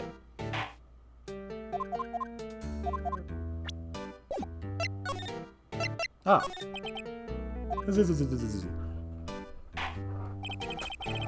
My memory's gotten worse lately, so I just can't tell everything. That's why I just tell everything important to old Polly here. Everything important? I wonder. Polly, what's the number on the safe? 1228, Squawk. All right. Hey, Polly, watch it, will you? See, Nick, all it takes is a little clever thinking. And a criminal mind. Quick, Nick, write that number down. Hey, don't get me involved in your little heist schemes.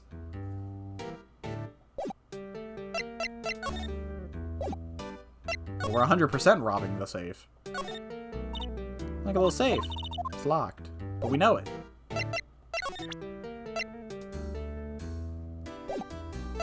Ollie probably will be the next witness.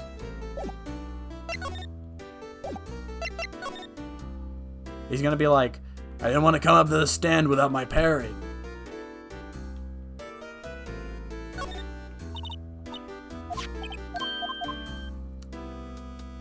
Well, we know the number to a safe, but didn't really do much.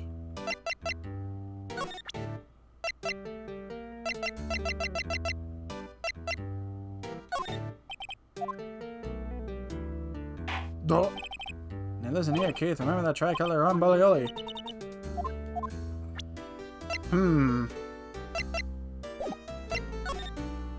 The safe has to have something, right?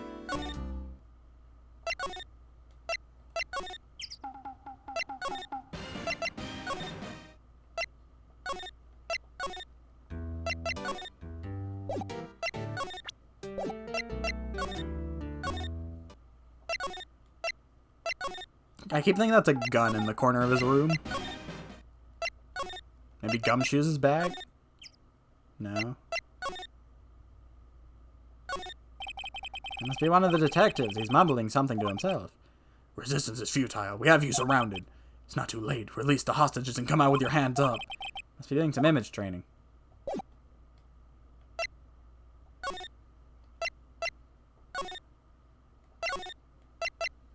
What am I missing?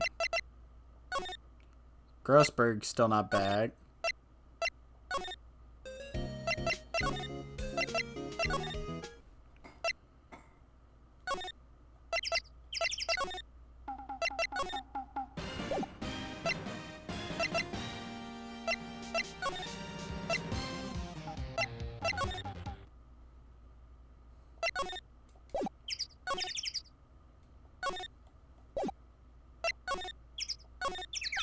I don't think Lotta takes very good care of her SUV. It's covered with dents. Can't believe anyone would drive their car down there. God, I don't know what to do. I think I've hit a wall.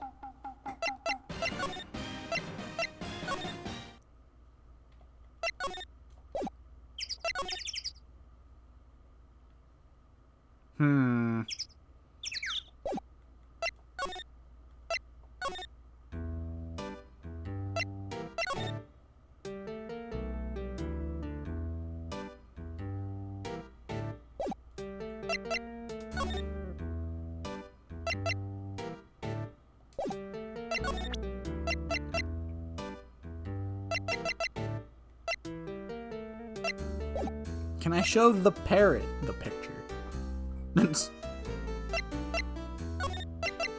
Were the numbers written?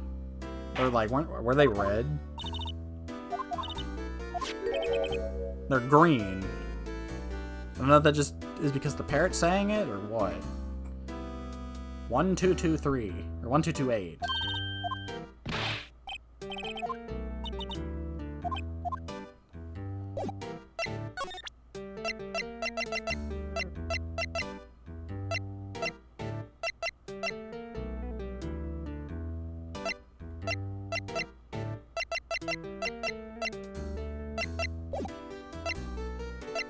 I don't know what to do.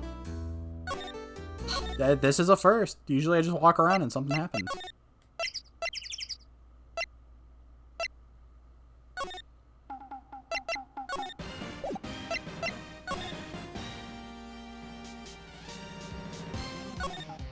Trash can is empty. At least the place is well maintained.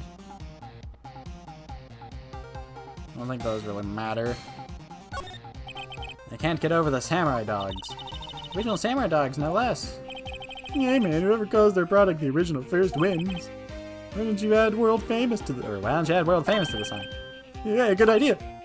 What have I done?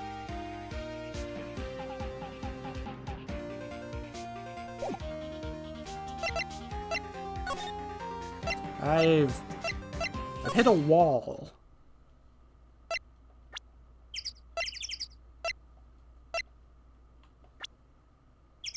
Look at all these people we've met. I hate you.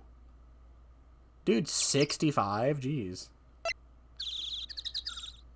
Thinks he runs a restaurant. What am I supposed to do? Any thoughts you share? Well, I was in tension all day. Okay, so obviously none of those changed.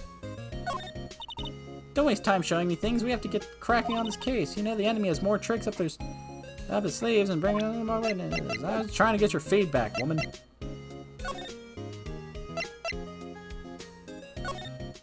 Because I don't know what to do.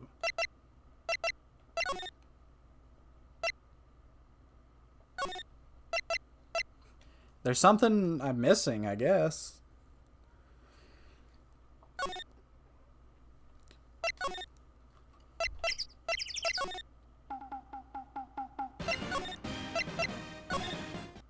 Maybe there's a certain evidence I have to show him. Because this is where my trail ends, is this room. But I don't know what's here that he would want to look at.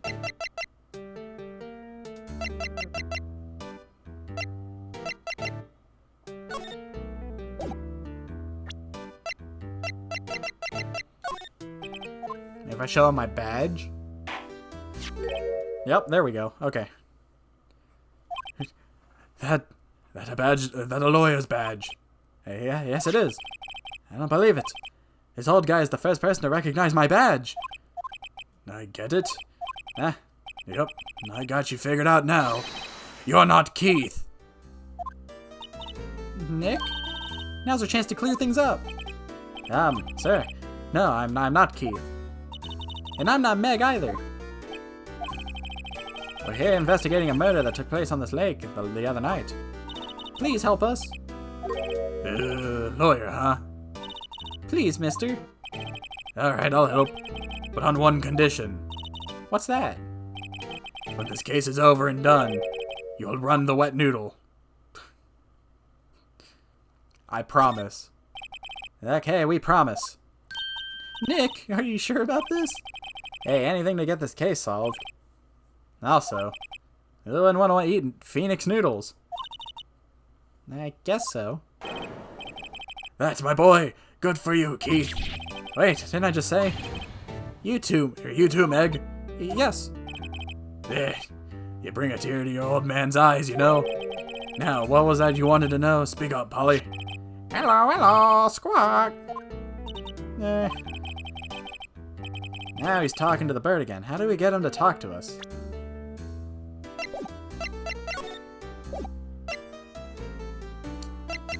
Well, he's awake now. How do we get him to talk to us? The parrot. Polly here's my only friend in the world. Isn't that right, Polly? Hello, squawk. Yep. Metal detector. He fell asleep. No.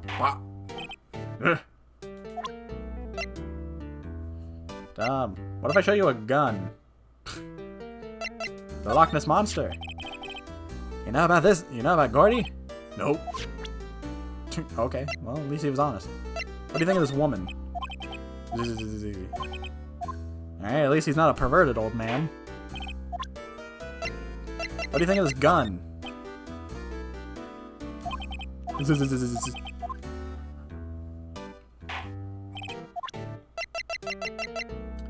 What do you think of this picture? Yep, I seen this. You know something about this, sir? Keith. Yes? It's okay, you can call me Dad. Dad? You know something about this? Yep, the other night, out on the lake. Yes. I know all about that, I seen it. What? Tell us what you saw.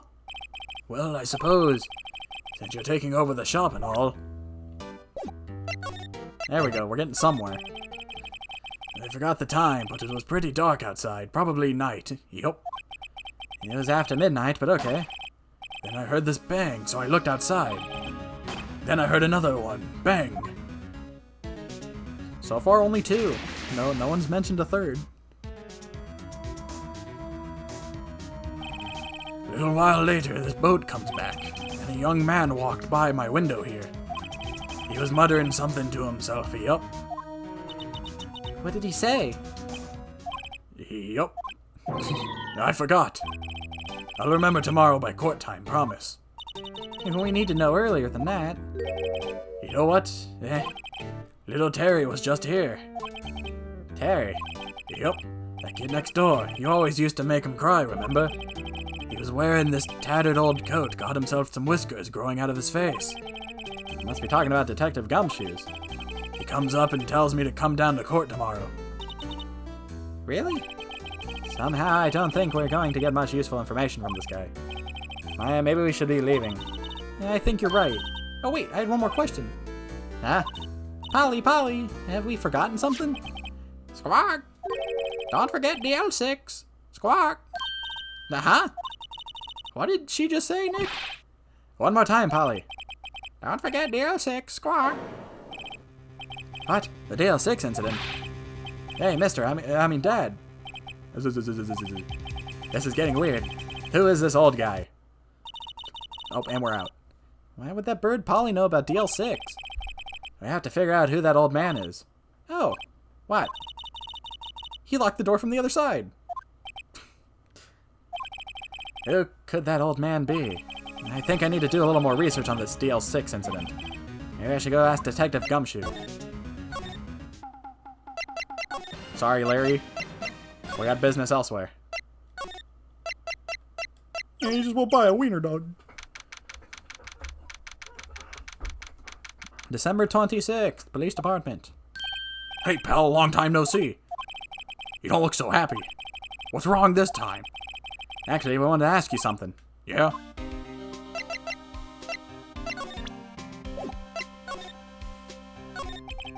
You know the boat rental shop down at Gourd Lake? Oh, yeah? The old man who runs it is appearing as a witness in court tomorrow, right? How'd you... that was supposed to be top secret. Do you know who that old man is, Detective? Actually, I don't. He's a bit of an odd bird. I haven't been able to get a straight answer out of him. I decided first that he wasn't persuasive enough to stand and testify as a witness. That's why we called Miss Loda Hart yesterday. As for who he is, we have absolutely no idea. Sounds suspicious. The DL6 incident. Detective Gumshoe, please help us. We need to know about the DL6 incident. That was when Edgeworth's father died. I can't help but think that it has something to do with this current case. To tell the truth, I don't know much about DL6 either. Mr. Edgeworth forbade us from reading the file. So, I'm afraid I can't show them to you either, pal. What? However, if you can convince me somehow that the DL6 incident is related to this case, well, I guess I'd consider opening the file up. The parrot. What's that, a parrot? The old man at the boat rental shop's parrot. The parrot knew about that incident. That incident? The L6. What? Polly, have we forgotten something? Squawk! Don't forget about the L6. Squawk! Charge $60 for some DLC. Squawk! Make sure your DLC is bare minimum, no work. Don't finish your video game. Sell DLC, $60. Squawk! What the heck is this bird talking about? And I'm pretty sure that old man must have taught her that word. Yeah, but how would that old man have known about DL6 incident? Wait, what if? What if that old man was connected to DL6? Nick, you think he might be? I get you. Sounds like you need information on the DL6 incident. Through there's the station's records room. And I'll give you special permission to go in and find what you need.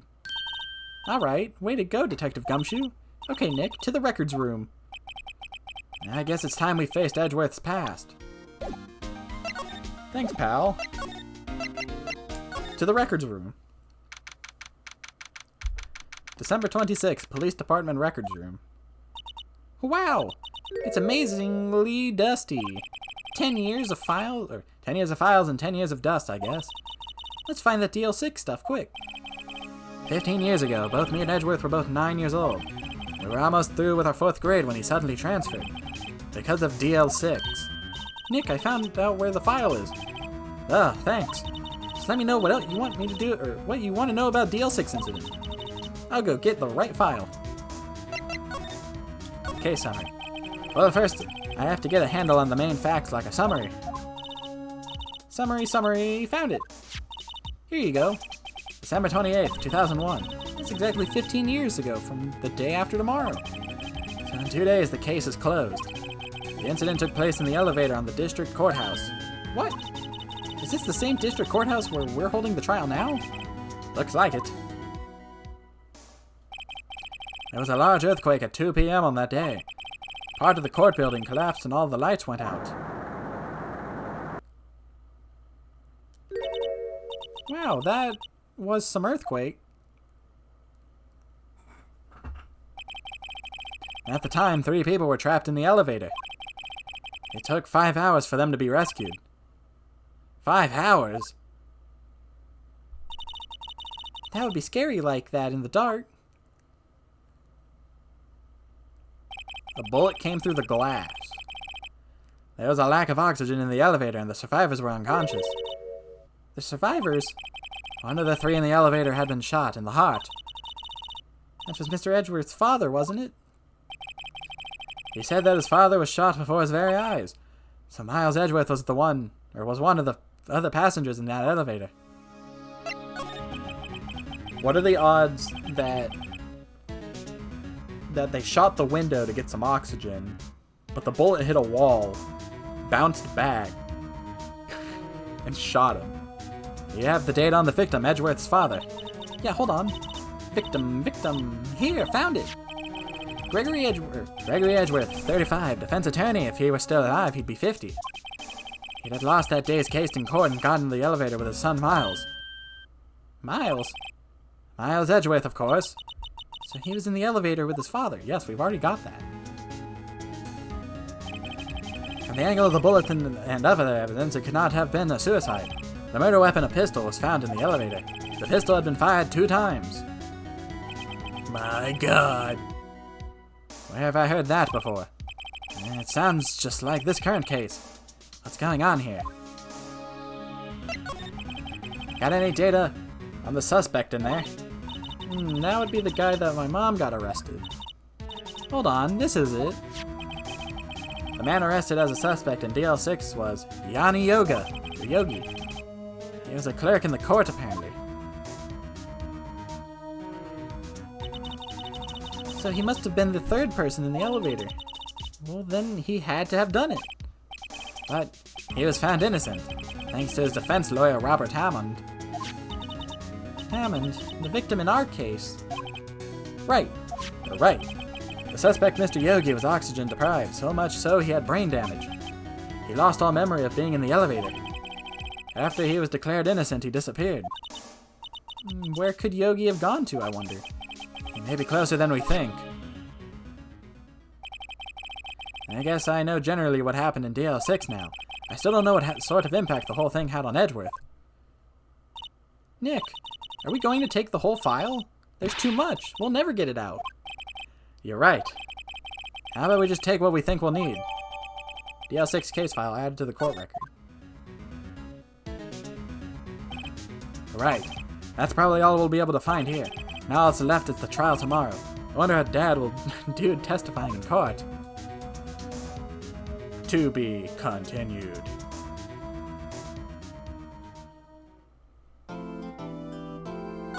Save the game. Save the game, save the game, save the game! Okay, hopefully this trial doesn't go bad. December 27th, 10 a.m., District Court number 3. Oh, and we're already here. Court is now in session for the trial of Mr. Miles Edgeworth. Defense is ready, Your Honor. Very well, apparently the prosecution is already ready. Who's the judge here anyways? Mr. Von Karma, your opening statement. Very well, no opening statement, so... Not so fast, Judge. I was taking a meaningful pause before speaking. Right, of course. The prediction. Today's trial will end 3 minutes from now. Order, order. Mr. Von Karma, what is the meaning of your statement just now? Bah, must you question everything? It'll be over in 3 minutes. We have no time to waste. I'll call my witness now. Right. I call my witness, my decisive witness to the stand. It's that mysterious boat shop owner.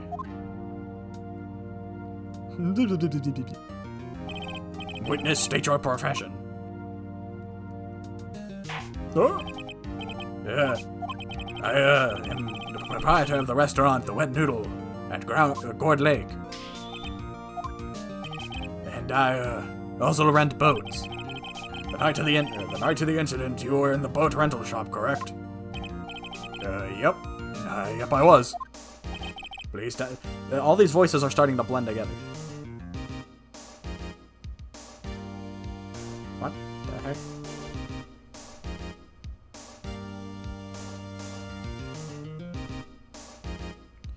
Please testify. Wait a second. We still haven't heard who this old guy is. Raise an objection. Wait a minute. The witness hasn't stated his name yet. Because I did not ask him, Mr. Wright. Brah! I predicted his trial will end in 3 minutes. Stop asking trivial questions and cooperate. Yeah, right. The witness will state his name.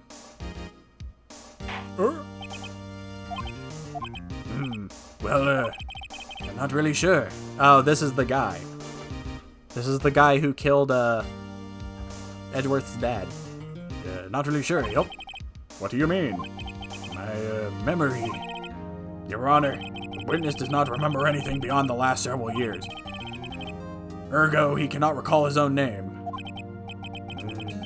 He can't recall you say. Yes, but the incident in question took place 3 days ago. He can testify. Very well. Let's hear his testimony then, shall we? Witness? Ding, ding, ding. The night of the murder. It was the night of the 24th, just after midnight, yup. I was in the restaurant where I rent boats as usual. And I heard a bang, yup. When I looked out the window, I saw a boat just floating on the lake. And I heard another bang. Just about then, the boat comes back to shore and a man walks by my window. Very well. I'd like to begin the cross-examination. Bro, calm down. There's nothing to question in my witness's testimony. Ergo, no need for cross-examination. Besides, there are only 10 seconds left before our 3 minutes are up. Judge, your verdict now. Yes. Mr. Wright? Cross-exam. What are you saying? Of course I'll cross-examine the witness. Very well, you may begin. Excuse me, Mr. Von Karma? 3 minutes just passed. I see. Well, let's just take our time. You may cross-examine the witness. The guy was like going nuts. So it was the night of the 24th, just after midnight. I was in the restaurant where I rent boats. Then I heard a bang. Yup. When I looked out the window, I saw a boat, just floating on the thing.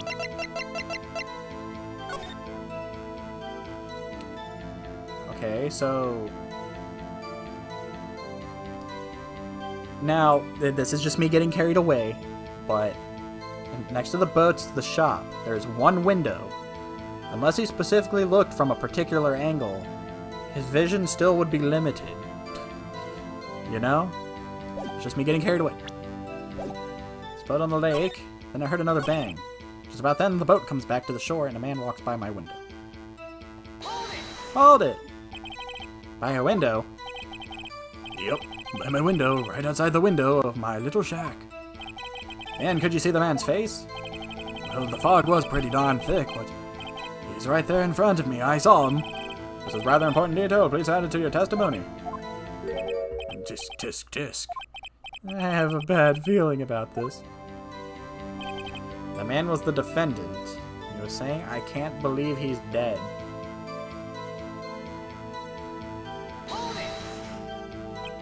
Are you sure? Uh-oh. Dad! Dead Cretan Keith? He said I can't believe he's dead, as he was walking by too. Witness, are you sure that person you saw was Miles Edgeworth? It was him, that Edgeworth boy.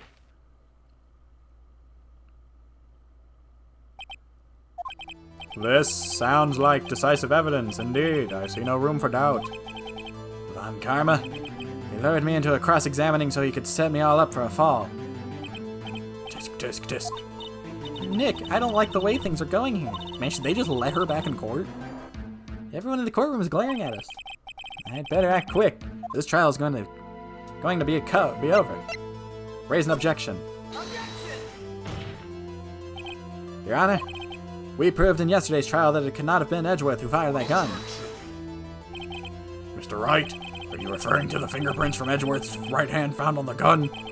And a photograph showing a man firing with his left hand? Exactly. It's easily explainable. He could have wiped his prints after he fired. You are ignoring the truth of the matter here. Everything in this witness's testimony is true. Such is in lost thought. What should I do? Raise objection. Your Honor, this witness claims that Edgeworth said I can't believe he's dead. What his words is all we have. If he were telling a lie. Mr. Wright, in a court of law the evidence tells all. Apparently you have yet to realize even this basic fact. If you say his testimony is a lie, show us proof. Nick, do we have evidence?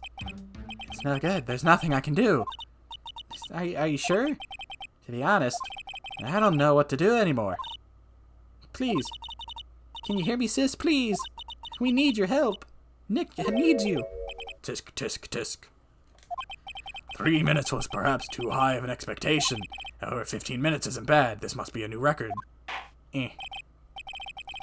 Enough. The witness may leave the stand. So did I lose? This court sees no reason to further prolong the trial, nor is there any need for more time to decide the case against the defendant. This case is extremely clear. I see no room for misinterpretation of the facts. What? No. This court finds the defendant Miles Edgeworth. Oh, I lost. The accused will surrender to the court immediately, to be held in potential court. That is all. This court is adjourned. Oh, wait.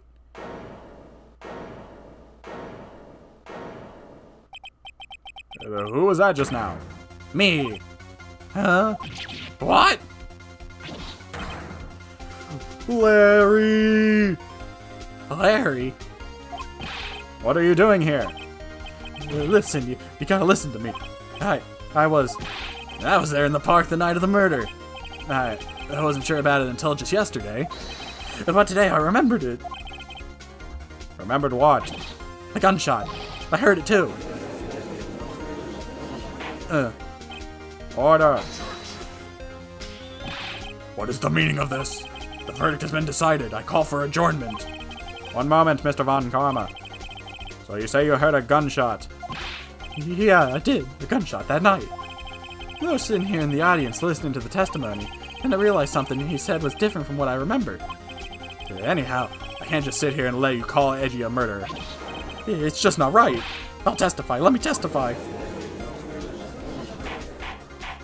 I like to imagine he jumped off the, stand. Order, order. Well, this is the first time something has happened like this in my court. I'm not quite sure how to proceed. Judge, you've already given your decision. The trial is over. Nick, this is it. Larry's given us one final chance at this. She's right. If only it wasn't Larry. It could make things worse. Mr. Edgeworth may just declare guilty. Or was just declared guilty, Nick. It doesn't get any worse. You're right. Okay. Your Honor, if there is another witness, it is our duty to hear him speak. Right here, right now. A waste of time. The verdict cannot be overturned. Allow me to speak my opinion. In all court proceedings, it is our duty to prevent any inaccurate verdict. In order to make sure no mistakes has been made, every witness should be heard. What is this? I withdraw my previous verdict of guilty. Mr. Von Karma, I order you to call this new witness to testify. Now. What? The court will adjourn for a 5-minute recess. After that, we will hear this new witness. I kind of wish he was, like, picking his nose. Even bigger insult. Court is adjourned. Larry. December 27th, 10:28. District Court Defendant Lobby number 2. Ew. That was too close. Sorry to keep you on the edge of your seat like that, Edgeworth. I've seen worse. Yeah, right, Edgeworth, you're sweating bullets. I just wonder what Larry plans to say in there. Larry was at the lake that night. Yes? He said he went looking for the steel samurai balloon that flew into the lake.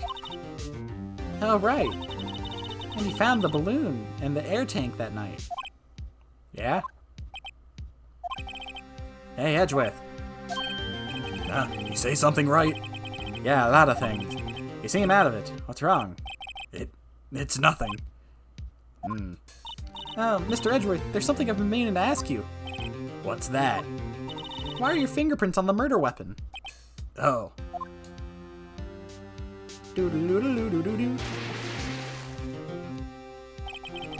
When he fell into the lake, I went into a daze. I couldn't understand what had happened. I couldn't think straight. Then I saw the pistol lying on the floor of the boat in front of me. I picked it up without thinking. I didn't have a reason, really. I see. Right. Yeah? This might be our chance. Our chance? Von Karma has only ever run perfect trials. Perfect trials. Perfectly prepared witnesses, perfectly complete evidence. That's the secret to his success. This is the first time he's ever had to deal with something unexpected. He has to let someone he hasn't even talked to testify before the court. And that someone is Larry. What are you getting at? It's likely his testimony will be full of holes, right? That's right, Nick. No 10-minute trial this time. We'll milk this one for all it's worth. Hey, 'twas 15 minutes. 15. Everything's on Larry now. God, Larry. December 27th, 10:35 a.m. District Court, Court number 3. Larry! Court is now back in session. Witness, please testify to the court about everything that you saw on the night of December 24th. Right. Leave it to me. Please, Larry, don't mess this one up. I hate to admit it, but you're our last chance. Von Karma didn't even have time to prep his witness. I just hope Edgeworth is right about this being our big break.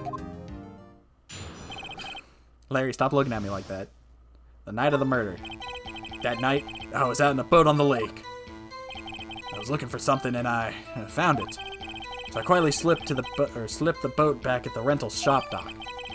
And just as I was thinking about going home, I heard this bang. I looked over the lake, but I didn't see a boat. So after I heard that single gunshot, I went home. That was an unusually vague testimony, even for this court. In any case, Mr. Wright, you may begin your cross-examination. Yes, Your Honor. What's wrong, Nick? It's Larry. I have no idea what he's going to say if I press him. I'm a little scared. Well, we've come this far. There's no way to go but forward, Nick. All right, Larry. Just so I don't have to sit through the dialogue again, I'm gonna save. Alright, that night I was out on the lake on the boat.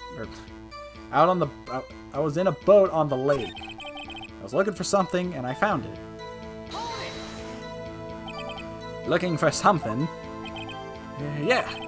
Mr. Butts, what was it you were looking for? What the witness was searching for is irrelevant. Most likely he was hunting for this Gordy. That's surprisingly close to the truth in a sense. This is all irrelevant. Let's get it over with. Quietly slipped the boat back into the rental shop. Around what time was that? Oh, well, let's see. I figured I was searching for about an hour. I guess it was around 12, yeah. You're not sure? Hey, don't give me that face. I'm not some sort of human sundial, okay? People use watches these days, Larry. Then, just as I was thinking about going home, I heard this bang. I got up the lake, but I didn't see a boat. Wasn't there a boat on the lake? Order, order. Well, Mr. Butts? Well, just calm down, okay? I mean, it was real foggy that night. I'm not sure whether there was a boat out or there wasn't. Oh, okay, no problem. That's just the most important part of this case. So after that, I heard a single shot and went home. So I only heard one bang, correct? Yeah. Yeah. Well, Nick? It was a pretty wishy-washy testimony, wasn't it? Guess I should just start working on the contradictions. Sorry. I wish I could be more helpful. I wish I could call my sister.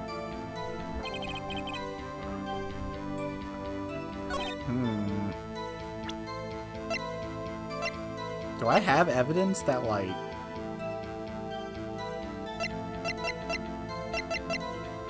I heard 2 sounds like gunshots after midnight.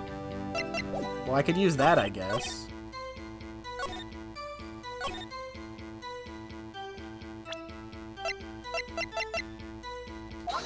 There we go. Okay, I got it right. Wait a second, Larry. What? You only heard 1 bang. You sure? That's what I said. But Miss Lotta Hart testified yesterday that she heard 2 bangs. And the old man just now said the same thing.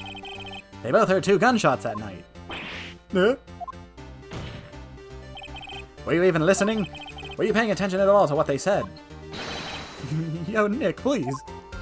Ah, you know, something's been bothering me. I'm a witness, see? I'm like a customer here. So you gotta treat me nice and stuff, okay? Mr. Butts? What? You only heard 1 gunshot, are you sure? Well, to tell you the truth, I'm not sure. Sure? Oh, sure. How can you not be sure? Yeah, well, I might have missed the other gunshot. I was, listening to something else. Something else? My radio, dude, with my headphones. What? Order, order, and stop that booing. Mr. Butts, you were listening to the radio with your headphones. Yeah, so what? That a crime? Yeah, I listen to my radio. Everybody listens to the radio. What's the big deal? Mr. Von Karma, your opinion. A waste of time. I do not accept this witness nor shoddy testimony. Well, Mr. Wright, should he continue the testimony? Continue. Your Honor, please allow the witness to continue his testimony. Nothing is more pitiful than a lawyer who doesn't know when he's lost. Very well, Mr. Butts. Please give your testimony and be sure to include details like your radio. Right, leave it to me. I wouldn't if there were any other way out of this, believe me. What Larry heard. Larry. It's lonely being alone on Christmas Eve. That's why I was listening to an all-request show on the radio, see? I was listening to it real booming loud like. But I'm sure I heard that gunshot. I remember exactly what the DJ was saying when I heard it too. You were listening to your radio at high volume. Yeah, what's the big problem? Can't a man listen to his radio in peace? Isn't this a free country? I truly believe Larry has no idea what the problem here is. Judge, can you believe a word this witness says? What he heard was probably nothing more than a drum beat from the radio. True enough, it is difficult to believe his testimony. Wait, Your Honor. The witness said he remembers exactly what the DJ said when he heard the gunshots. Excuse me? DJ? It's the guy from Street Fighter 6. An announcer, the guy who says things on the radio. Anyway, what this means is when he heard the sound, no music was playing. The DJ only talks between songs, so he could have heard the gunshot from the lake. I'd like to cross-examine the witness, Your Honor. Very well, Mr. Wright. I can't believe I'm continuing this charade. What Larry heard. It's lonely being alone on Christmas. So I was listening to a... Well, let's ask him what he heard. What did she say? Oh, it was a woman? Mr. Wright, please cease the pointless questioning. What possible good could knowing what a radio DJ said do to us? Indeed, Mr. Von Karma has a point. I'll allow the question only if you see some reason why we should care. Well, what if... Well, he said he was listening to it at high volume, so maybe he was walking by the, We should care. We should care, Your Honor. Of course we should. Why? Well, how do you know if we don't ask him? Fine, very well. Mr. Butts, please testify to the court. What was the radio announcer saying when you heard the gunshot? Just when she said, hey, it's almost Christmas, I heard the gunshot. Interesting. It's almost Christmas. When you heard the gunshot.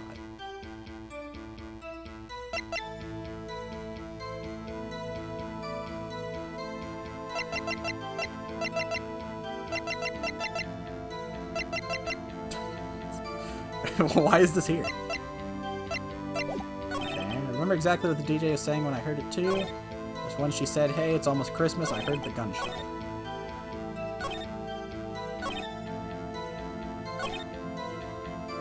I'm just gonna ask him, see what he says. So you turned on the radio. Right. I just want to hear someone's voice, You don't know what it's like out there alone on Christmas Eve. Alone. I should have never said anything. So I feel like the evidence has to relate to the ending. So I was listening to an all-request show on the radio. Do you by any chance remember the name of the program you were listening to? This has nothing to do with the case, Your Honor. Objection sustained.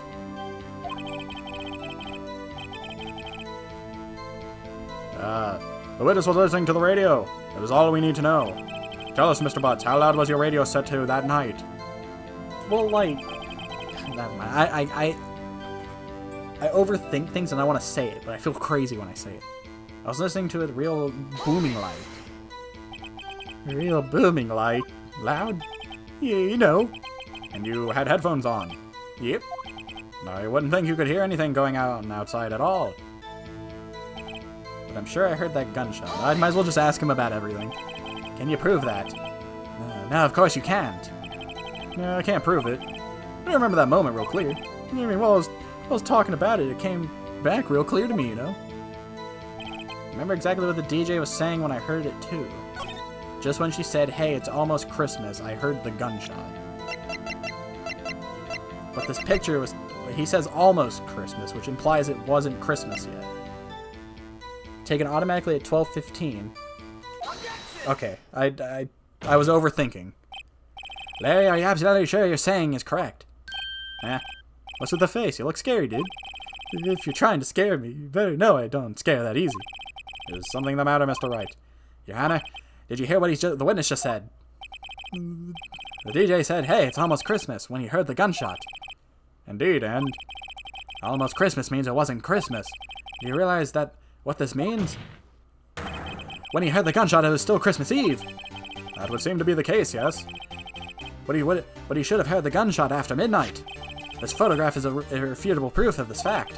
Let's see what the time was on the photo taken when the gun was triggered Miss Hart's camera. 12:25:015. 15 minutes after midnight on Christmas Day. This is clear contradiction, Your Honor. Order, what does this mean? The two prior witnesses heard gunshots after midnight. However, this witness says he heard a gunshot before midnight. Judge, the answer is simple.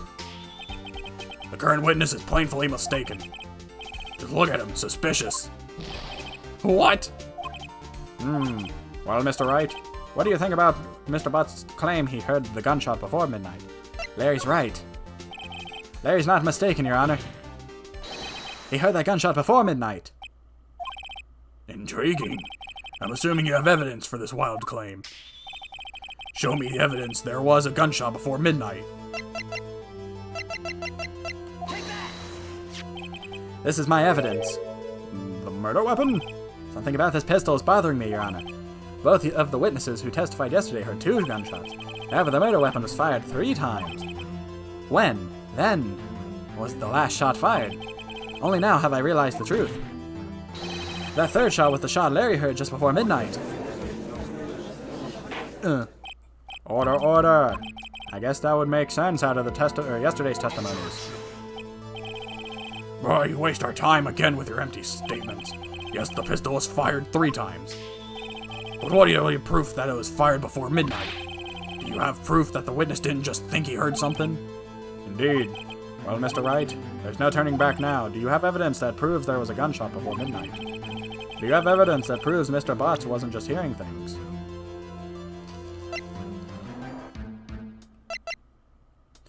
Dun dun.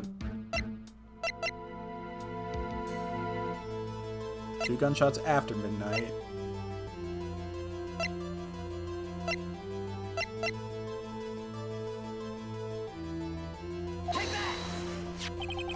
Look at this photograph.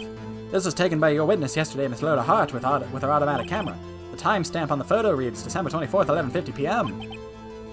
Oh, yeah. But there's nothing on the lake in this picture.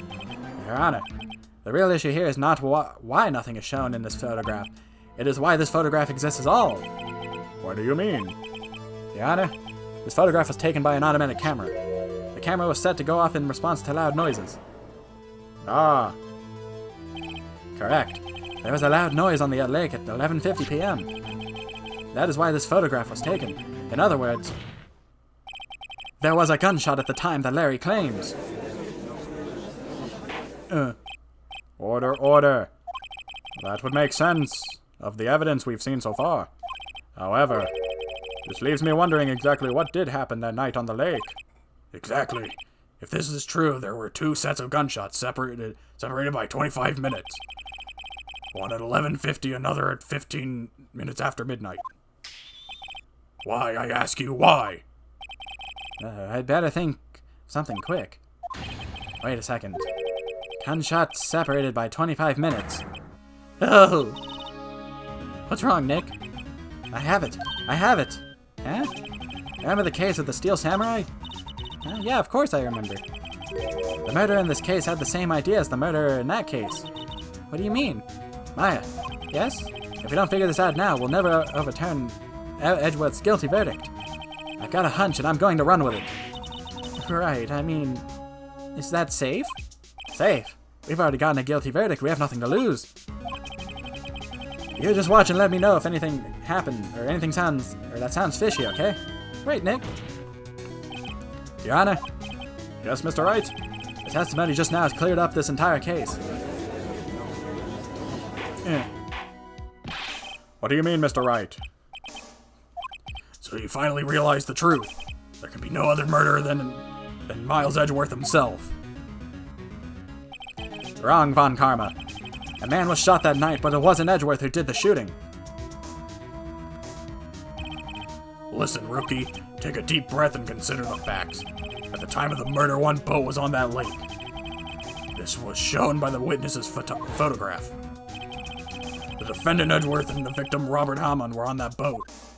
There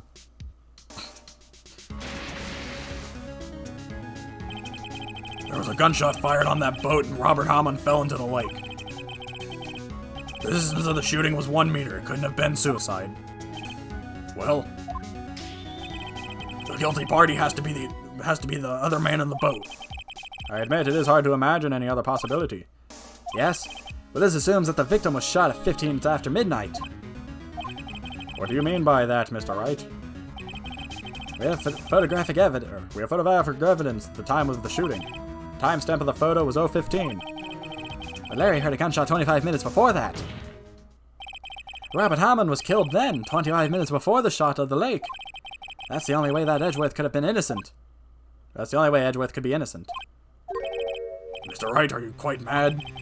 Explain who the 2 men on the boat are. The murderer and Hammond. Edgeworth and the murderer. Edgeworth and Hammond. It would be the murderer and Hammond.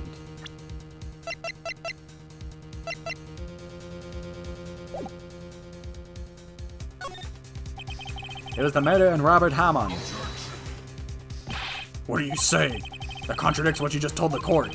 You said that Robert Hammond had been killed 25 minutes before this gunshot. Yes, that's right. Also, might I mention the defendant, Mr. Edgeworth, has admitted to being on that boat. Oh, right. Yeah, right, Your Honor. Crash and burn. Mr. Wright, your client has already been declared guilty once. I'm going to have to penalize you for this foolishness. Okay, I got a little carried away. I'll ask you again. Explain who the two men on the boat are.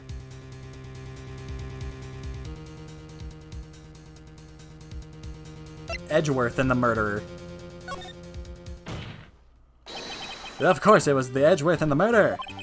After the murderer killed Robert Hammond at 11:50, he assumed the guise of Mr. Hammond and met Edgeworth.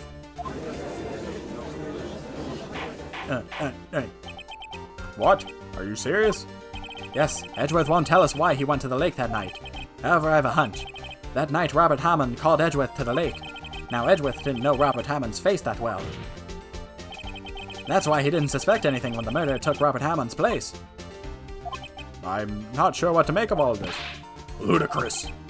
Mr. Wright, tell us the name of the murderer then. The murderer's name? Right, it's... Lot of heart. No shot it was her.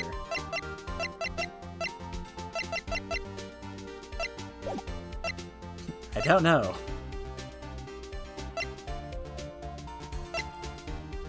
There's no way it was Loda.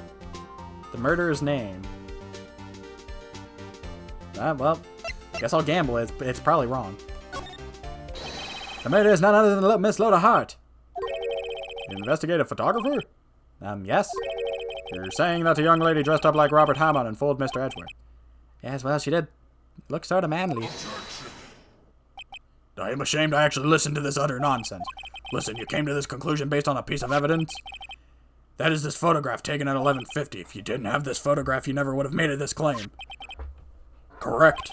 And just who was it who went out of her way to give you that piece of evidence? It was Loda Hart. Loda Hart. Or would the murderer go all of the trouble just to deliver you a decisive evidence? I guess they wouldn't. Okay, I'm getting reckless now. I had a good streak and now I'm reckless. Mr. Wright, I'm going to penalize you for this. Mr. Wright, can you really tell us the name of the murderer? Oh, he looks suspicious. I better bluff and bluff good. The murderer's name. Okay, I feel like I'm going down a dark path here, so I'm just going to save so I don't have to go to do all this dialogue again. The murderer's name is Miles Edgeworth. I don't know. Actually, I don't know the murderer's name. You don't know? Again, you waste my time. I don't know because he never told us.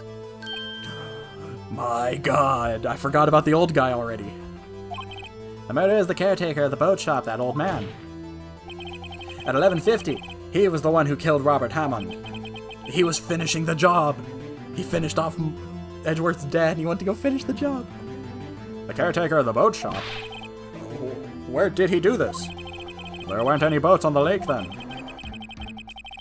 Why would he have to go all the way out on the lake just to shoot someone? May I suggest that the real scene of the crime was not on a boat? What?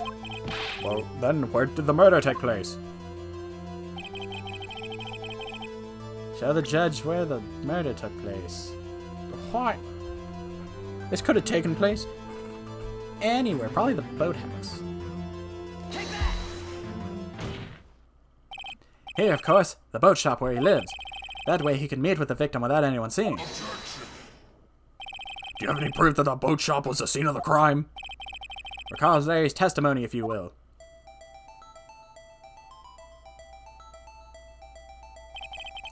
That night he was out on the lake in the boat searching for something. He finds it and returns the boat. Then, just as he's starting to head for home, he hears a gunshot. He heard a gunshot, Your Honor. Even though he was wearing headphones at the time. In other words, the gunshot was very, very close by.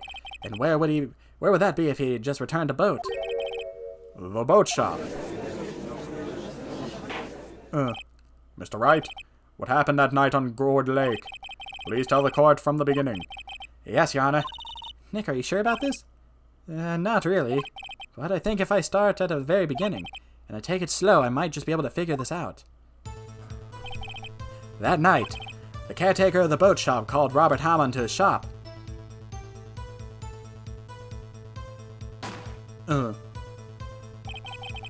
This was around 11:50. That was when the gunshot that Larry heard was fired. After that, the caretaker put on Robert Hammond's coat. He became Robert Hammond.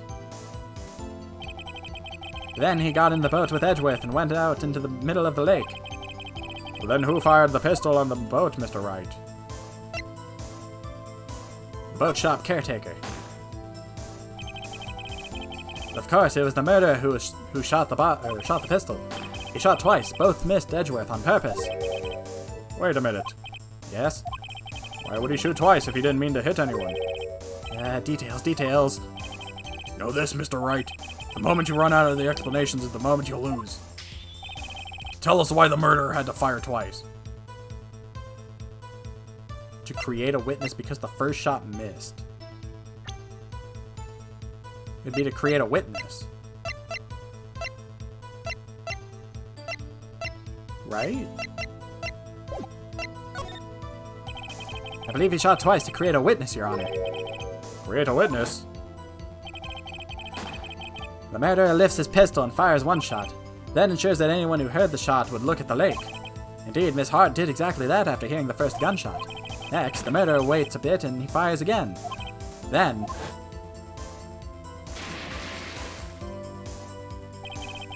the murderer jumps from the boat himself, leaving the pistol in the boat behind him. Oh. I see. For someone looking from the edge of the lake, it would appear that one of the men on the boat had shot the other. The murderer didn't know about the automatic camera, of course. That's why he shot twice, to draw attention to the boat. Once you realize that, everything else falls into place. The boat shop caretaker swam back to his shop. Then he put Mr. Hammond's wet coat back on the body, and threw the body into the lake. This is what happened, Your Honor. These are the events that transpired that night on Gourd Lake.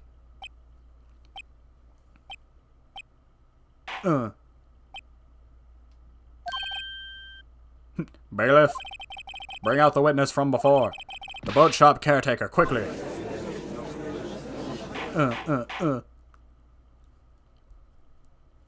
return witness. Guy. Very well, while we are waiting for the caretaker, we would like to ask the defendant, Miles Edgeworth, a few questions. Mr. Edgeworth, please take the stand. Edgeworth on the stand. The stand looks so tiny. Mr. Edgeworth, you heard what the defense has said. Yes? Well, why did you go to the lake that night? What Wright has said was mostly correct. Astonishingly so, actually. Yes. Several days ago I received a letter. The letter was signed Robert Hammond. He asked me to come to the boat shop by the lake at midnight on Christmas Eve. He said he had something very important to discuss with me. Something important? Yes, like needing water because all these voices are wearing me down. Ugh. I'm sorry, I can't say what it was. Your Honor, sir. Bailiff, we are conducting a trial here. I ask that you remain quiet. The witness has disappeared. He isn't at the boat shop either. What? What should I do? Find him quickly. We cannot allow him to get away.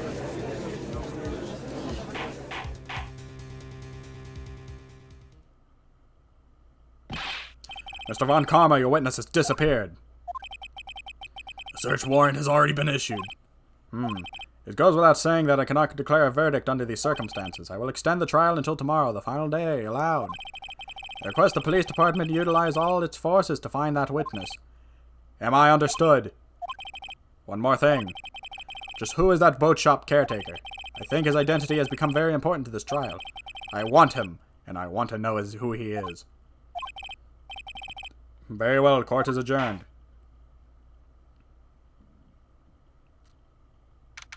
December 27th, 1:22 p.m. District Court Defendant Lobby Number 2. Yay, Nick, you did it! Yeah? Well, at least we got out from under that guilty verdict. And what about Larry? That was something else. Even Von Karma didn't know what to do with his testimony. Larry really helped us out. Sure, once I sifted through his unique testimony. Still, he did save us. I just wish our cases weren't so down to the wire all the time. And I know what you mean. Sometimes I feel like it's us on trial instead of our clients. Hey, Edgeworth. Mr. Edgeworth? you say something? Don't look so pained. I mean, it looks like you're probably going to get off the hook.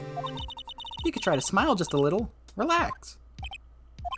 I'm sorry, but I fear it's not over for me yet. What do you mean? Right? There's something that's been troubling me for a long time now, and I don't know whether or not to tell you. Edgeworth? No, there's so little time left. I want to tell you, I want to tell you to get it off my chest, but I can't make up my mind. What is this about, Edgeworth? It's a nightmare I've had. The memory of a crime that I committed. A crime you committed? The memory of a murder. To be continued. Dun dun dun. Save myself the embarrassment. December 26, 2:11 p.m. Wright & Co. Law Offices. Previously. Well, not really. What was Mr. Edgeworth talking about?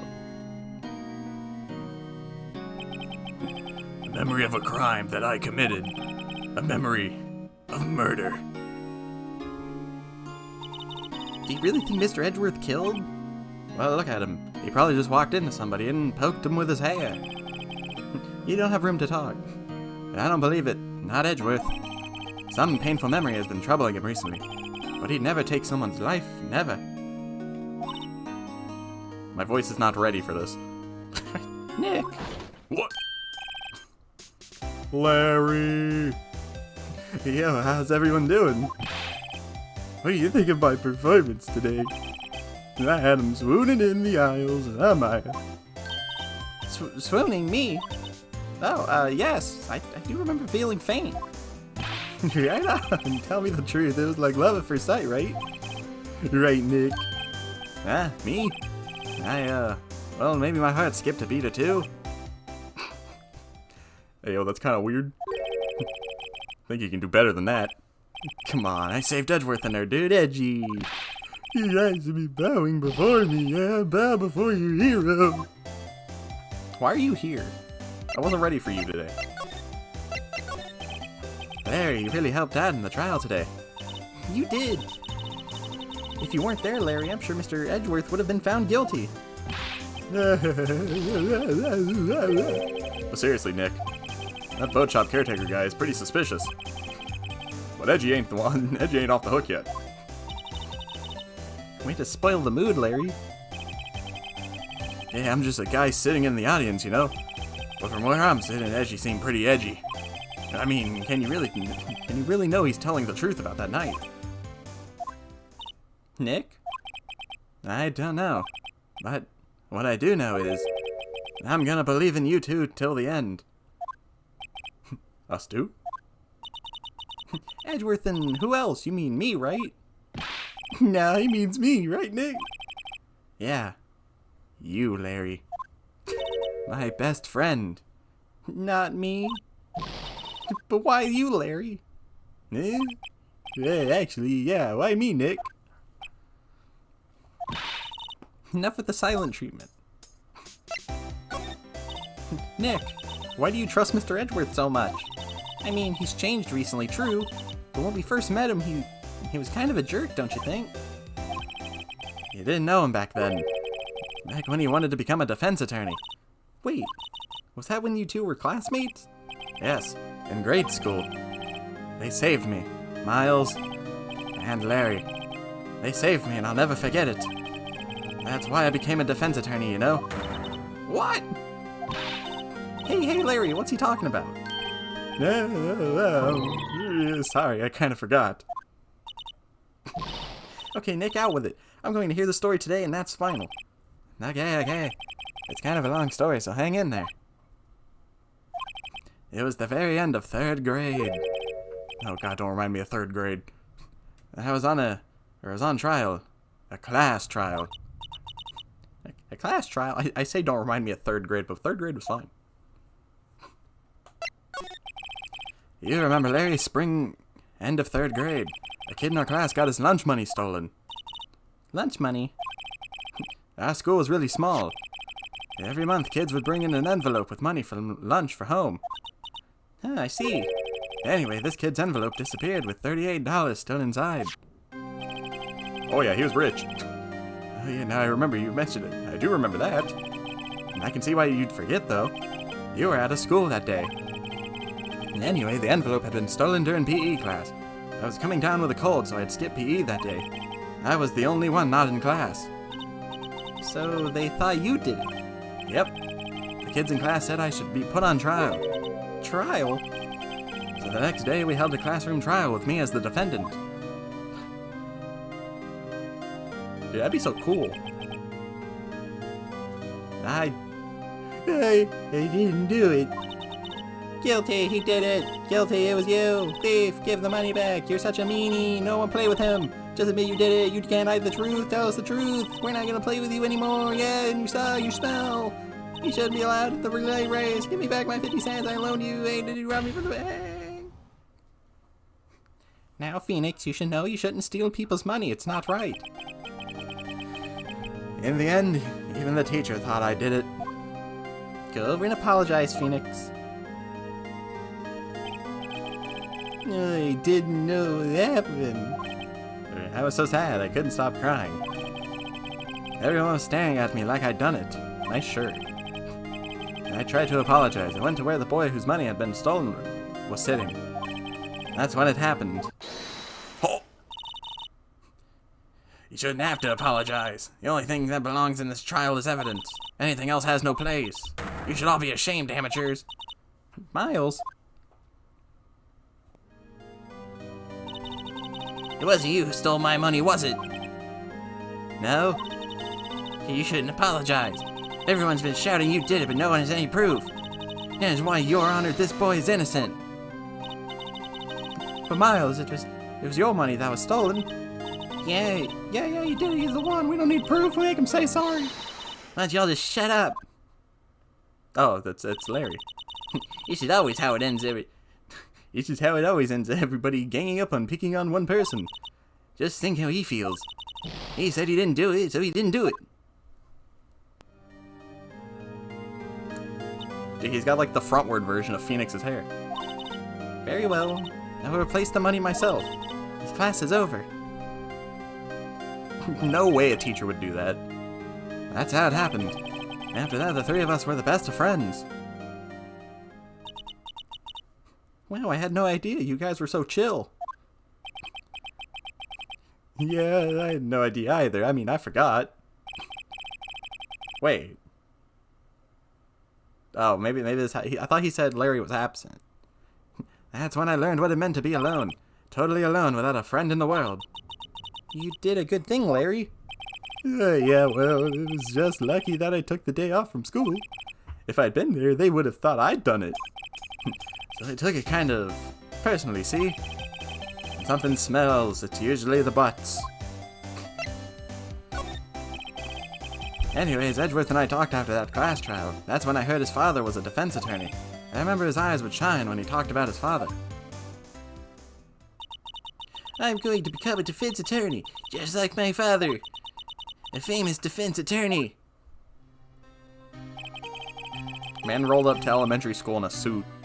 Then, a few months later, he suddenly transferred to another school. The DL6 incident. Right. I'm not sure, but the transfer probably had to do with his father's death. That's so sad. It was several years later when I heard Edgeworth's name again. There was an article about him in the newspaper.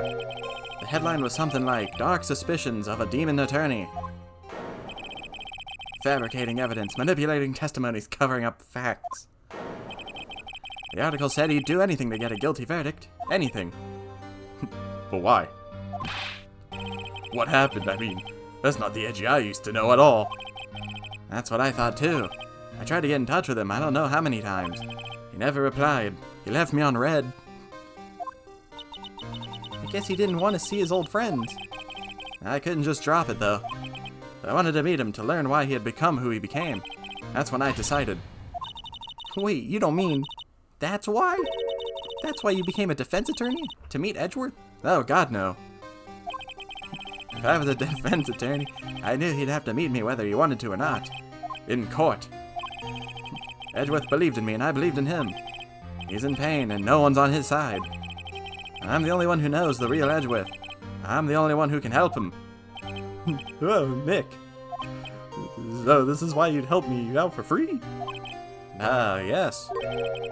I helped you because I believed in you. Except I don't remember saying I'd do it for free. Oh, Nick. Nick. Nick! We have to save Mr. Edgeworth if it's the last thing we do, okay? Alright. Very well, maybe. First, there's that rental boat shop caretaker. We need to find out who or what he is. I'd settle for who. I guess I can clean out some of this evidence I no longer need. Okay, let's go. What do you mean clean out my evidence? We need everything.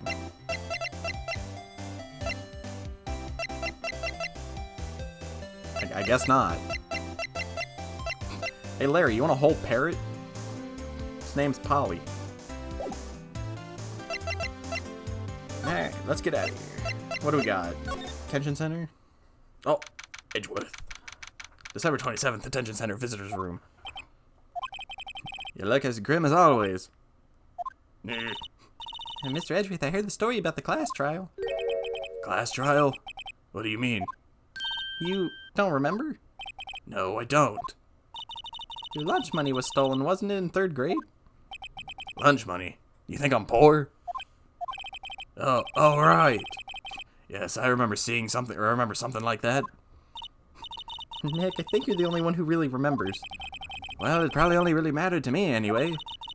Mr. Edgeworth, didn't you know? The trial was the reason Nick became a defense attorney. Ridiculous. Gee, thanks. That said, it does sound like the kind of thing you'd do. You haven't changed a bit, have you, Wright? So simple to the fault. Even. Well, maybe, yeah, but I think you changed too much, Edgeworth. Perhaps.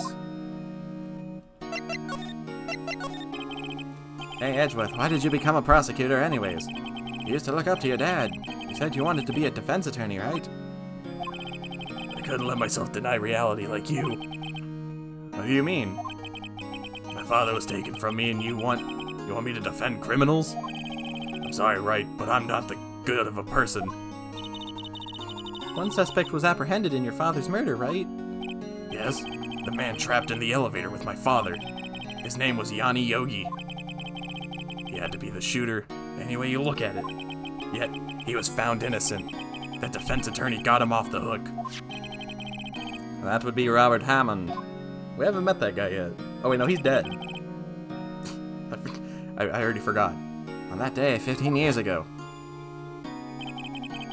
The 3 of us were trapped in that elevator for That's Edgeworth. The 3 of us were trapped in that elevator for 5 hours. When we were rescued, we all suffered oxygen deprivation. I had lost all memory of the murder. Lost your memory? Even now, I can't recall what happened in that elevator. That was the crux of Yogi's attorney argument in court. He claimed Yanni Yogi had been not of sound mind due to the oxygen deprivation. Yogi was released due to a lack of evidence. Innocent. That's when I changed my mind. I started to hate defense attorneys. So I'm gonna guess he killed his dad. What's your relationship with Von Karma? He's my teacher and a man who deserves respect. I learned everything I know of the courtroom techniques from him. Oh, so you learned how to interrupt every bit of dialogue? So he's like my sister was to you, Nick. He's a perfectionist in all things. In court, in his personal life, he's obsessed with doing everything perfectly. Perfectly, huh? In all the cases he has taken on, none were left unsolved. And not one suspect was declared innocent, ever. But that's... I know. It's possible some of the suspects were indeed innocent. However, it's impossible for us to accurately determine that in every case. All Von Karma does is his job, to find the suspect guilty perfectly. In any case, it's nigh well impossible to find a weakness in him. Should a weakness appear, he would do everything in his power to make it go away. Edgeworth, if what you're saying is true, you're headed for a guilty sentence tomorrow. He's right. Now's no time to praise the enemy, Mr. Edgeworth. It's a strange situation in which I find myself, I'll admit. No kidding. tell me, what do you think of this parrot? Nick, no. That's a photo of his father. Don't show him that. You're right. Now probably isn't a good time to dredge up those memories. What is it? Nothing.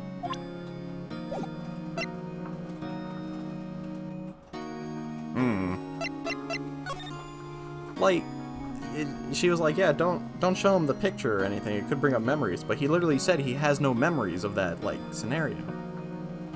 So, like, wouldn't we want to bring back the memories?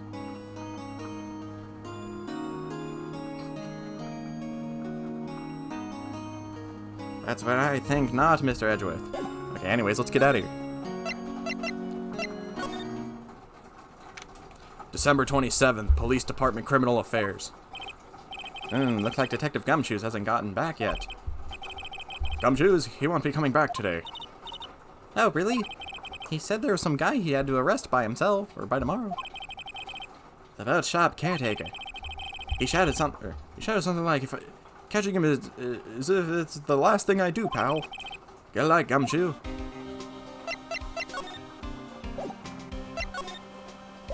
Oh, I keep thinking this is P3P, where I can move the thing faster. That must be one of the detectives. He's mumbling something to himself. Please think about what you're doing, Jolinda. Don't take my Tommy away from me, no! You must be doing image training for a nasty divorce argument.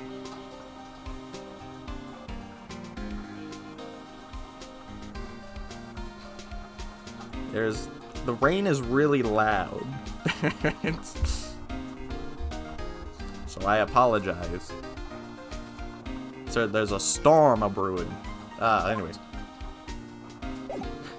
I'll take my Tommy away. No, not Gord Lake.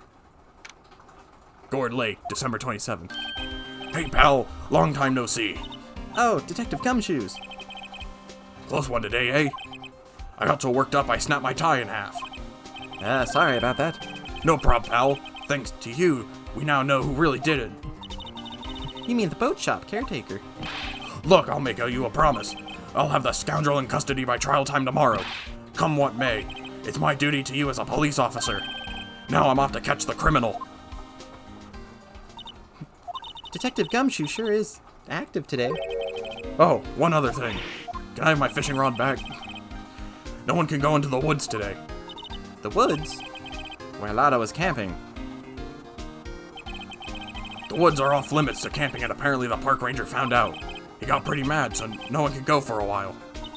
I guess Lotto's in a lot of trouble. Anyway, I'll be seeing you tomorrow. Hold on, I want to go to, God, the rain's so loud. Thank you, Larry, for sitting in my office. I want to see Grossberg. December 27th, Grossberg Law Office. He's out again. When did he work anyways? Nah, don't be so harsh. Guess we'll have to come back later. Yeah, why is he here? He was here for like one thing.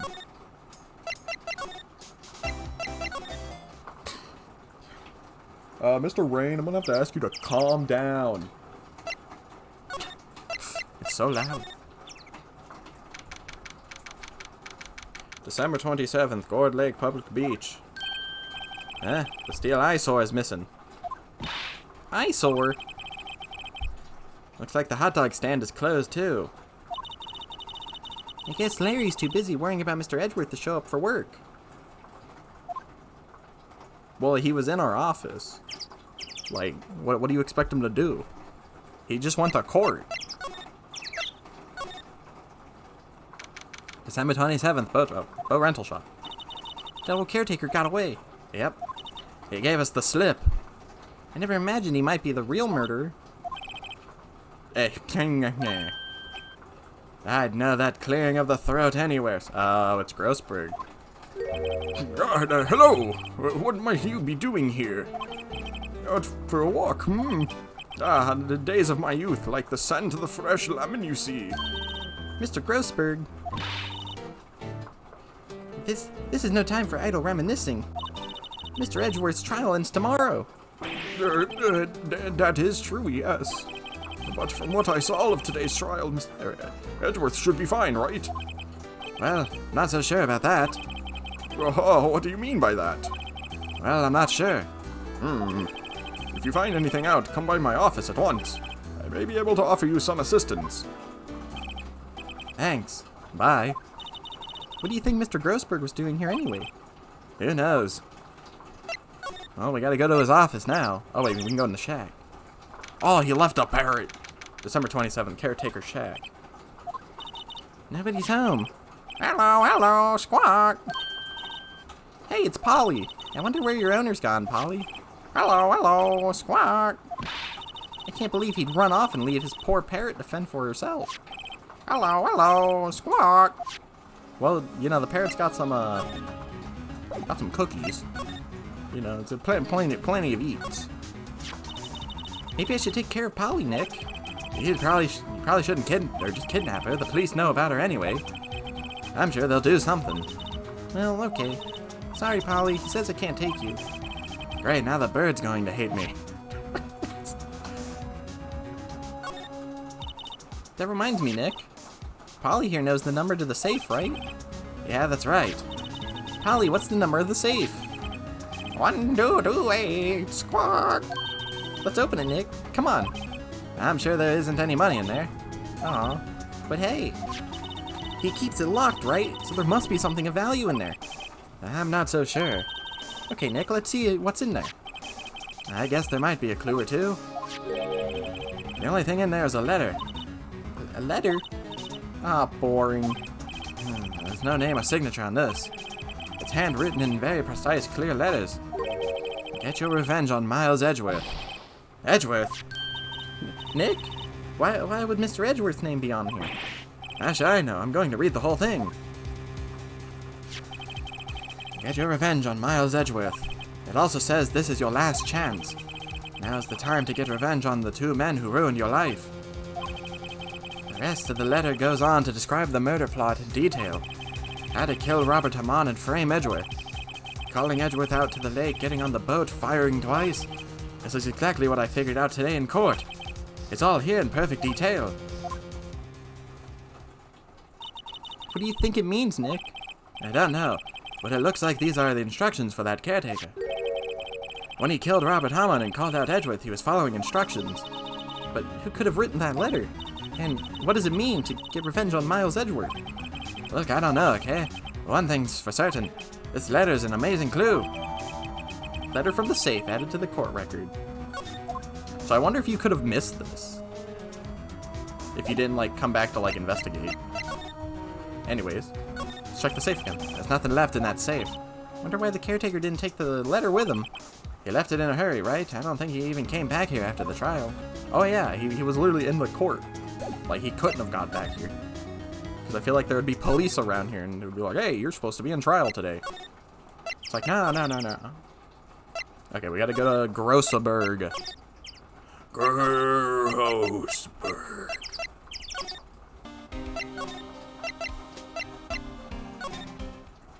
Oh, one day left, Nick. Yeah, I know. Well, no time to waste. Let's get going. What do you think we should do now, Maya? You would know best, Nick. Just do what you do. That should work. Oh, thanks. Well, had any good ideas? This is all tied to the DL6 incident. We better find out as much as we can about that murder before tomorrow. Something that happened back then has a hold on Edgeworth and it won't let go. Onward. To Grossberg. Oh, he's not here. He literally said, come here. Here, Edgeworth. Edgeworth, see this letter? This came out of the safe in the shack where that boat rental caretaker lives. I see. Revenge on me? Who's that old guy anyway? I don't know. Could he be an innocent defendant who got declared guilty or something? Nice, Wright, but I don't remember that old man. Not at all. So he was following this letter then? Which means there was someone else behind it. Now's the time to get revenge on the two men who ruined your life. Two men, meaning myself and Robert Hammond. It also says this is your last chance. Last chance? Wait, maybe. Maybe he's talking about the statue, or the statute of limitations on the DL6 incident. Wait, that old man. What is it? Do you know who he is? Yogi, could he be Yogi? Yogi? You know, like, I'm gonna steal your picnic basket. Yogi Bear. The suspect in the DL6 incident, the one who was found innocent. Interesting. We already knew this, but you know, interesting. It was that case that changed my life. And tomorrow on December 28th, its statute of limitations runs out. Tomorrow could that be a coincidence? But even if the case is finally closed on paper, it'll never be erased from my memory. Never. Poor Mr. Edgeworth.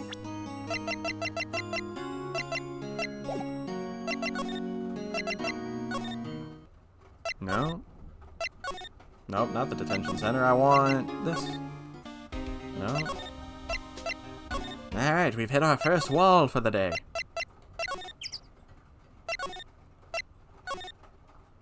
Maybe there's something here I'm still missing. Say, Nick, don't people usually put pictures of fish up on the wall to boast about them? Yeah, I guess. You mean pictures of the fish they caught, alright? Right, but don't all the fish on the wall here look really punny to you? Or puny, not punny. Well, you know what they say. You should have seen the one that got away. Except the one that got away from us was the caretaker, and we did see him. Well, I feel like we're having two different conversations here.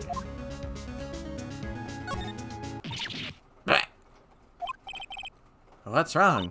Never mind. Ah, tell me. Just when I saw the TV, I remembered. They're showing a Pink Princess special this week. Oh. See, that's why I didn't want to tell you. Everything's cold. Looks like he didn't turn his heater on. I guess he hasn't been back here since the trial. It doesn't look like he used this kitchen much. You're right. I guess the whole pasta restaurant thing was a lie. What, you thought he was telling the truth?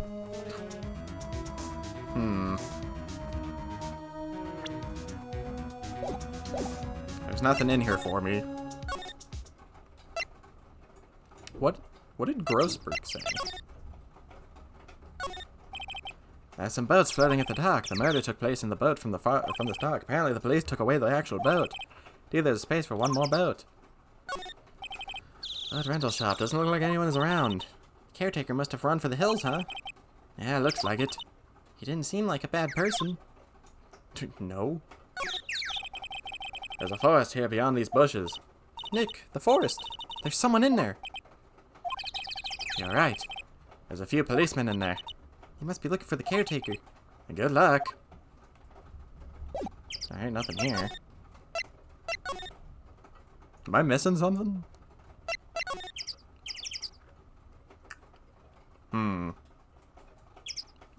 Where did Grossberg go? He said come find me when you have something. Trash can with no trash. At least the place is well maintained. I almost didn't see that signpost. Left boat dogs at exit. Here's some benches, no clues. No one's going to sit here on a cold day like today. Well, unless they were eating a samurai dog. How would that change the temperature, I wonder? You seem troubled, Nick. No. Who? Me? Never. Why would I be troubled? I'm a defense attorney. Guess Larry has today off. He's pretty happy about saving Mr. Edgeworth. True, we owe him big. Okay. And the lake. I missed the lake. This lake sure likes to cause problems, doesn't it? I mean, everything that happened here turned out to be a lie. Gordy was a lie, and the charges against Mr. Edgeworth were a lie. I guess you're right. I mean, I'm glad the charges were all lies, but still. Okay, nothing here. We just gotta examine one after another. The sign says Gourd Lake Nature Park. This place is full of families picnicking on the weekend. But no waterfall. Not many picnickers come here for spiritual training, Maya. I feel winter's chill from the bare leaf trees today. What is it about winter that turns people into poets? I don't know, but my toes are starting to feel numb. Yes, my poetry has that effect on some people. The rumbling thunder. My favorite. Apparently this microphone picks up thunder pretty well. Or so I've heard.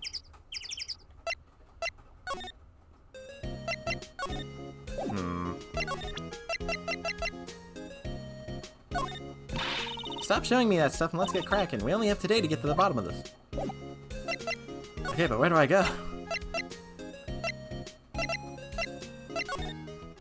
Maybe there's something I haven't shown Edgeworth that I need to show him? Sorry, I'm not sure I can help you with that.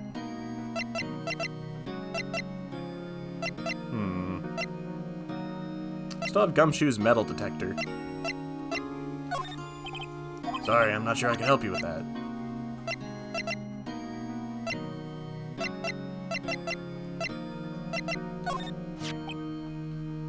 What are you showing me this picture for? No reason.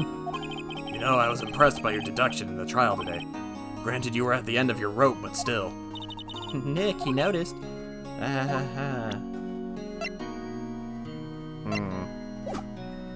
What am I missing?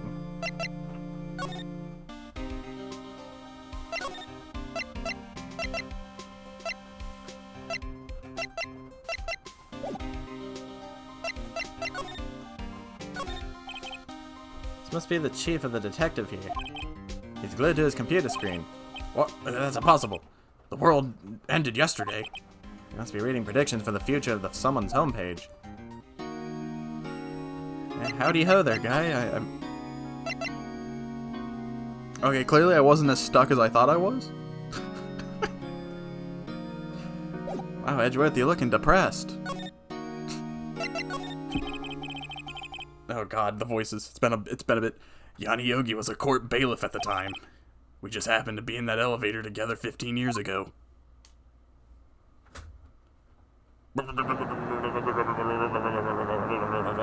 That's my earthquake noise.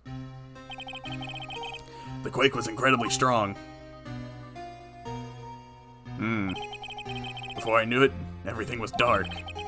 We were there for so long it felt like forever.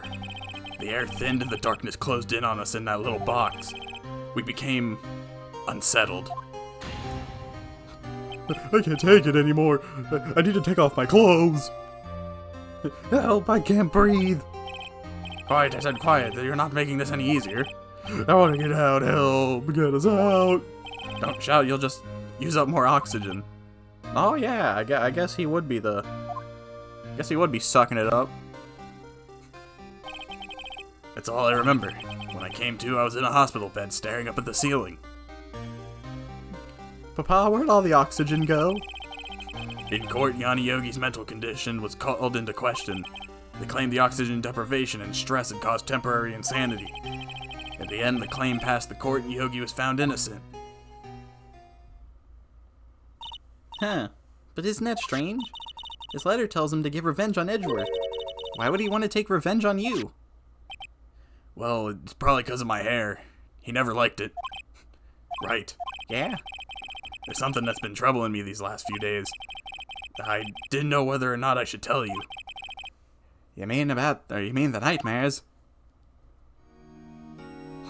Yeah, when you told me you shot somebody. It's a nightmare I've had. Memory of a crime that I committed. A crime you committed? A memory of a murder. Well, I guess that doesn't imply that he did it. I think the time has come to tell you all. And then he's gonna tell me he did it. I mean, he says he committed it, but that doesn't mean he did it. It could be two different things, you know, the crime and the murder. For the last 15 years, I've had the same dream almost every night. Man, that must suck for you. I wake up in a fearful sweat every time. What kind of dream? Well, you know what Big Chungus is? It's a dream about my father's killing in the dark. Help, I can't breathe. Quiet, I said, quiet. You're not making this any easier.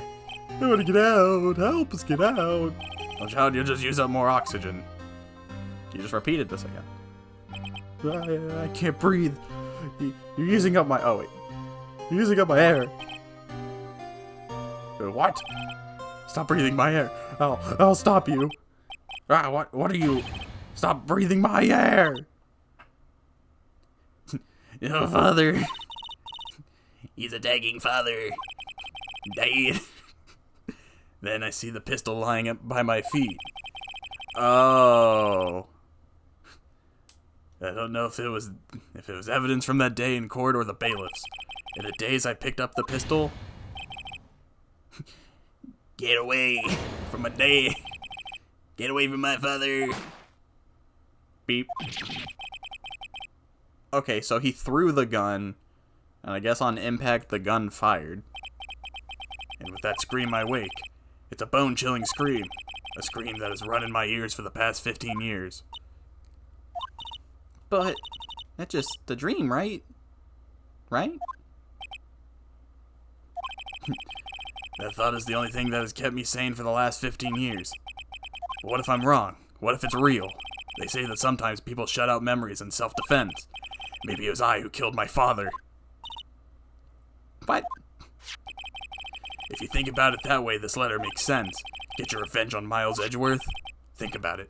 Yogi was really innocent. That's why he wanted revenge against me. Wait, Edgeworth, you mean... It was me. I was the true criminal of DL6. I shot my father. This is bad. What are we going to do, Nick? What can we do? I don't know. I don't think there's anything we can do. Like it or not. If there's someone else who knows a lot about the DL6 incident, maybe. There is, Nick. There is someone else who knows about DL6. Does he know about DLC? Okay, so... He threw the gun, though.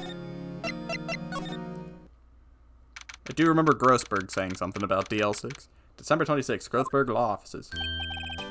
Mr. Grossberg.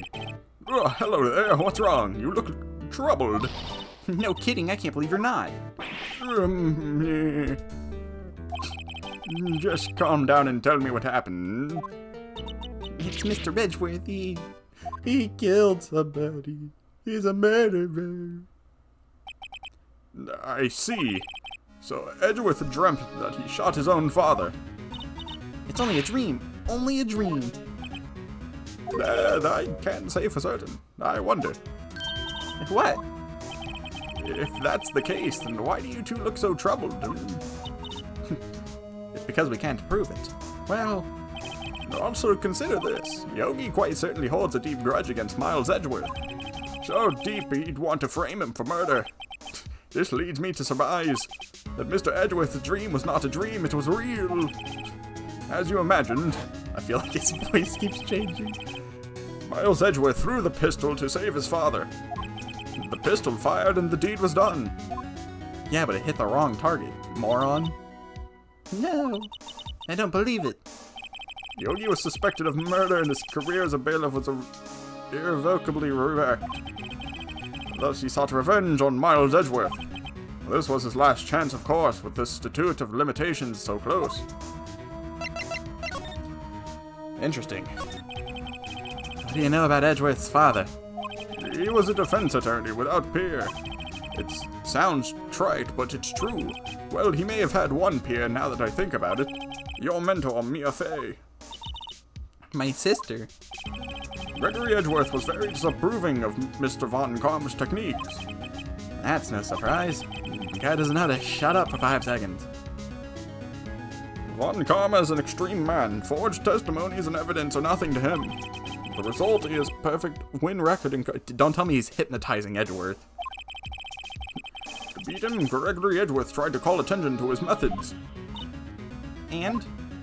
He lost, and died in despair, as it were. I see. He's dead. When Gregory Edgeworth was killed, the police called on a spirit medium. That was your mother, Misty Fey. I have that picture. It's evidence.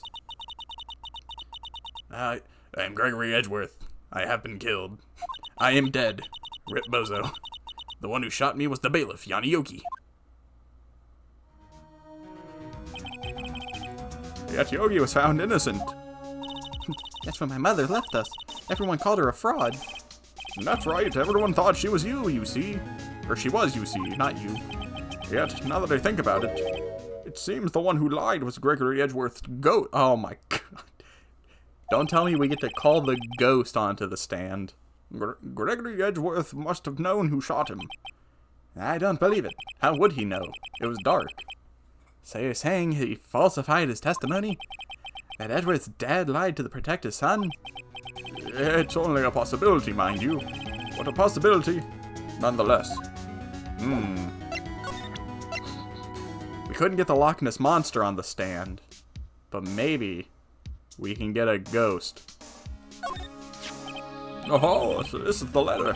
It does seem that Yogi was following this letter when he killed Hammond. But why kill Robert Hammond? Hammond was a skilled defense attorney, but he defended a client not for their sake, but for his own. Huh? His own sake? He never trusted his clients, that one. The only thing he trusted was his own ability. But he got his client found innocent, so why should it matter? Actually, my dear, it's quite different. He won that innocent verdict for no one but himself. Yogi was a free man, but socially he was ruined. Eh? You'll understand soon enough. Wait. What is it? This letter. I've seen this handwriting somewhere before, a long time ago. Whose handwriting was it? You have any idea who wrote this? Manfred von Karma. Could it be Manfred von Karma? Von Karma. Why would he have something to do with this? Well, I'm not sure. Von Karma. Von Karma. Oh, wait, you're right, my boy. This is Von Karma's handwriting, I'm sure of it. I used to see it all the time on the court reports. Who would have guessed Dracula was sus? What? But that means that the one who told Mr. Yogi to kill was... Correct, Manfred von Karma himself. What does this mean, then? Why would Von Karma want to frame Edgeworth? My god. If it truly was Von Karma who wrote this letter, then he would know the truth. He would know that Miles Edgeworth had accidentally killed his own father. He'll say as much tomorrow in court, I should think. He'll press to the point until the court finds Miles Edgeworth guilty. No. But how could Von Karma know about Mr. Edgeworth's past like that? Even Mr. Edgeworth thought it was just a nightmare. Well, you see, he was in the elevator the whole time. That I don't know. Yet I do know that Von Karma is both persistent and perfectionist. He may be seeking to satisfy a grudge against Gregory Edgeworth by hurting his son. What do you mean? It was 15 years ago. Von Karma met Gregory Edgeworth in court and Von Karma did win. But he didn't make it through the trial unscared. Oh. What happened in the trial between Edgeworth's dad and Von Karma? Yeah, Von Karma said, I did the venting. Von Karma got the guilty verdict he wanted. He won the trial. But Gregory Edgeworth accused Von Karma of faulty evidence. And though he lost the trial, Mr. Edgeworth's accusation stood. Faulty evidence? It was the only penalty Von Karma has ever received in his career as a prosecutor. Gregory Edgeworth dealt a blow to his perfect trial record. Wow. It must have been quite a shock for Von Karma. He took a vacation for several months after that, you see. A vacation? Where'd he go? Dracula's castle? A vacation? Yes, an unusual event for the man. That was the first and the last vacation he'd taken in his many years as a prosecutor. Really? He doesn't take vacations? Like, go to the sea or, to the mountains? Dude, that guy would burn alive if he went up to either of those places. Don't tell me he's never been to Europe. You have strange ideas about vacations, Maya. In any case, that was the only time he took a vacation from work. I believe the penalty upset him quite a lot. But if he wanted to keep a perfect record so badly, why would he take such a long vacation? What do we do, Nick? Von Karma's going to bring up DL6. You can bet on it. What if Mr. Edgeworth pleads guilty to DL6? I won't let him. Yeah, every time Edgeworth or Von Karma tries to question Edgeworth, we'll yell at him and be like, that's irrelevant. That doesn't stand in this court. Get out of here. Yes, Mr. Wright. I hate to say it, but even accidental murder is murder, you know. Yep, he was a toddler. I know that. I just believe in Edgeworth's innocence. I can't believe he'd kill someone. But Nick, Mr. Edgeworth admits it himself. His father must have lied to protect him from beyond the grave. I don't care. I know he's not guilty. Mr. Wright? If you say so, I suppose I could go check again. The police files might hold something of interest. Mr. Grossberg, thank you. I can't promise anything, in fact. I think the chances of finding something are slim. I understand. The police materials, huh?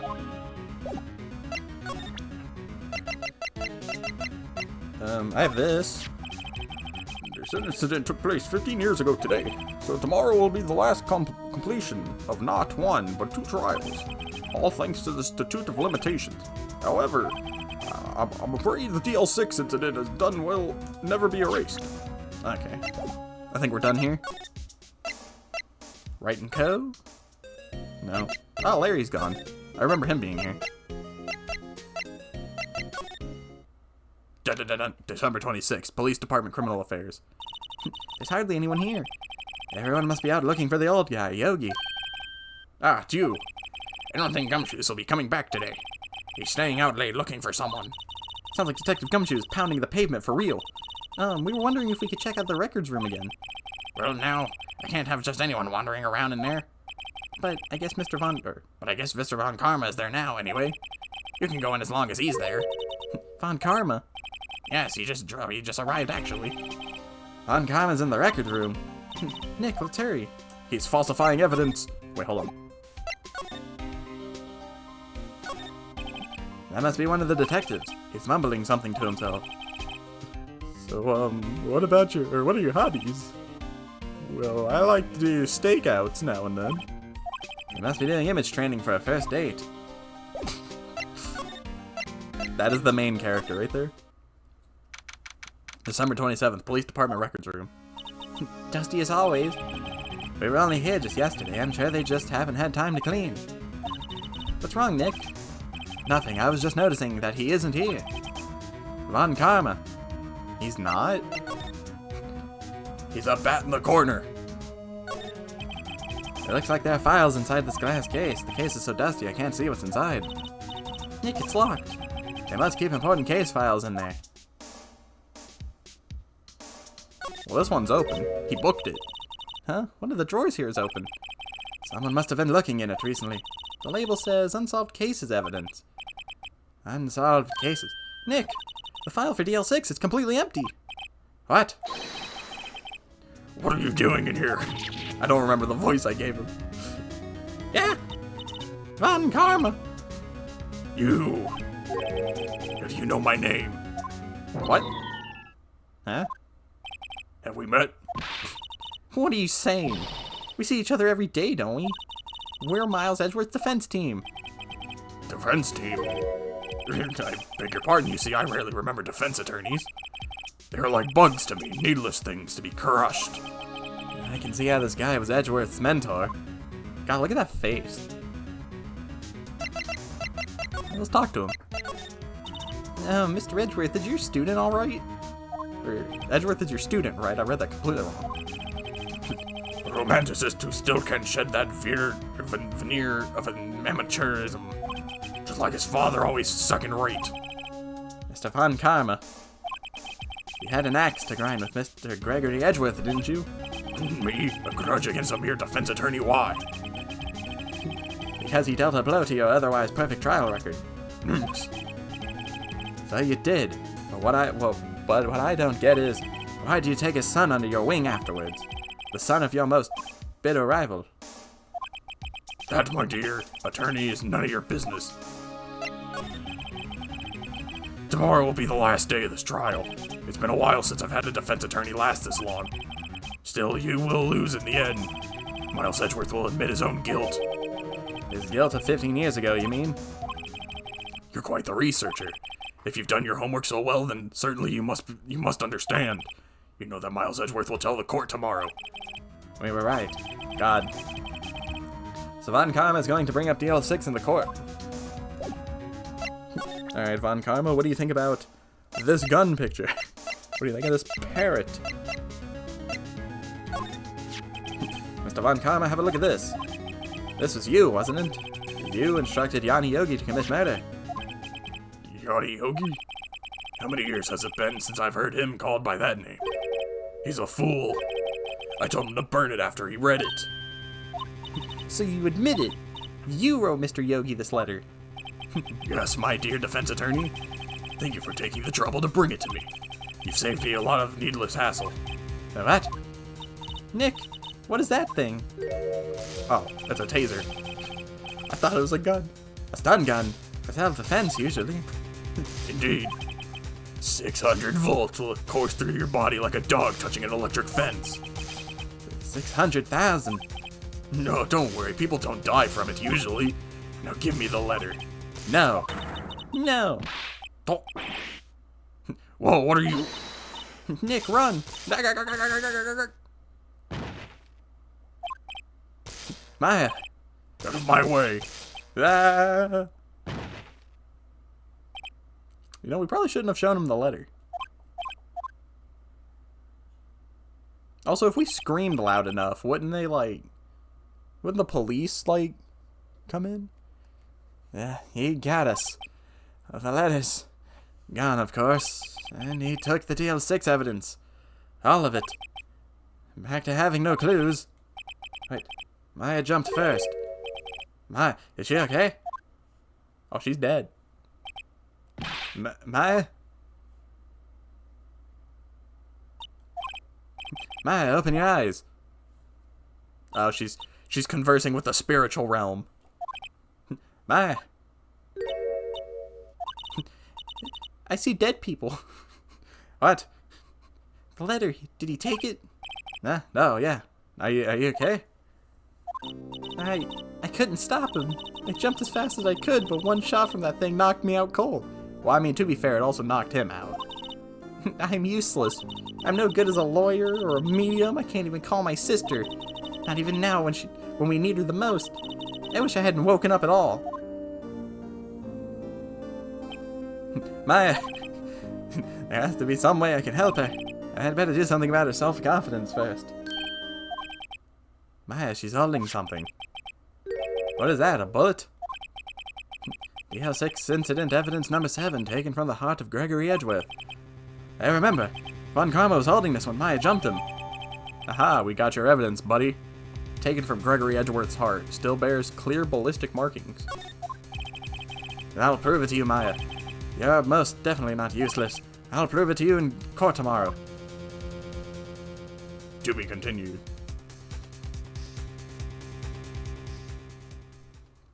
Oh man, we're going to the court.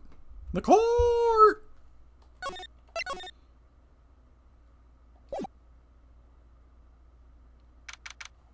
December 28th, 9:51 a.m. District Court Defendant Lobby number 2. This is it. Judgment Day. Today, things are going to get settled at last. A lot of things. Yeah. What's the big idea? Sorry, Nick. I only touched your shoulder. At least the shock hasn't worn off from my run-in with the stun gun yesterday.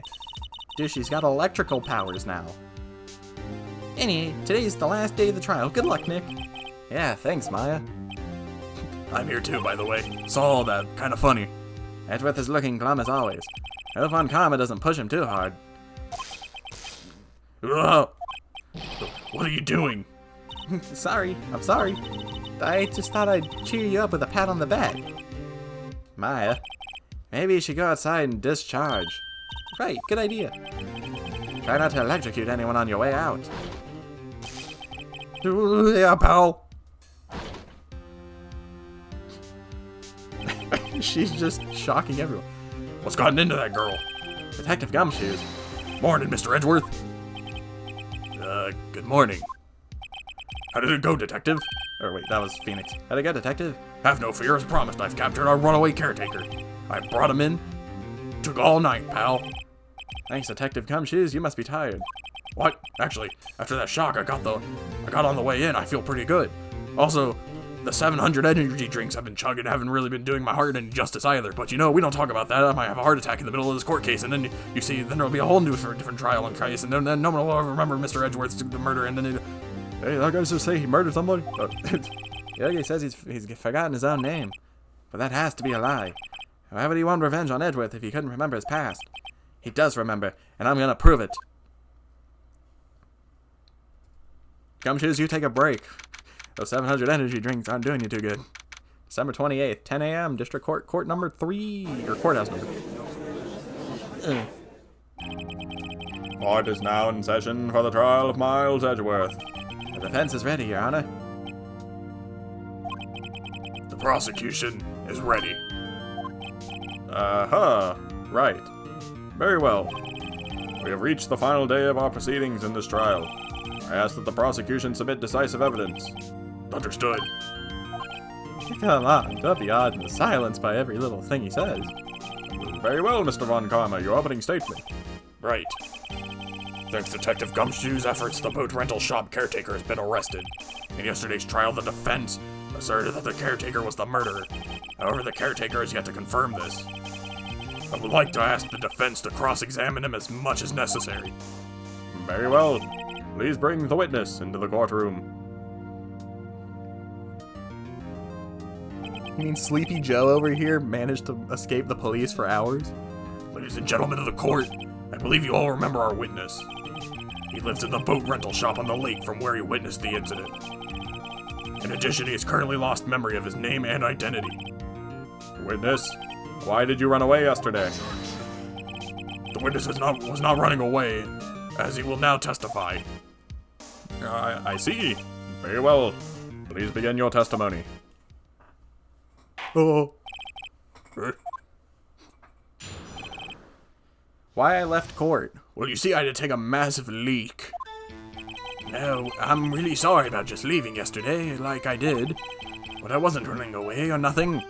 I, went to buy some food for Polly, see? I figured I got nothing to do with this incident anyhow. I mean, I'd need one of those motive things, right? And I don't got one. So my testimony yesterday stands as is. Very well. Let's begin the cross-examination, shall we? He has to know his name. Yanni Yogi. You're Yanni Yogi, and I'm gonna prove it. Why I left court. Alright, here we go. Let me just... Oh, wait. Nope. Let me save me the hassle of if I fail. Okay. Really sorry about just leaving yesterday like I did, but I wasn't running away or nothing. I went to buy some food for Polly. I figured I got nothing to do with this incident anyhow. I mean, I'd need one of those motive things, right? Okay. Yeah, and the motive will prove itself. Okay, so we're gonna call him out on... You figured you had nothing to do with the incident. You've lost much of your memory, is that correct? Yep. Seems like it. Then how could you know that you didn't have anything to do with this incident?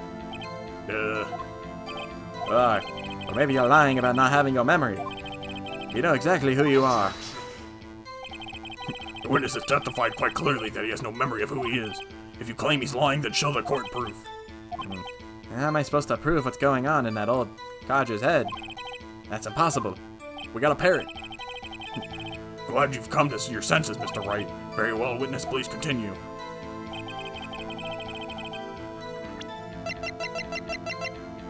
The erstwhile companion of the boat shop caretakers answers to the name Polly. Okay, so it doesn't say it holds important information for him.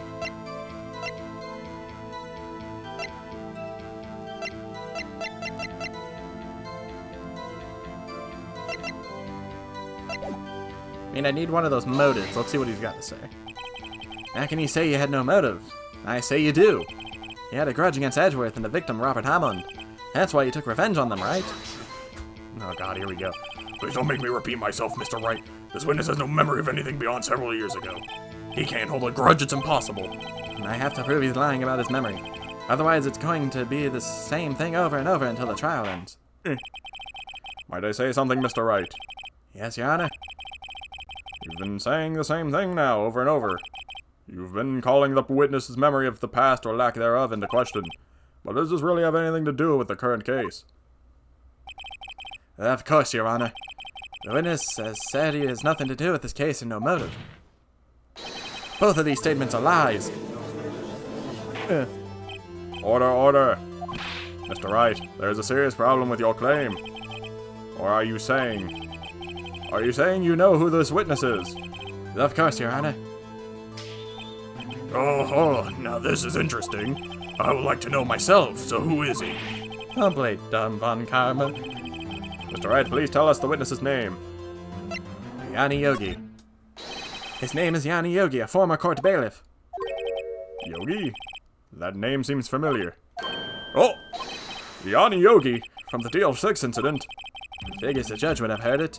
It was such a famous case. But what does this mean? Your Honor, if this man is Yanni Yogi, then he has a clear motive. Tisk, tisk, tisk. Jumping to conclusion again, Mr. Wright. This witness, is Yanni Yogi fascinating. However, how do you propose to prove this to the court? With this bird I took from his house. This is a court of law, as you may recall. You need proof. And allow me to repeat once more that the witness has lost his memory. This is it. I have to do this now. If I can't prove he's Yogi right here, right now, then I've got nowhere else to go. Nick, how are you going to prove it? How can you prove that he's Yanni Yogi? It's okay, it's actually quite simple. Your Honor, please take this man's fingerprints. Then we'll compare them to the fingerprints on file for Yanni Yogi 15 years ago. I see. That makes sense. Tisk, tisk, tisk. I've burned all his fingerprints off. Huh? I'm so very, very sorry, Mr. Wright. Why? The witness has no fingerprints. What? What? No fingerprints. Huh? You see, before I worked as a caretaker, I worked at a chemical plant. I burned my fingerprints working with the stuff, yo. What? Yogi, you sneak. You burned your fingerprints off to hide your past? Well, if the witness has no fingerprints, I guess we will not be able to prove his identity. How? Tisk, tisk, tisk. Well, what will you do now, Mr. Wright? It seems that the case has been decided, no? No. I know what happened. I know everything.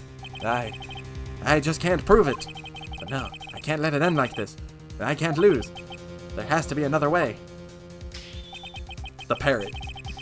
There is no one who can testify at who this witness is. No one. Nick, what are we going to do? I didn't even consider that he might have erased his fingerprints. What do I do? Tisk, tisk, tisk. Well, Mr. Wright, perhaps you'd like to cross-examine his parrot for a little comic relief. Yeah, very funny. You're a sore winner, Von Karma. Wait a second. Cross-examine his parrot? What is it, Nick? No, you're not going to. Your Honor, the defense would like to take Mr. Von Karma up on this proposal. Take Mr. Von Karma up. Wait. Take Mr. Von Karma up? On my proposal? Exactly, Your Honor. I would like to cross-examine the witness's pet parrot. Well, we didn't get the Loch Ness Monster, but we get a parrot. Order, order. Well, what do you think, Mr. Von Karma? Did you even ask? This is a farce. I object. Wait a second. You were the one who suggested I cross-examine the parrot, Von Karma. I have a right to do as you suggested. Well, if you're so desperate, then please be my guest. Of course, should you go through with this, and nothing comes of it, then I hope you're ready for the consequences. Nick, this is crazy. Well, still want to go through with your little game? Yes. Let the parrot take the stand. I will cross-examine her, Your Honor. This is the most ridiculous thing I've ever heard. Von Karma's rigged every person's testimony, every piece of evidence, except the parrot. She's my last chance. At least, I think so. Bailiff, bring the parrot. Squawk! That's quite a bird. Please tell us your name. Name. The witness is ignoring me. It must hurt to be ignored by a bird. Very well, witness. Who is your owner? Please testify for us. Who is your owner? Hello, Squawk.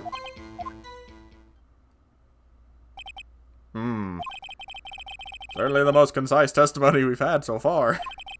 Very well, begin your cross-examination. Right. What are you going to do, Nick? I don't know. What do we do, Maya? Who is your owner? Hello, Squawk. Well, guess we should try to get some information out of her. We need to show the judge that her owner is Mr. Yogi. Alright, we're gonna scream at it.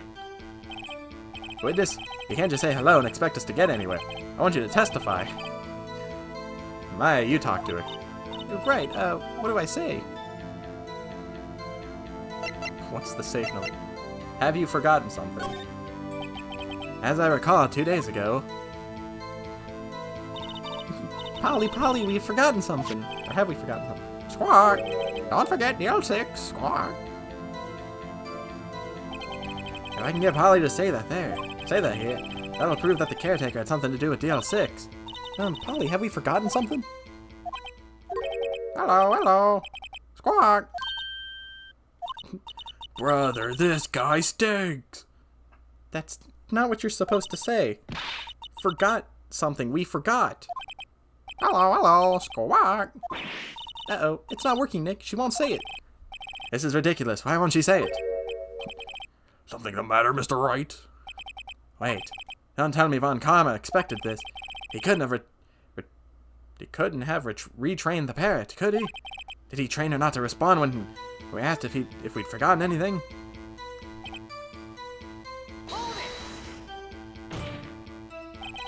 Witness, you're here to speak. You must speak to me. Frankly, I can't believe that you're speaking to the parrot. Well, I guess we should try to get some information out of her. We need to show her the judge that the owner is Mr. Yogi.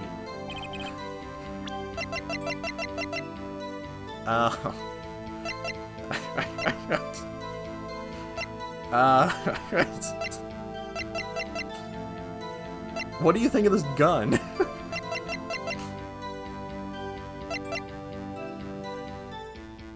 An old photograph DL6 and Exhibit A is written on the back. What am I even supposed to do here? It's a bird.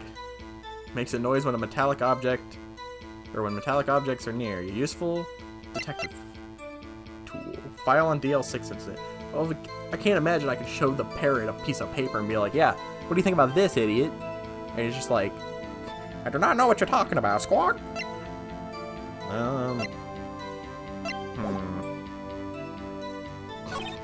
Well, there's only 2 strings of dialogue, so I'm sure I have to...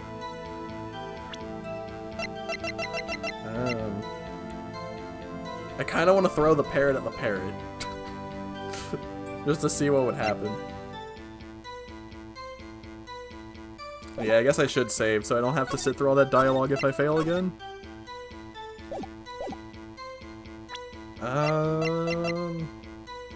Gourd Lake probably has nothing to do with it. Markings match the murder's weapon barrel. The murder weapon... Well, that bullet looks the same as this bullet, so it was the same gun.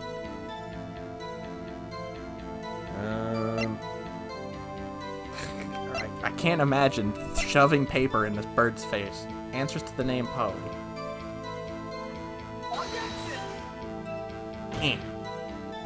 Your Honor, that's safe. Bro. It does? I don't see anything contradictory. Objection overruled. Try to think before you make accusations, Mr. Wright. It's a freaking bird. What's his name? What's his name? What's his name? How do I get him to speak?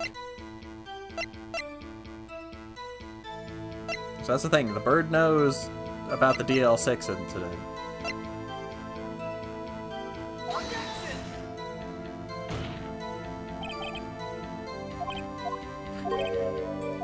What am I supposed to do?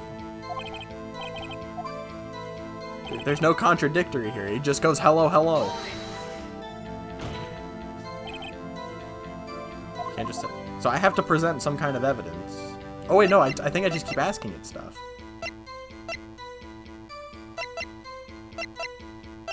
What's your name? Maybe I should get her to say her name. Polly, what's your name? Polly, Squawk. Mr. Wright, I think we've established that this parrot is named Polly. Does this have anything to do with her owner's identity? Of course. Yes, it does. Fascinating. You claim that the parrot's name will prove her owner's identity? But show us this proof.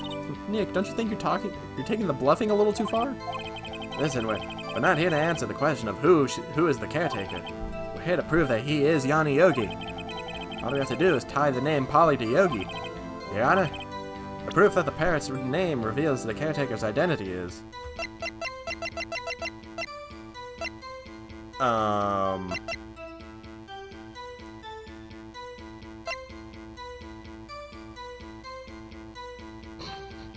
The proof that the parrot's name reveals the caretaker's identity is the... Would it just be the parrot?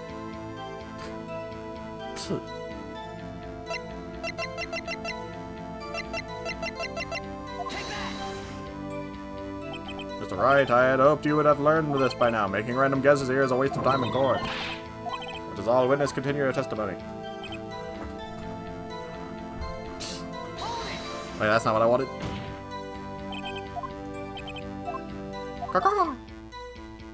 We need to show the judge that her owner is Mr. Yogi. Hello, schoolwork.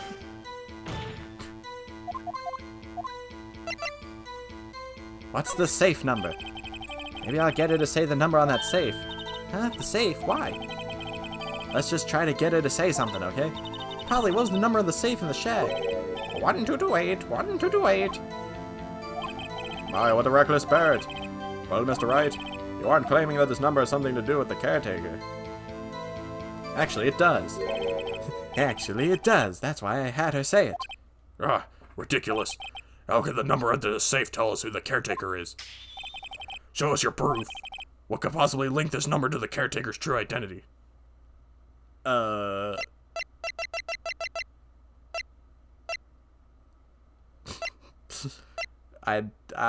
don't know. What could possibly link this number to the caretaker's true identity? He snatched my paper, so it's like I got nothing.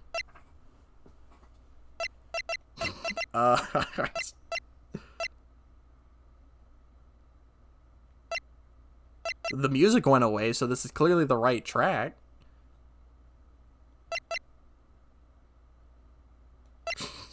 But what do I show here? I don't have anything. The DL6 bullet that came from the police. The photograph of the scene of the murder. I don't remember where this comes from. Didn't this come from the safe as well? File on the DL6 incident. We got that from the police.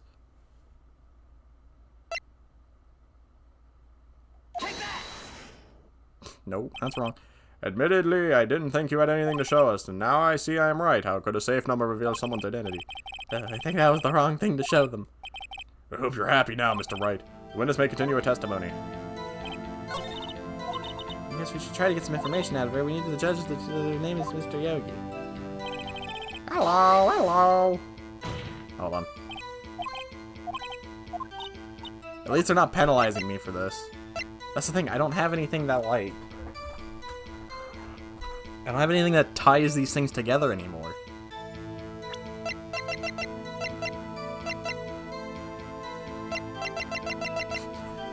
But then it was on that day of the DL6 court case where the bailiff brought a parrot. Yeah, they're not penalizing me, so I'm gonna just try it again. You aren't claiming that this number has something to do with the caretaker. Guess I'll just throw anything DL6 related at it. The DL6 case file. What is this obsession you have with that case? Mr. Wright, where in this file is something relating to the safe number? I'm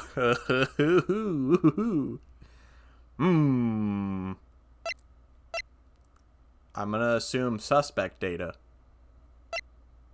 Cause Yogi was the suspect. It's on the suspect data page. Mr. Wright, this file is from a case 15 years ago. I don't see anything about a safe in here at all. I believe this is another one of Mr. Wright's bluffs. Very well, witness, continue testimony. I'm onto something. What's the number on the safe?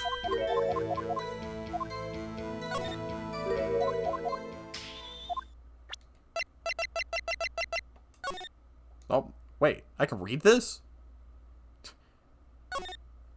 Victim data. Defense attorney trapped in an elevator returning from the lost with his son on the one below son of the murder. Court bailiff trapped in elevator with the Edgeworth memory lost due to oxygen deprivations. Well, this doesn't have anything to do with the safe thing. So something here I have to do with the safe? No, nothing here has anything to do with the safe. How about this picture? What does this picture make you think of? Mr. Parrot?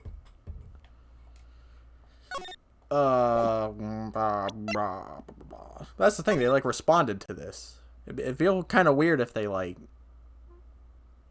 the fact that they like acknowledge this.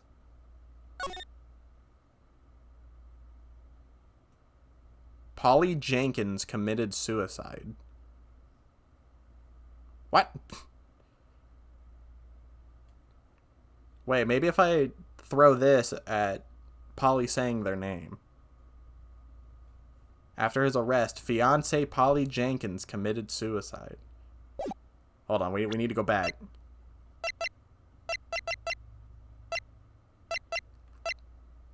Here's a picture that has nothing to do with this.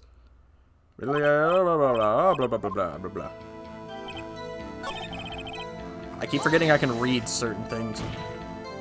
Alright, Bird, I've got your number this time. Say your name. Polly, Polly, go back. Yes, it has everything to do with this.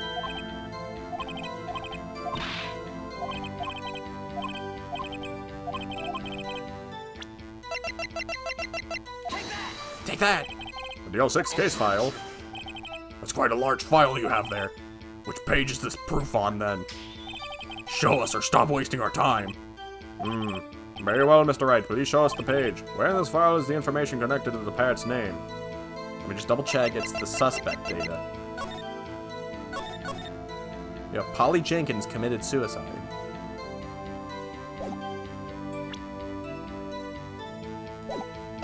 Suspect data. It's on the suspect data page.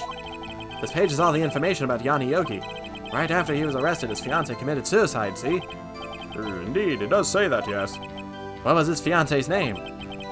Polly Jenkins. Polly! Exactly, Your Honor. He wanted to remember the name of the fiancée who had committed suicide. That's why he named his parrot after her. I see, I guess that is possible. Brah, a mere coincidence, that's all. My granddaughter has a dog she calls Phoenix. Well, Mr. Phoenix Wright, does this make you my granddaughter's fiancé? She's only 7 years... Oh, She's only 7 years old. man, you had kids? Indeed. But own it is a little weak for evidence in a murder trial. We would need some other corroborating evidence. Where am I going to find that? Nick, we're getting closer. One more. If we can just get one more piece of evidence. Right. But what? Very well, witness. You may continue. Dot. Okay, so there is something that links the safe. Something I have links it to the safe. Maybe I'll get her to say the number on the safe. Polly, what's Yanni Yogi's Bitcoin number?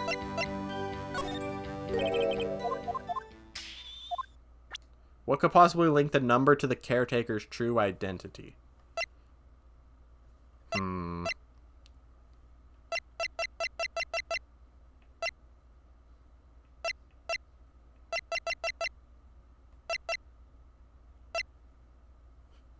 What could possibly link this number to the caretaker? What was the code? It was like 1223. I'd assume a date would be like the thing, but none of the dates I have here.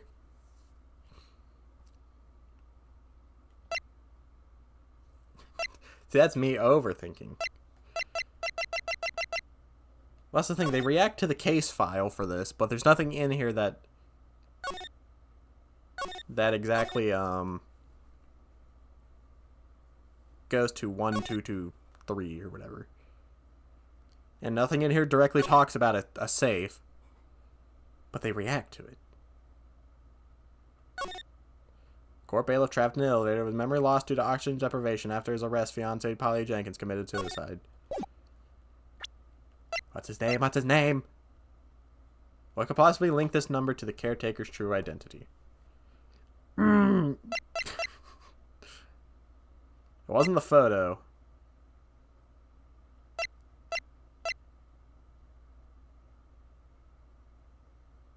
Well, the murder weapon has 2 and then a 3. If we want to keep going on that. What could possibly link this number to the caretaker's true identity? Well, he doesn't have fingerprint. I'm just going to throw it. Nope. Billy, I think you heard something, but on. You now have me. Let us make continue testimony.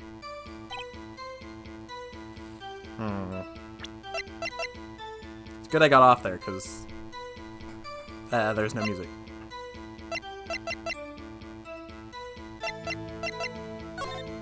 Also, if, like, I get it's foggy and all that still, but if you got this clear of a picture, no way is this old guy as tall as Edgeworth.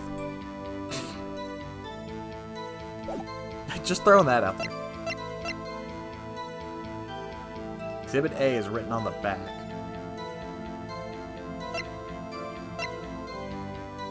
I don't think I have anything that ties that case to this. Or the safe. Unless this bird's got something in it.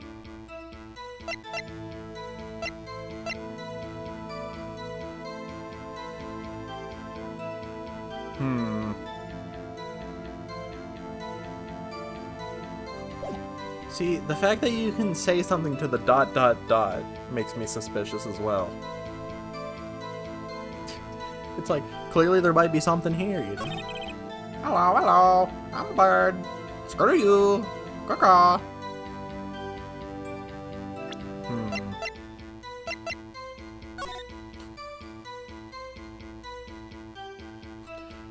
Well, if you turn over the boats, each one has 1, 2, 2, 3.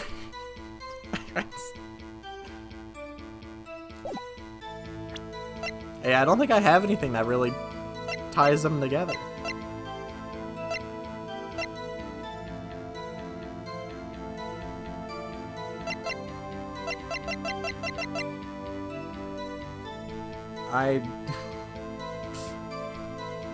It's gonna be one of those things that I'm just like overlooking.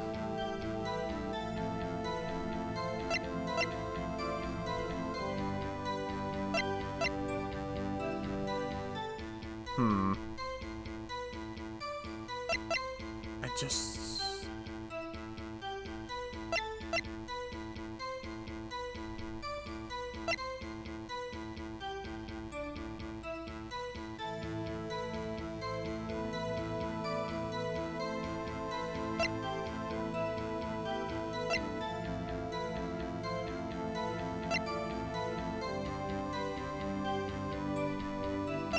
I guess we can, because again, they do acknowledge the case file when you present it. So maybe I just have to pick one of the other options.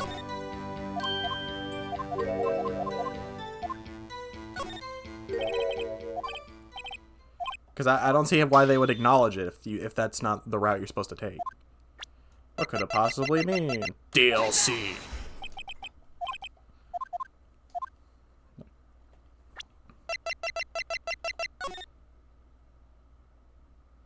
Location elevator, district court. Air and elevator oxygen was depleted at a time of incident. No clues at the scene were found.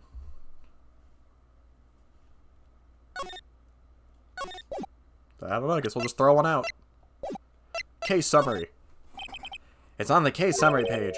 The case summary page? Specifically, the date on which the DL6 incident occurred. Okay, how did the date have anything to do with this? It just says... Oh, wait. Was it not a 3? Was it an 8? Maybe I should have reread the password. Specifically the date on which the DL6 incident occurred. The date of the incident, December 28th. Why, that's today. 15 years ago. And the date on that safe is 1228, or the number on that safe is 1228. Ah, He used the date of the DL6 incident as the number for a safe, Your Honor. That's how important that date was to him. I see. It certainly does, or is an interesting coincidence. People often do set their secret numbers to dates. Ah, this is not tangible proof. I set my ATM cards numbers to 0001 because I'm number 1. Wait, did he just, like, give us his bank account? This has nothing to do with a date. Nothing. That's enough. I think we've reached a conclusion here. This is a mere coincidence, that's all. True, that is a possibility. However, two coincidences at the same time seem more like a pattern to me. What are you saying? Summon the caretaker of the boat shop. Immediately. Oh, I heard you guys talk to my parrot. Witness, tell us your name. Wait. This witness, he doesn't remember. No, it's okay. What? I've accomplished what I've wanted to. I'm done. Nick, he looks totally different. This is the real Yogi, I think, finally. He's been acting feeble to hide his true identity. Acting for 15 years. Well, let me ask you again. Please state your name for the court. My name is Yanni Yogi, and I'm here to steal your picnic basket. 15 years ago, I served as a bailiff in this very court. Order, order. Yanni Yogi. So was it you who killed Robert Hammond and tried to frame Miles Edgeworth for his death? Yes, it was me. I did it. I did it. They put me up on the witness stand 15 years ago. Robert Hammond, he's... I keep trying to jump between voices. He said I was mentally unsound. He told me it would make me innocent, get me off the hook. So, yeah, now he's definitely tall enough for the picture to make sense. So I pretended to have brain damage. I was innocent, really, but he didn't believe me. He won the trial, but I lost everything. I lost my job, my fiancé, my social standing. Then, this year, 15 years later, a package arrived. It was a letter and a pistol. The plan was written out in careful detail. It was a plan for me to take my revenge on the people who ruined my life. I didn't care who had sent it. I thought this was my chance after 15 years. This was it. Finally, a chance to have my revenge on Robert Hammond and Miles Edgeworth. I have no regrets. Wait a moment. Revenge? Against Miles Edgeworth? What do you mean? I'm not at liberty to speak on that matter. Why don't you ask Mr. Edgeworth yourself? Anyways, I admit it. I was the one who killed Robert Hammond.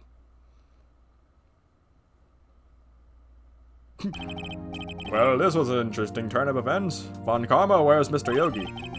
Under arrest, Your Honor. I saw no room for error in his confession. Then, the defendant Miles Edgeworth is innocent, in this case at least. Very well. Will the defendant please take the stand? Sir. There are a few mysteries left unsolved. Still, you are cleared of suspicion for this particular case. So I'd like to pass judgment on the murder of Robert Hammond. Any objections? I don't believe it. Why isn't Von Karma saying anything? Very well. This court finds the defendant, Mr. Miles Edgeworth, not guilty. Yeah! You hear that, Edgeworth? You're off the hook. For now. That is all. This court is adjourned. Objection! What? Did someone just say objection? It wasn't Von Karma. Wait, but that means... No. Edgeworth! Your Honor, I object to your judgment. What do you mean? I'm not innocent at all. We have heard Yanni Yogi killed Robert Hammond in revenge, but revenge for what? Nick, Edgeworth is trying to confess. He's going to say he's guilty. He's going to tell them he was the murderer in the DL6 incident. He's going to tell them he killed his own dad. Oh, what do I do? Raise an objection. The judgment has already been passed. I object to Edgeworth's outburst. Didn't something like this happen yesterday, too? I believe a certain witness raised an objection after a guilty verdict was passed. That'd be Larry. We must hear this new statement. We must hear Miles Edgeworth. He's right. We have a duty to hear Mr. Edgeworth out. For 15 years, I've had a recurring dream. A nightmare.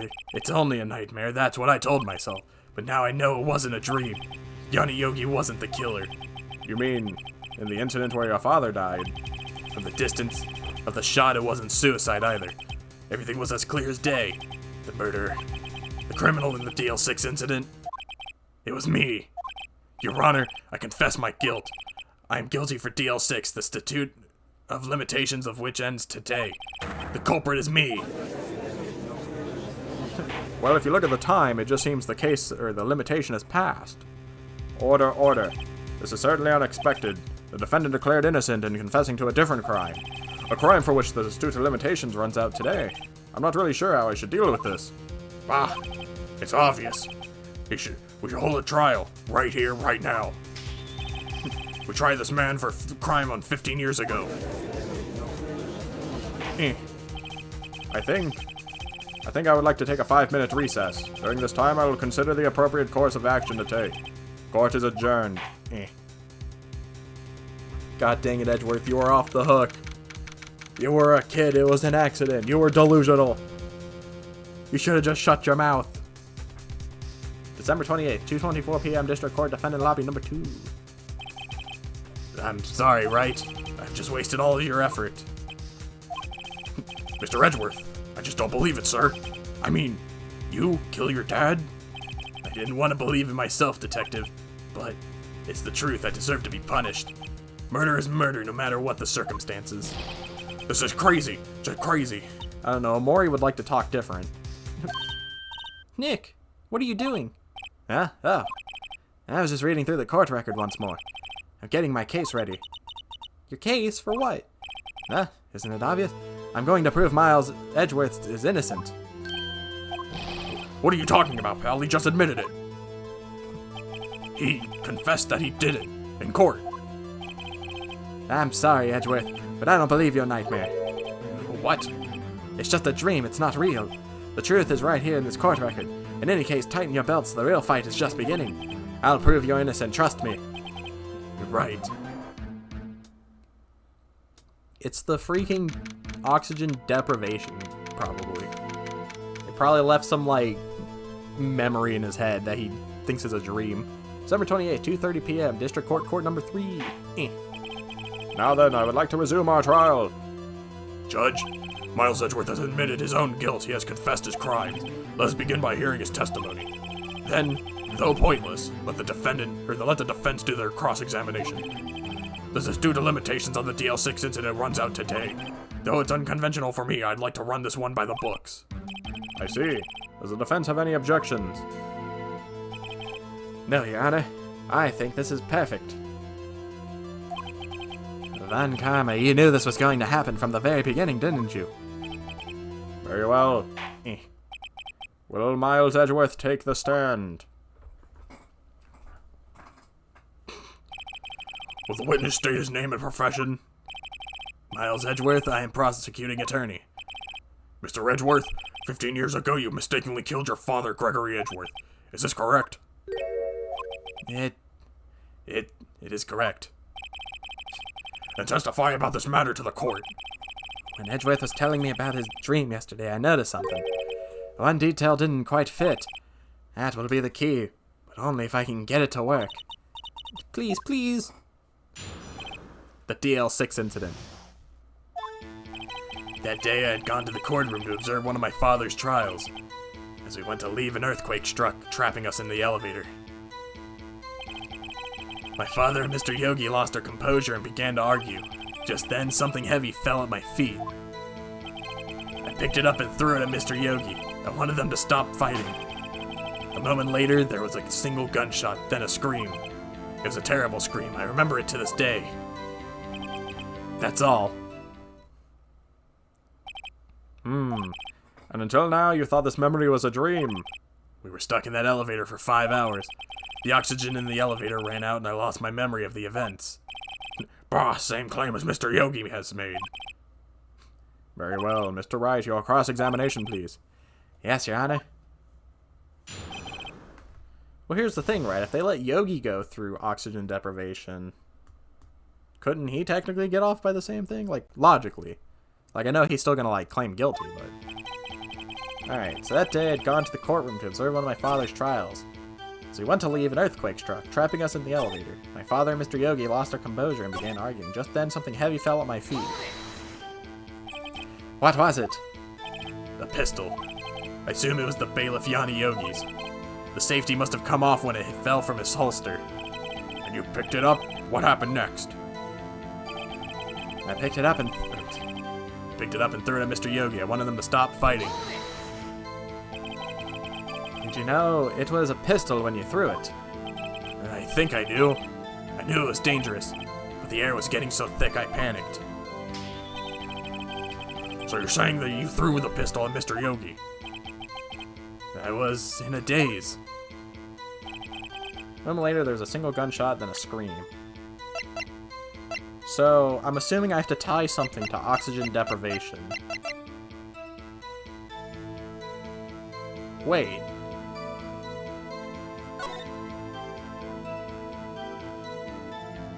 If he's standing there and got shot, why is there a bullet in the glass? The shot came from outside the elevator. A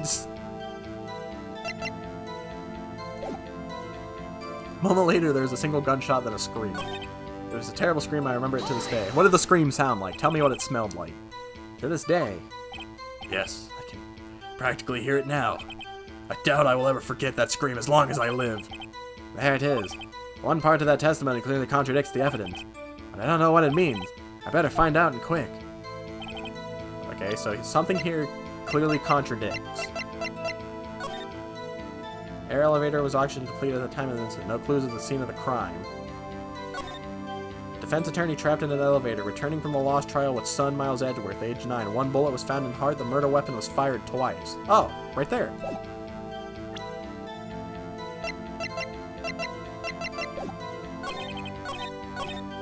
Something heavy touched my feet. I picked it up and stopped yoga. Then there was a single gunshot. No, that's not what I wanted. Wrong bumper. Since then, They've echoed in my head every day, that gunshot and that horrible scream. a scream.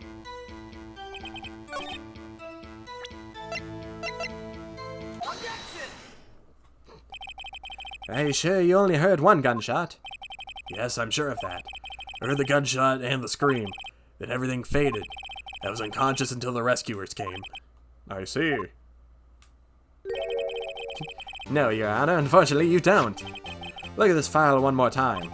This plainly contradicts the witness's testimony. You do enjoy dragging out that file, don't you? I don't accept this evidence unless you can tell us what page it's on. Which page contradicts Miles Edgeworth's testimony? The victim data. Look at the victim data in this file. It says it quite plainly the murder weapon was fired twice. Miles Edgeworth only heard one gunshot, yet the murder weapon was fired twice. The first shot was the accidental firing when the pistol was thrown. So, who fired the remaining shot?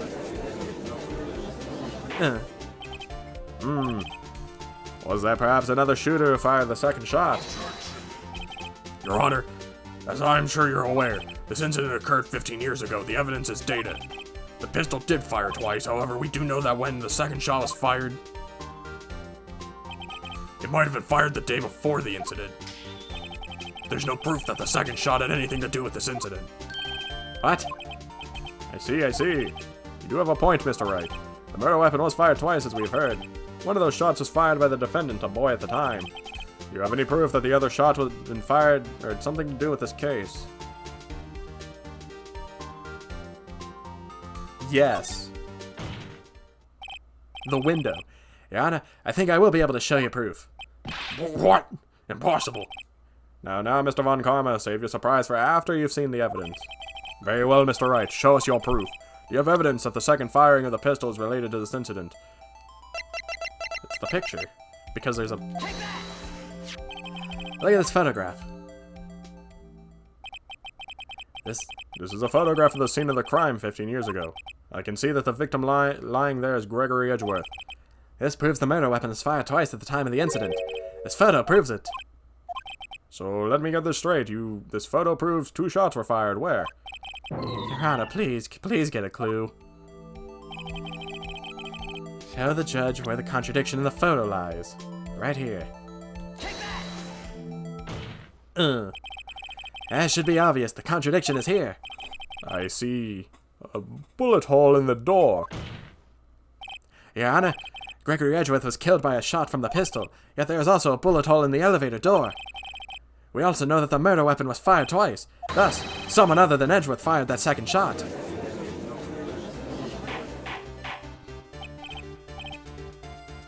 Order. Mr. Wright, what are you driving at? Well, I mean, like, yeah, if Edgeworth threw the gun, it's like, yeah, there's a chance it could have struck his dad in the heart, but, like, I feel like it'd be such a sporadic shot, you know? Because the pistol would be, like, flipping and turning and stuff like that. He didn't exactly aim it, so he didn't shoot.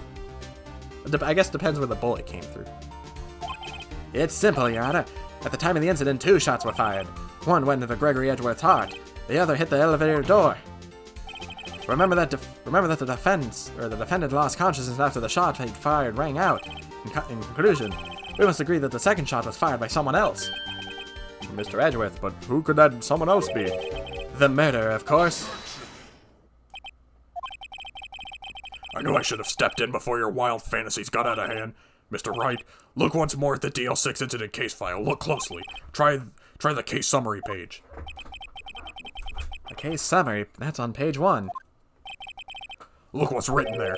Not a single clue was found on the scene. If the pistol had indeed been fired 2 times, then the other bullet would have been discovered on the scene. He does have a point. The second bullet was never found. Why? Because the second bullet does not exist. The bullet that claimed Gregory Edgeworth's life was the one fired by his own son. That is the truth of this matter, the whole truth. There's undoubtedly something else that made that bullet hole in the door. Well, if my understanding of elevators is right, there's like a space around the whole elevator so it doesn't grind up against the walls, you know? So if the bullet shot outside, like through the glass out of the elevator, it might have ricocheted and bounced up into the hole and then disappeared, you know? Order, I will have order. Mr. Wright has proven one thing to us quite clearly, that the murder weapon was fired twice at the scene of the time of the incident. However, as Mr. Von Karma says, the second bullet fired was not found. It is highly unlikely that the police merely overlooked the second bullet. So all we have is the single bullet fired. I'm afraid I have to discount the defendant's claims. Disc. I praise the judge for his wisdom in this matter. Well, one bullet we have is from Robert Hammond. How did this happen? I don't believe that the second bullet didn't exist. Was I wrong? Have I been wrong about this whole incident? What are you doing, Nick? Why aren't you raising an objection? I'm sorry, Maya. What? It looks like I was wrong. Nick, if the second bullet wasn't there, then all of my conjectures are for nothing. No. But you said you'd do it, Nick. You said you'd get Edgeworth declared innocent. I'm sorry. It's just, when I saw the photograph, I thought that the 2 shots had been fired. I was so certain of it, I thought I'd won. I thought there was another person, someone else, who fired the killing shot. But now I was wrong to think could it be that simple. This case has stood unsolved for 15 years. Nick, Well, it seems that we have finally cleared up this incident. Only 1 bullet was found at the scene of the crime. That shot was fired by Miles Edgeworth. Precisely.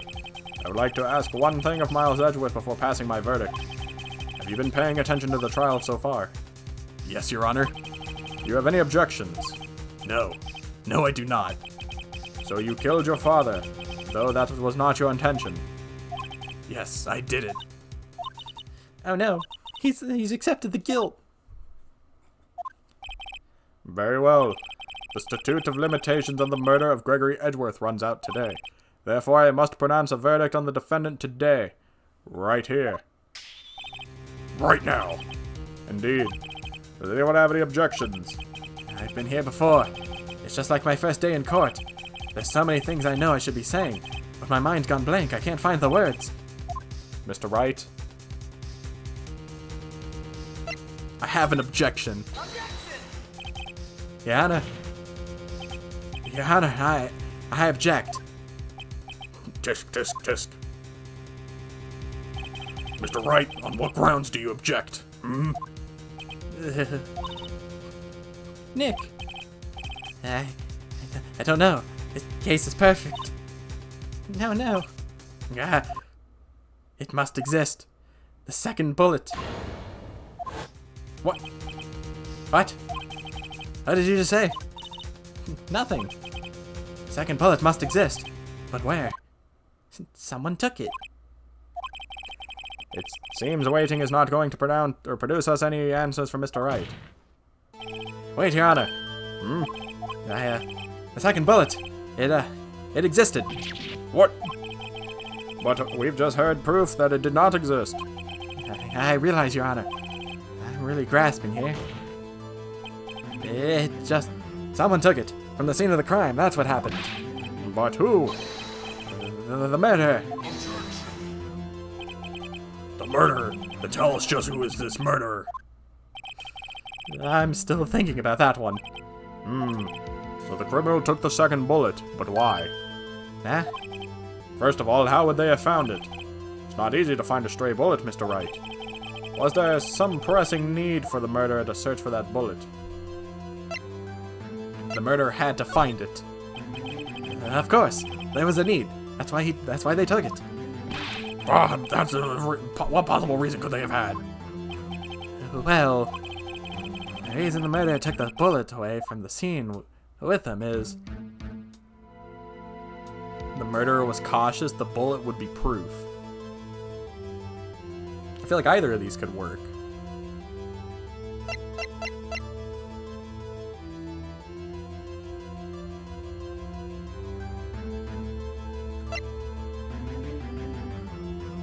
The murderer was cautious.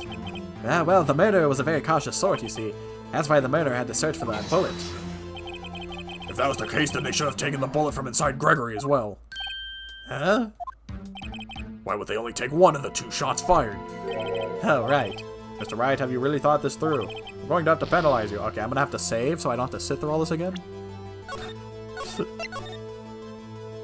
I'm now scared. Oh, this isn't going so well. Was there some pressing need? The murderer had to find it. Because it was going to be used as evidence.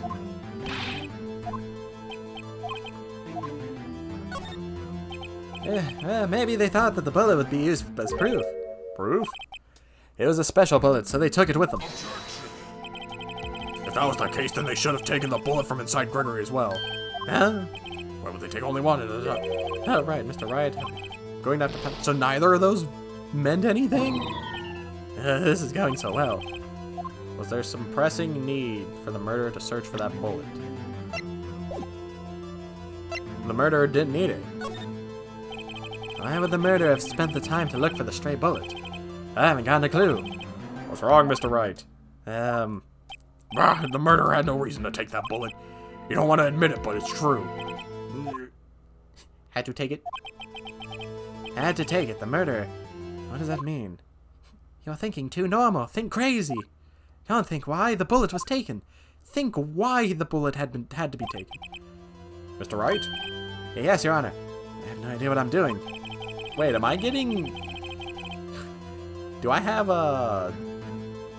dead people talk? Am I what was it, a spirit medium or whatever? Well, the murderer had no intention of taking the bullet from the scene, but the murderer had to take the bullet. Had to, Mr. Wright. What do you mean? Well, for instance what? Maybe the bullet hit the murderer? The bullet hit the murderer. Just saying, for instance. I mean, if it hit you, you would have to take it with you, wouldn't you? It's not like you could perform surgery right there. You know? Wait a second. I was just talking off the top of my head, but what if that's really what happened? Let me get this straight. So at the time of the murderer took themselves, or the murderer themselves was shot. And they left with the second bullet still inside of them. Thus leaving only one bullet at the scene of the crime? Yes. I guess that's how it would work, yes. But there's a problem with that. The other two people rescued from that elevator, Miles Edgeworth and Yanni Yogi, were both unharmed. So that would mean... The murderer came from outside, yes. Oh, it's spicy in here. The two men inside the elevator. Trying to stop them, the boy picks up the pistol at his feet and throws it. The pistol discharges and the bullet goes through the elevator door and hits the murderer outside. The boy loses consciousness. Then the murderer opens the elevator door and sees the men inside. Ah. So I was right. The bullet, didn't hit the dad. It hit the window. But I guess the elevator had opened, I guess? Mr. Wright, you are truly the most unpredictable defense attorney I've ever known. I can tell you are grasping, yet I cannot deny the possibility of what you say. What do you say? Deny it, deny it. No one involved with the incident was wounded. There was no murderer. No one was wounded at the time of the incident. He's right. I can't think of anyone. Hey, Nick. I just thought of something really crazy. Crazy? Remember what Mr. Grossberg said yesterday? Gregory Edgeworth dealt a blow to this perfect trial. Wow. It must have been quite a shock for Von Karma. He took a vacation for several months after that, you see? Yes, an unusual event for the man. That was the first and the last vacation he's taken in his many years as a prosecuting. He took the vacation because he had been shot. What if Von Karma didn't take that vacation because of shock, but took it because he was injured? Which would mean... It could only mean one thing. He was the murderer in the DL6 incident. He was the man who shot Gregory Edgeworth. It was Von Karma. Oh, man. Something wrong, Mr. Wright? You seem dazed. No, Your Honor. Well, you haven't indicated the possibility that the murderer came from outside. Can you give us the name of your suspect? No. Should I come out and say it now? Say it now. Say it now. Wait.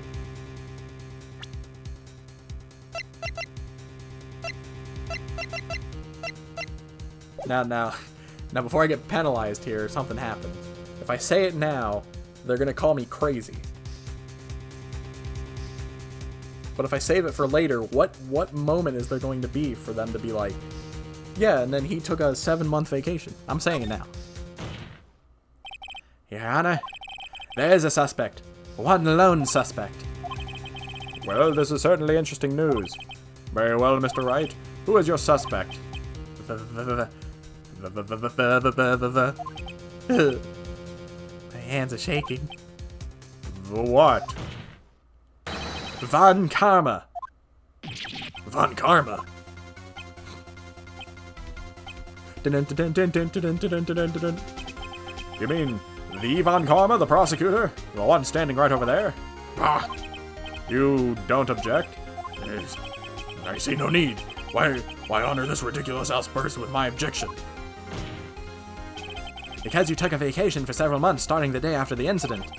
Yet you pride yourself on a perfect record. Why would you take such a long vacation without any reason? So you're claiming that I took a vacation to heal my injury from the incident? Fascinating. Prove it. I would have needed surgery. No? Where did I go under the knife? Or where did I go under the knife at, Mr. Wright? Bring the doctor that operated on me. Have him testify. Nick, let's find out who his doctor is. It's no use. Edgeworth. I know Von Karma perhaps too well. He's perfect. He wouldn't leave clues. He probably didn't undergo surgery. That would leave a doctor as a witness. He did surgery on himself. Nobody's that perfect. So what, Nick? Does Von Karma pull the bullet out by himself? That's insane. No, he couldn't have. You can't just pull bullets out of yourself. Wait, what does that mean? That bullet has to be somewhere, but where? He never pulled it out. It's still on his shoulder. Tisk. Well, Mr. Wright, can you produce evidence to prove that I was shot? Do I have evidence to prove that he was shot? I don't think I do.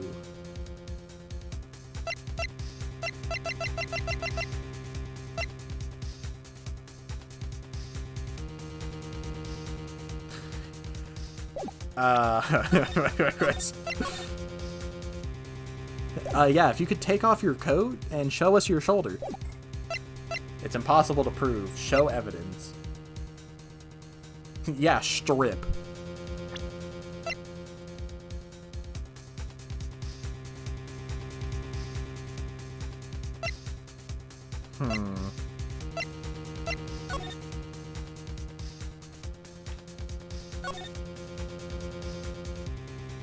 One bullet was found in the heart. The murder weapon was fired twice. Court bailiff trapped in elevator with Edgeworth. Memory lost due to oxygen deprivation after his arrest. That doesn't have anything to do with it. One bullet found in the heart, but the weapon was fired twice. So that means he picked up the gun. But we're trying to prove he got shot.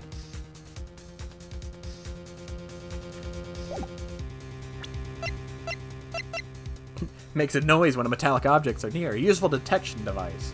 The metal detector. Show evidence.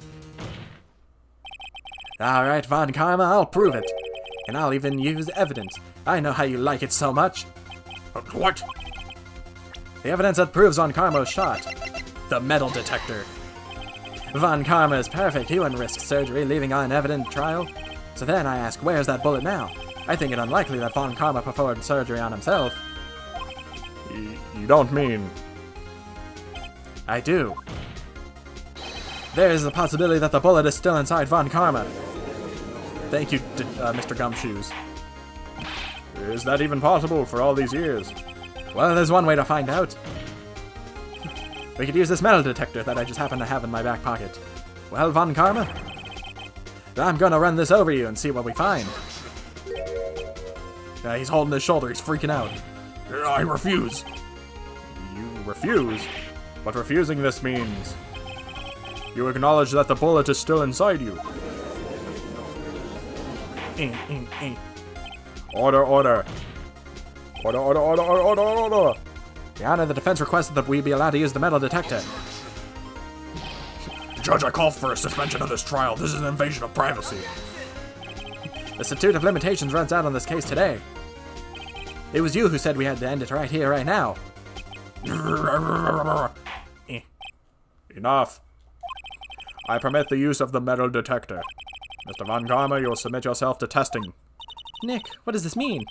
I don't know, but we have to give it a shot. Beep, beep, beep, beep, beep, beep, beep, beep, beep, beep, beep, Beep. Beep. Beep, beep, beep, beep, beep, beep, beep. It reacted. Something's inside his right shoulder. The bullet. Shocking that I just kept that. We never gave it back. Mr. Von Karma? You. It was you. I was afraid this would happen, and so I remained silent. Indeed, there is a bullet in my shoulder. However, it has nothing to do with this incident. What? I was shot in the shoulder long before the DL6 incident. I claim that the bullet in my shoulder has no relation to the DL6. But then why wouldn't you get rid of it? Oh, it was tied to another case. But... Mr. Von Karma, can you prove that? Prove? I have no obligation to prove anything. It is Mr. Wright who must prove something here, not I. Mr. Wright, well, can you prove it? Can you prove that the bullet in Von Karma's shoulder was from DL6? Of course he can. You don't have any of the DL6 evidence. That's because you took it out of the records room yesterday. We have the bullet. With no proof, you can't convict me of any crime. So sorry, Mr. Wright. No, I'm the one who's I'm the one who's sorry, Mr. Von Karma. What? You were close. One day away from freedom. But you see, I have proof. What? Who would have thought that you would dig your own grave trying to convict Edgeworth? I can link that bullet in your shoulder to the DL6 incident. And here's my final proof. It would be the bullet, right? That's... a bullet. Where did you get that? This is the bullet used in the DL6 incident. Also, I had one, strike left. If I accidentally put the wrong evidence, I would have had to restart. This was taken from the heart of the victim, Mr. Gregory Edgeworth. The bullet is preserved quite nicely with the ballistic markings intact. Ballistic markings? You may recall the term.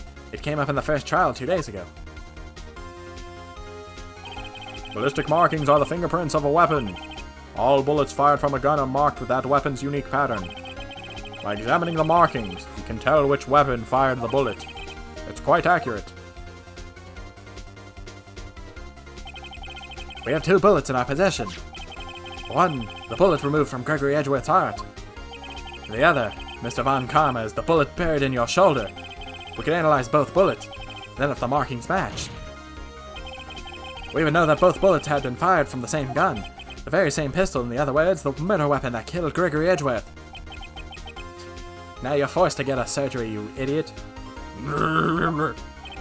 Mr. Von Karma, you will let us remove the bullet from your shoulder. Then we'll compare the ballistic markings to those of the bullet. And solve this case once and for all. Well, Mr. Von Karma?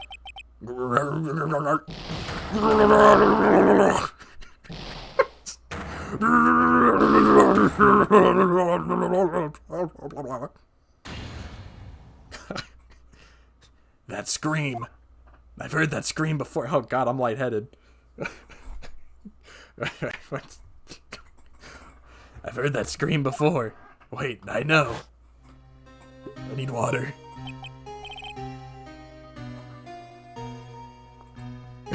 God, dude. That's the most wretched thing I've done. Help, I can't breathe. Quiet, I said quiet. You're not making this any easier.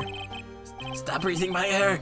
I'll stop you. I don't know what air deprivated people sound like. Stop breathing my air. Dad. Get away.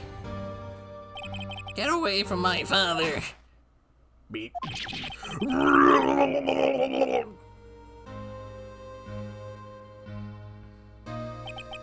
It's that scream I heard in the elevator. 15 years ago. Von Karma, it was you who screamed.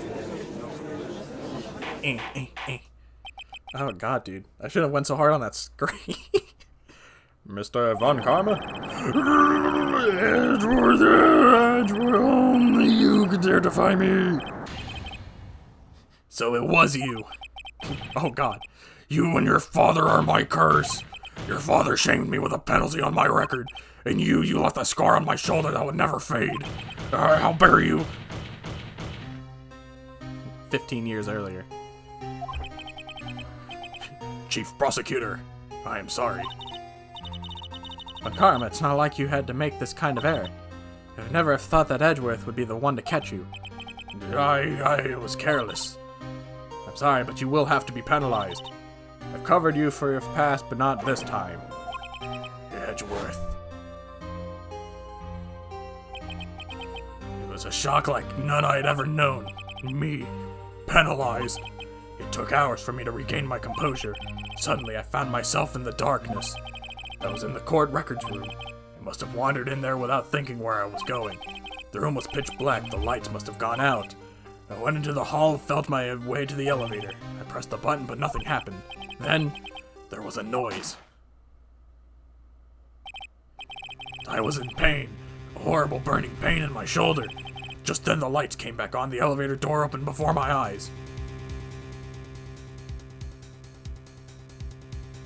I saw 3 people inside, all lying unconscious from oxygen deprivation. Much to my surprise, a pistol lay at my feet. I knew then it was destiny. In his last moments, Gregory Edgeworth was still unconscious. He died, never knowing who had shot him. Later, he spoke through a medium blaming Mr. Yogi. He was fooled. It was the perfect crime. Tisk, tisk, tisk. Who would have thought that another man would have come to open that elevator door? Judge? What? What are you doing? Do your job. Bring an end to this miserable charade. Now end it. Very well. It appears that we have come a very long way to end this maze. 15 years later, Mr. Miles Edgeworth. Yes, Your Honor. You were innocent. You are innocent. As you said, it was all a nightmare. Yes, Your Honor. This court finds the defendant, Mr. Miles Edgeworth. Not guilty times 2. Yeah, Edgeworth, freedom. That is all. This court is adjourned. December 28th, 5:38 p.m. District Court Defendant Lobby number 2. Nick, we did it! Did you see his face? Von Karma looked even paler than usual. He's pretending to be all cool, but inside you crushed him, Nick. Crushed. I gotta say, I'm impressed. It was pretty close, though. I was sure we'd had it. I know, I was on the verge of tears the whole time myself. But now it's all just a good memory. So, it's finally over, Edgeworth. Right? Yeah? I'm not sure how to say this. I know. Try. Thank you. I see. Thank you, Wright. You're welcome. I think you could have done better than that. Sorry, I'm not good at this sort of thing. You got a lot to learn, Edgeworth. She's got you there. Whoa! Amazing, pal. You pulled through just like I thought you would. I'll never forget this. I owe you one, pal. And tonight, let's party. Dinner's on me. Yeah, my salary went down a bit this month, but who cares? See, Mr. Edgeworth? You should take a lesson from Detective Gumshoes. That's how you say thank you. I see. Woo! I feel foolish. Don't worry. Take it a little at a time. You'll get used to it. It's been 15 years since I've seen Edgeworth this unguarded. Why are you here? Well, hey, y'all. Lotta. Y'all were great in there. Thank you. Yo, Edgeworth, congrats. Thank y'all for very much. Well, I knew you were innocent from the start, of course. Just look at you. You wouldn't stick your head in the cookie jar even if one was there. You were the witness on the first day of the trial, weren't you? Yeah, well, bygones be bygones, eh? Speaking of which, what are you doing now, Lotta? Oh, wait, that's somebody else. Oh, me? Oh, I went back to college. I gave up trying to investigate a photographer pretty quick. Really? That's too bad. Nah? Isn't the hot dog guy from the park? Nah? It's over, Nick. My life is over.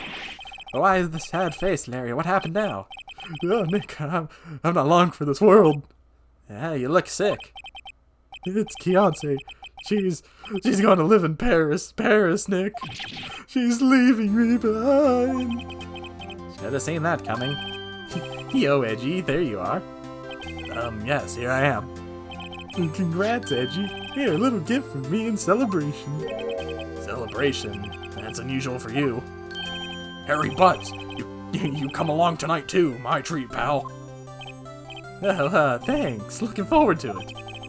Yo, Nick. That's the suit that guy that questioned me. When he says treat, that's not police talk for prison food, right? Right? I think you'll be fine, Larry. Right? Yeah, what's up? That envelope that Larry gave me. It's got money in it. Well, yeah, that's not that strange. People give money away to celebrate sometimes. It's 38, right? Huh? What a weird amount. I mean, it's not a little, but it's not a lot either. 38, exactly. Nick, wasn't that exactly the amount of lunch money that was stolen from Mr. Edgeworth in school? 38? No. No! Larry, it was you? What are you so surprised about, right? Huh? Larry was absent that day from school, right? But that doesn't automatically rule him out as a suspect. What? Think back to that day 15 years ago. Larry took the day off, but he was bored, so he came into school anyways. Then he saw the money lying there, and the rest is history. I never was good at history, eh? Edgeworth, you didn't know, did you? I suspected. I just couldn't picture Larry protecting you like he did that day. Everyone else was saying you did it. The whole class was against you, remember? Yeah, too well. Right, you may not know this, but we used to have a saying back in school. Something smells. It's usually the butts. I know. Really, right? I'm surprised you didn't figure it out. Well, this is an unexpected turn of events, eh? Edgeworth. You should have told me. No, Nick, it was 15 years ago. Don't you think the statute of limitations has run out, Mr. Edgeworth? I'd say so, yes. There you have it. Ugh. Where does that leave me? I became a defense attorney because of what you two did. Well, you've always been something of an insufferable emotionalist. Yeah, and you get worked up too easily, too. Death. The death sentence for both of you. Man, if only I had known, I'd have become a prosecutor. The same goes for me, only the other way around. For the longest time, I thought that I might have killed my own father. I thought I might be a criminal. I became a prosecutor in the part to punish myself. If I had known the truth, I might have become a defense attorney after all. Edgeworth. I want to switch, Wright? Well, hey, y'all. Line up, I'll take a photo. Hey, photo time, let's go. And after that, dinner on me. Detective Gumshoes took us out on the town that night. We celebrated Edgeworth's newfound freedom, even though Edgeworth himself was still in detention. Was he? December 29th, 5:02 a.m., Wright & Co. law offices. Oh, I went a little overboard yesterday. My head hurts. It's still only 5. Maybe I should go back to sleep. Eh? What's this? A letter? Good morning, Nick. You were really impressive yesterday. Seeing you, it made me think about what I'm doing here. I'm a spirit medium, in training, of course. I wanted to help Mr. Edgeworth, too. I wanted to help you, but I couldn't. I was useless, so I've decided to go back to my training. I'll become a full-fledged spirit medium for starters. I couldn't say it to your face, so I left this letter. Goodbye, Nick. I'm all alone. Goodbye. What time is it? The first trains for the mountains have already left to the station.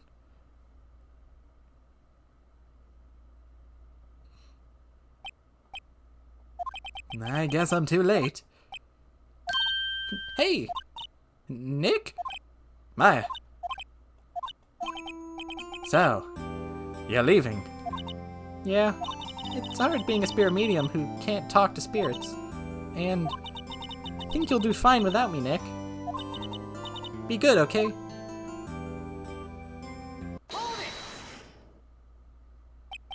Oh, wait. What? I never could have saved Edgeworth without your help. Huh? On the last day of the trial, I heard her. I heard Mia's voice. You heard my sister. Yes, only her voice, but still. It was at the very end when I thought we'd lost everything. Well, that's my sister for you. Detective Gumshoes helped, and Mr. Grossberg, and even Larry. I'm the only one who couldn't help. I was useless, Nick. But you were the one who stopped Von Karma, Maya. Huh? I didn't do anything. All I did was wander around in a daze. Sorry, but I have evidence that helped you. Or that helped. Evidence? Show Maya some evidence to cheer her up. This. A bullet? Von Karma was convinced he'd taken all the evidence pertaining to DL6, but you were the one who rescued the last piece of evidence we needed. This was the bullet that put an end to Von Karma, and you were the one who gave it to me. Nick. Thanks, Maya. I couldn't have done it without you. I'll be back soon. Huh? I'm going to complete my training and come back. Okay, I'll be waiting. Of course you will. You can't run that office by yourself. You're hopeless. I don't know about that. So, this is it. See you soon, Maya.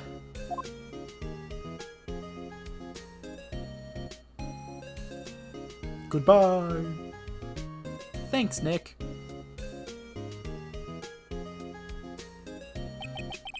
And so my story ends. Time to turn a new page and say goodbye to the novice defense attorney that I once was.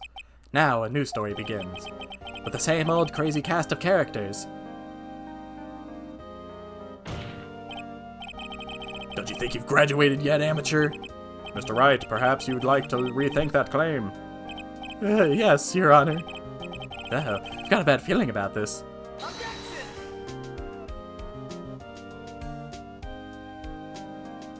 concept script director. Oh, this is credits. Yeah. Oh. Hey, pal. Mr. Edgeworth came down to the precinct to wish me a happy new year. Talk about a pleasant surprise. Boo, Detective Gumshoe. Then he hung his head low and went right back outside. Kinda like he was embarrassed or something. Strange, huh?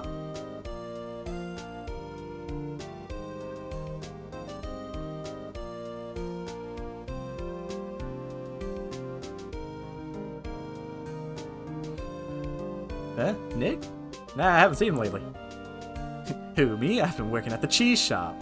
That Missy's a nice lady, but she's not exactly what you'd call a cheap date. Oh, she's in Hawaii right now, yeah? Larry, come on, guy. You can do better than the women who keep leaving you to go to different countries. Oh, I forgot his voice. Ooh, right, yeah, I remember him. I heard he's been busy lately. You know, not to ring my own bell, but I sort of taught him everything he knows. I'm sure he's grateful.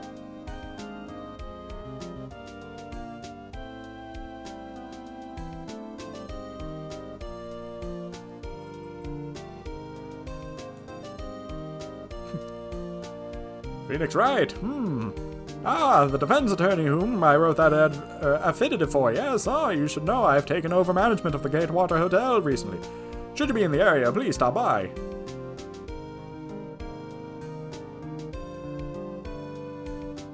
See, when I see credits, I'm like, oh, there's gonna be like a billion people, but I guess you wouldn't need a billion people to make this game. Oh, it's you. Phoenix Wright. Ah, yes, me as understudy, was he not? I wonder how he's doing. Haven't seen him of late. Ah, the days of my youth. Like the scent of fresh lemon, you see.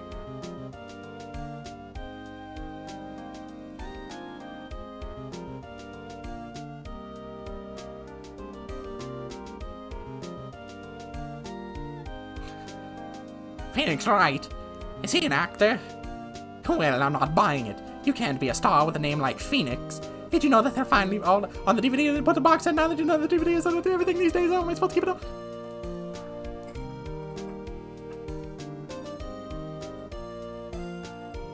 They're not letting me pass the dialogue, so I have to read it quick. I don't. The police denounced the Pink Princess as a hit. Yeah, I sure owe that Mr. Wright a great deal. Well, I'm keeping my face out of the public eye till the show's over. I wouldn't want to ruin any kids' dreams, you know.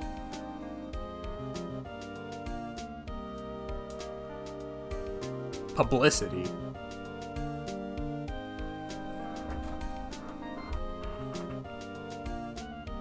Oh, I got a letter from Maya the other day. It sounds like she caught a cold standing under a waterfall. I wanted to visit, but didn't have time, so I sent her some Pink Princess trading cards. She says she can't buy them where she is. What kind of place is she living at anyway? I'm upset she didn't really have much to do in the court case for that one. I read that as Uchiha. Right, who's that? You want to talk? Let's talk Pink Princess, alright? But, you know, I snuck into that studio the other day. Yeah, I saw her. The one inside the Pink Princess suit. Dog, it was kind of a shock for a boy of my tender years. It was a man under the Pink Princess suit. Inaba. Persona 4. Yeah, I remember, right? That lawyer guy. Me? I'm in training to become a paranormal photographer. You know that picture I took of everyone? Well, just behind them, there's a ghost. For real. Now that's talent. I'm gonna be famous.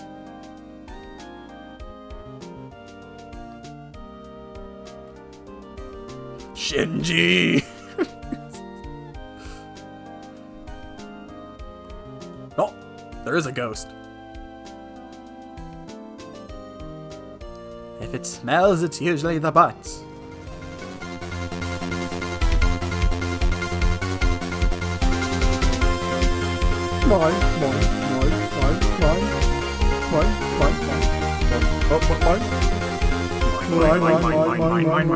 Mine.